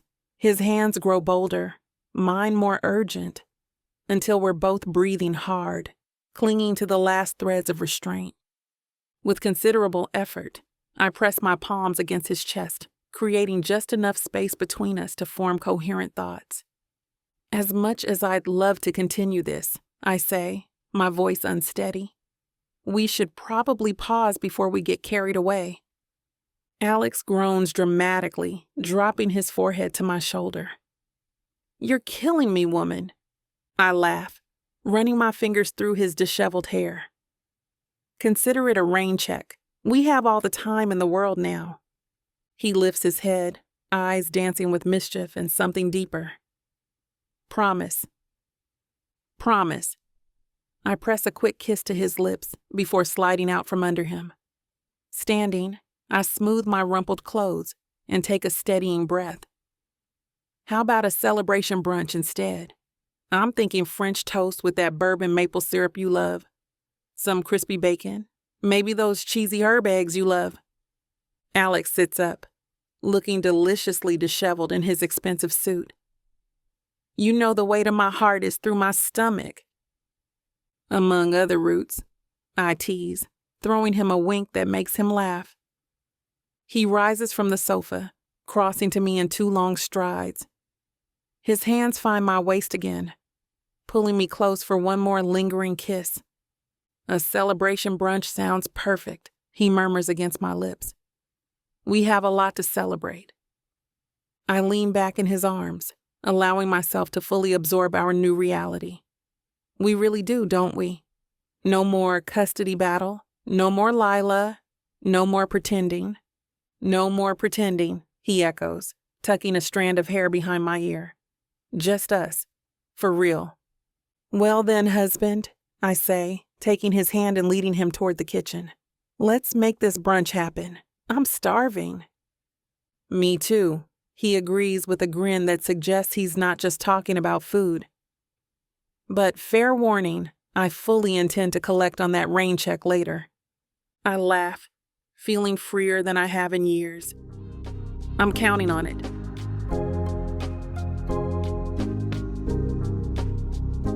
Chapter 28. Alexander. I stand in the empty space of what will soon be Mama Ellie's, watching Amiya's face light up as she turns the key in the lock for the first time. The old brick building in Chelsea has character, exposed beams, weathered wood floors that creak with history, and those large bay windows that flood the space with natural light. It's really happening, Amiya whispers, her voice catching as she steps inside. Her fingers trail reverently along the vintage counter. After all these years of dreaming, it's finally mine. Pride swells in my chest as I follow her inside. You earned this. Every damn bit of it. The real estate agent handed over the keys 20 minutes ago, but we waited until she drove away before coming back. This moment is just for us. No contracts, no negotiations, just Amiya taking possession of her dream. I still can't believe we beat out 3 other offers. She spins slowly in the center of the room, taking in every detail from the tin ceiling tiles to the reclaimed wood floors. This space is perfect. You had the best business plan, I remind her, leaning against the doorframe. And being married to a lawyer who can negotiate didn't hurt. Amiya looks at me with those warm brown eyes that see through all my defenses.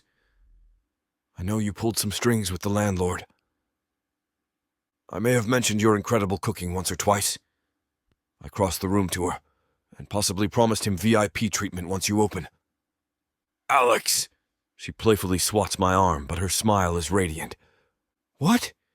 It's not like I bribed the man. I just made sure he understood what an asset Mama Ellie's would be to this neighborhood. Now that we're alone, Amiya throws her arms around my neck, her body warm against mine. I wrap my arms around her waist, lifting her slightly off the ground in a tight embrace. The scent of her coconut shampoo fills my senses, grounding me in this perfect moment. When I set her down, her eyes are shining with unshed tears of joy. I can't wait to transform this place. The kitchen will go there. She points to the back wall, with a brick oven right in that corner for my specialty cornbread. And the dining area here, I add, gesturing to the front near the windows. Tables with those mismatched vintage chairs you've been collecting. You remembered. She looks surprised, then pleased. Of course I remembered. I've heard you talk about this restaurant since the day we met. I take her hand, pulling her toward the large bay windows. And over here, a cozy corner with your grandmother's rocking chair, where Riley can do homework after school while you prep for dinner service. Her eyes widen.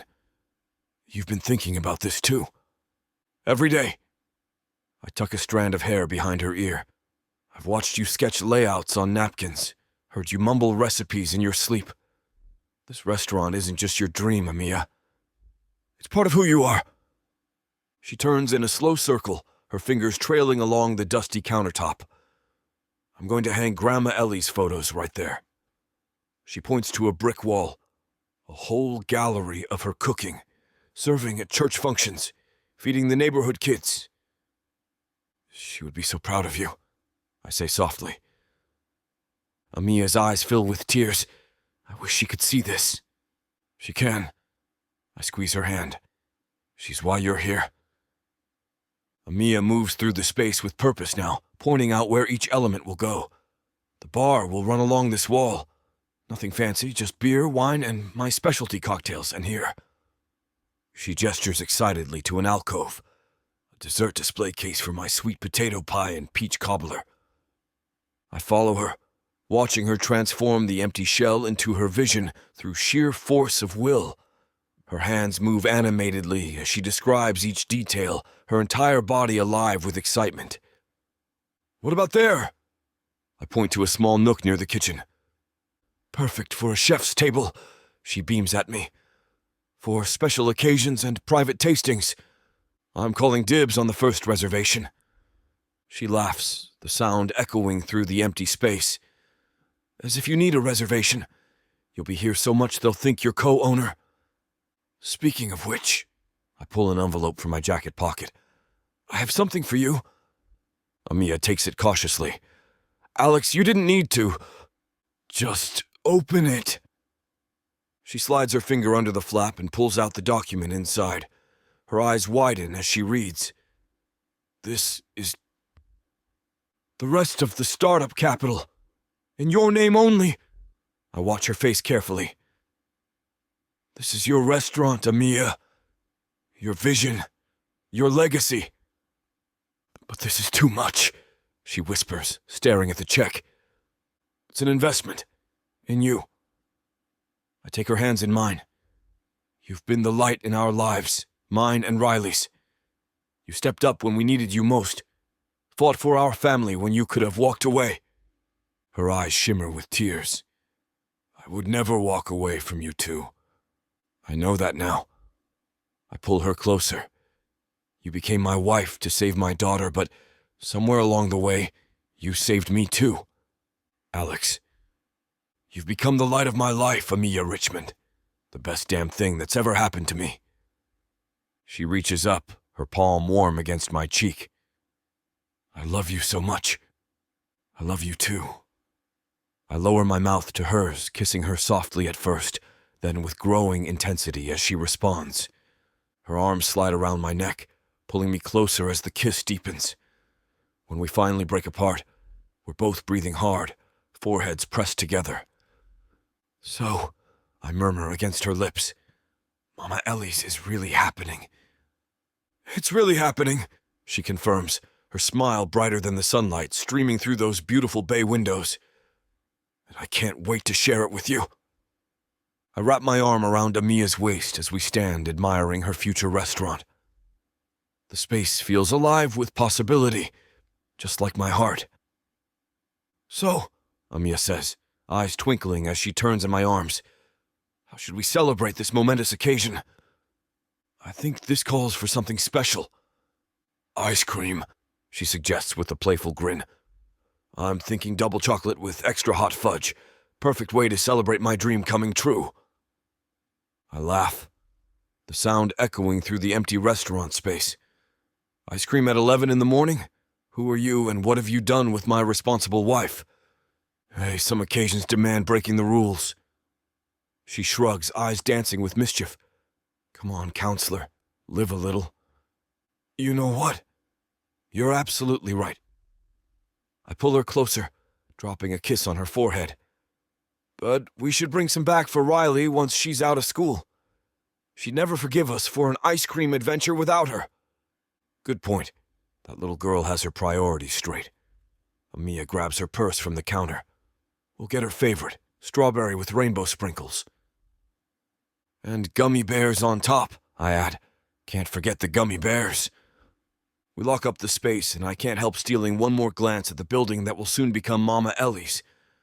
3 years ago, I never could have imagined this moment, standing beside the woman who entered my life as Riley's nanny, and somehow became the center of my world.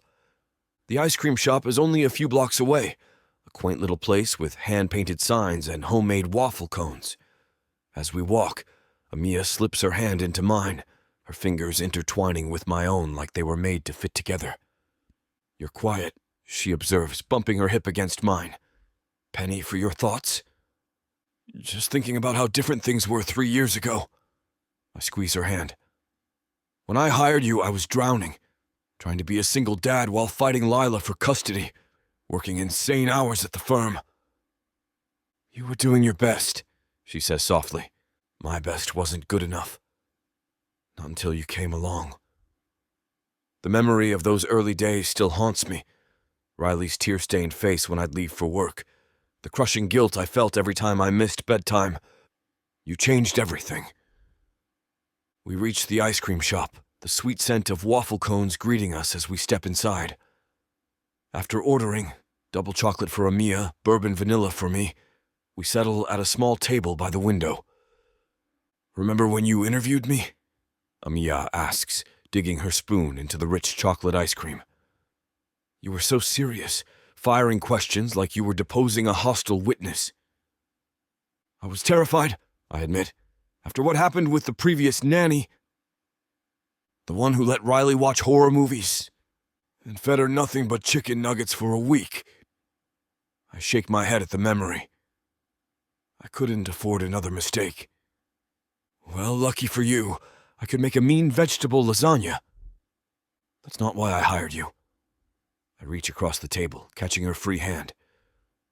I hired you because the moment you walked in, Riley looked at you like you were magic. And you looked at her the same way. Amiya's eyes soften. She had me at my daddy says your food will make my tummy happy. God, my life was such a mess back then. I stare into my ice cream, remembering the chaos of my marriage to Lila. I never thought I'd have this happiness, stability, love, especially after Lila. She did a number on you, Amiya acknowledges gently. On both of us, Riley and me. The bitterness I once felt has faded to something more like pity. Lila saw Riley as an accessory, something to show off when it suited her image as the perfect mother the rest of the time. She couldn't be bothered. People who don't appreciate what they have don't deserve to keep it, Amiya says firmly. You're right about that. I take another bite of ice cream, savoring the rich flavor. When the judge granted me full custody, it was like I could finally breathe again. But I was still just surviving, not living. Until we became a family, she corrects me, her smile warm enough to melt the ice cream between us. Best damn thing I ever did was ask you to marry me, even if it started as a plan to strengthen my custody case. I grin, remembering how nervous I'd been. Who knew a fake marriage could turn into the most real thing in my life? I watch her across the table, this extraordinary woman who walked into our broken little family and made us whole again, who fights for Riley like she's her own, who looks at me with love instead of resentment, who dreams of feeding people and making them happy. I love you, I tell her, the words simple but carrying the weight of everything I feel. More than I ever thought possible. Amiya's eyes shine. I love you too, Alexander Richmond. Ice cream addiction and all. We finish our treat and order Riley's to go, complete with extra sprinkles and gummy bears. As we walk back toward the car, I feel lighter than I have in years. You know what the best part is? I ask, looking down at the woman beside me. What's that? This is just the beginning. Chapter 29. Amiya. The aromas of garlic, thyme, and roasting chicken fill our penthouse kitchen as I stir the creamy risotto. The wooden spoon moves in rhythmic circles, releasing steam that carries the scent of white wine and Parmesan. It's Friday night, and I'm making Alex's favorite meal while Riley perches on a step stool beside me, her small hands carefully tearing lettuce for the salad. Is this small enough, Mommy? Riley holds up a piece of romaine, her blue eyes seeking approval. Perfect size, sweet pea. The word Mommy still sends a warm rush through me every time she says it. From the living room, I hear Alex's deep voice as he discusses vacation options with the travel agent on speakerphone. After everything we've been through, we're finally planning our first real family vacation. No custody battles, no looking over our shoulders, no Lila. So the Maldives villa has a private pool and direct beach access, Alex says. And how far is it from the kids' activity center? Riley's eyes widen at the mention of a pool. Are we really going to swim in the ocean, Mommy? That's the plan. I add another ladle of stock to the risotto. White sand beaches, crystal blue water, and all the swimming you can handle. Her little face clouds suddenly and she sets down the lettuce. But what about the airplane? It goes really high. I recognize the worry in her voice immediately. Lila's attempt to flee the country with Riley left scars deeper than we initially realized. Though she's in full remission from her night terrors, anything related to airplanes still triggers her anxiety. Come here, Sweet Pea. I wipe my hands on a towel and lift her from the stool, settling her on my hip, despite her being almost too big for this now. Remember what we talked about? Airplanes are actually very safe. But they're scary. Her lower lip trembles slightly. What if something happens? I press my forehead to hers, our special way of connecting. You know what? Daddy and I will be right there beside you the whole time. Nothing bad can happen when we're together. Promise? Cross my heart. I make the motion over my chest. And you know what else? I packed about 15 episodes of Monster Academy to watch on the plane.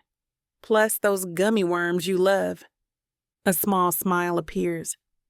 The sour ones? Is there any other kind? I tap her nose playfully. Now, why don't you help me finish this salad while the chicken rests? I set her back on the stool, and she returns to her task with renewed focus. From the corner of my eye, I see Alex watching us from the doorway, his call apparently finished. The look on his face, that mixture of love and gratitude that never fails to make my heart skip, tells me he overheard our conversation. Hey, princess, he says, crossing the kitchen to drop a kiss on Riley's head, his hand gently ruffling her sandy blonde curls. That salad looks amazing. You're becoming quite the little chef. I'm making it all by myself, she announces proudly, sitting up straighter on her stool as she carefully places another cucumber slice into the bowl. Well, Mommy helped a little, just with the knife parts. Just a little, I agree with a wink to Alex, my heart warming at Riley calling me Mommy so naturally now. She's got the technique down perfectly. So, did you finalize our vacation plans? Please tell me everything's set. Alex slides his arm around my waist, pulling me against his solid frame while I continue stirring the creamy risotto. His touch sends that familiar electricity through me, even after all this time together. He smells like expensive cologne and that unique scent I've come to crave. 10 days in the Maldives, he murmurs, his voice dropping to that deep timbre that still makes my stomach flutter. Overwater bungalow with a private pool, crystal clear water as far as you can see, and a kids club with daily activities for when Riley needs a break from her boring parents. I pulled some strings to get us the premium package. Only the best for my girls. I don't think you're boring, Riley pipes up loyally, pausing her salad preparation to look at us with those big blue eyes so like her father's. Just sometimes when you kiss a lot. Like, a lot. Especially in the mornings when you think I'm still sleeping, but I'm actually awake. Alex lets out a laugh that rumbles through his chest and into mine. Noted, princess. We'll try to keep the kissing to a minimum. Good luck with that, I mutter, earning a playful squeeze. Did you tell Daddy about the airplane? Riley asks, her voice dropping slightly. Alex crouches down to her level. I heard, and you know what? I think we should practice being on an airplane before we go. We could set up chairs in the living room, pack snacks, and watch a movie, just like we'll do on the real plane. Riley's eyes light up. Can we do that tonight? After dinner, I promise, turning off the heat under the risotto. Speaking of which, dinner's ready. Riley, would you like to help set the table? She nods eagerly, carefully carrying napkins and silverware to the dining table, while Alex follows with plates. I watch them together. This man and this little girl who have become my whole world, and feel a swell of contentment so deep it almost hurts. "Earth to Amiya," Alex calls, breaking me from my thoughts. The food's getting cold, and we have a mock airplane to board after dinner.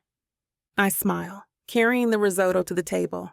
"Coming right up, Captain Richmond." As we gather around our table, Riley chattering excitedly about swimming with fish and building sandcastles, I catch Alex's eye. The silent communication that passes between us says everything. This right here is what happiness feels like.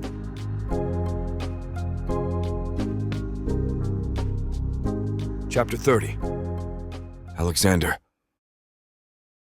The pale glow of the bathroom light spills across our bedroom floor as I stand in the doorway, watching Amiya.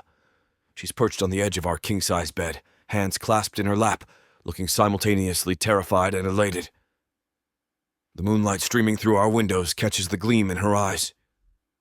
"Alex," she says softly, "I need to tell you something." I cross the room in 4 strides, sitting beside her on the bed. The mattress dips under my weight as I settle next to her, close enough to catch the subtle vanilla scent of her skin. "What is it?" She takes my hand, her fingers trembling slightly as they wrap around mine. She places it against her stomach, still flat beneath the delicate fabric of her silk nightgown. Her eyes lock with mine, deep brown searching blue, watching every micro expression that crosses my face. "I'm pregnant." 2 words, just 2 words, and my entire world shifts on its axis. It's like someone's punched all the air from my lungs while simultaneously lighting fireworks in my chest. "You're..." I can't even finish the sentence. My throat constricts, emotion choking off my words. My heart hammers against my ribs, blood rushing in my ears so loudly I wonder if she can hear it too. "Are you sure?" She nods, a smile breaking across her face, transforming her features into something even more beautiful. Her eyes sparkle with unshed tears in the moonlight. 3 tests, all positive. "I saw Dr. Brandt yesterday while you were in court." She confirmed it. "We're about 6 weeks along." "Why didn't you tell me?" "You suspected..." My voice comes out rough, almost accusatory, though that's not what I mean. I'm just processing, my mind racing to catch up with this life-altering revelation that's been dropped between us on our bed, on what had started as an ordinary Tuesday night. I wanted to be certain first. Her fingers laced through mine, still pressed against her stomach. I didn't want to get your hopes up if I was wrong. "Amiya." Her name comes out reverent, like a prayer. I cup her face with my free hand, thumb stroking her cheekbone. "We're having a baby." The reality of it hits me like a physical force. A baby. Our baby. The blend of her fierce, nurturing spirit and my stubborn determination. A sibling for Riley. "Are you happy?" she whispers, vulnerability evident in her voice. Happy doesn't begin to cover it. I pull her into my arms, burying my face in the curve of her neck, breathing in her familiar vanilla scent. I'm ecstatic. She laughs, the sound vibrating against my chest. "Good, because I've been walking around in a daze for 2 days trying to figure out how to tell you." I pull back to look at her, really look at her. She's radiant, her skin glowing in the dim light, eyes bright with unshed tears. My wife, the mother of my children, plural now. "You're so goddamn beautiful," I murmur, tracing the outline of her lips with my thumb. "Even more so now." Her smile widens. I'm not even showing yet. Doesn't matter. I slide my hand back to her stomach, imagining the tiny life growing there. "You're carrying our baby. There's nothing more beautiful than that." She leans forward, pressing her lips to mine in a kiss that starts gentle but quickly deepens. I feel her hands slide up my chest, fingers curling into my t-shirt, pulling me closer. Heat spirals through me, that immediate, intense reaction she's always been able to trigger with just a touch. Riley's asleep, I ask against her mouth. Out cold. The trip to the park today wore her out. That's all I need to hear. I stand, pulling her up with me, then lift her in one smooth motion. Her legs wrap around my waist, arms circling my neck as I carry her to the center of our bed. When I lay her down, her dark hair fans out across the white pillowcase, creating a striking contrast that never fails to take my breath away. I need to be careful with you now, I say, hovering above her. She laughs, tugging me down. I'm pregnant, not made of glass. The doctor said everything is normal. Still, I lower myself gently, supporting my weight on my forearms. Her hands find the hem of my shirt, pulling it up and over my head. The feel of her palms against my bare skin sends electricity coursing through me. I kiss her deeply, thoroughly trying to pour every ounce of my love and gratitude into it. And that's where we're going to put a pause on pleasure. It looks like the rest of this chapter is just too naughty to put on the air. As much as we love to share every little detail, we've got to stick to this platform's guidelines to keep these free audiobooks coming. They've got some rules about what we can show, and we wouldn't want to risk losing the chance to bring you more content. As frustrating as it is to build the tension only to be interrupted, Miss Tyla always knows how to make it up to you. You can find the full, uncut scene over at TylaWalker.com. With an entire library of unabridged audiobooks and ebooks, Miss Tyla's collection is waiting for you. And if you use code SAVE40, you'll get 40% off any digital product, even on bundles that are already discounted. So don't let the fun stop here. Head over to TylaWalker.com and treat yourself with Miss Tyla. As the waves subside, I collapse beside her, careful not to crush her beneath my weight. I pull her against me, her back to my chest, one hand splayed protectively over her stomach where our baby grows. Her breathing gradually slows, matching mine as we come down together. I love you, I whisper against her ear, pressing a kiss to the sensitive spot just below it. Both of you. She turns in my arms, facing me with a smile that makes my heart stutter in my chest. Her hand comes up to trace my jaw, fingers gentle against my stubble. We love you too, she murmurs, guiding my lips back to hers for a kiss that promises this is just the beginning.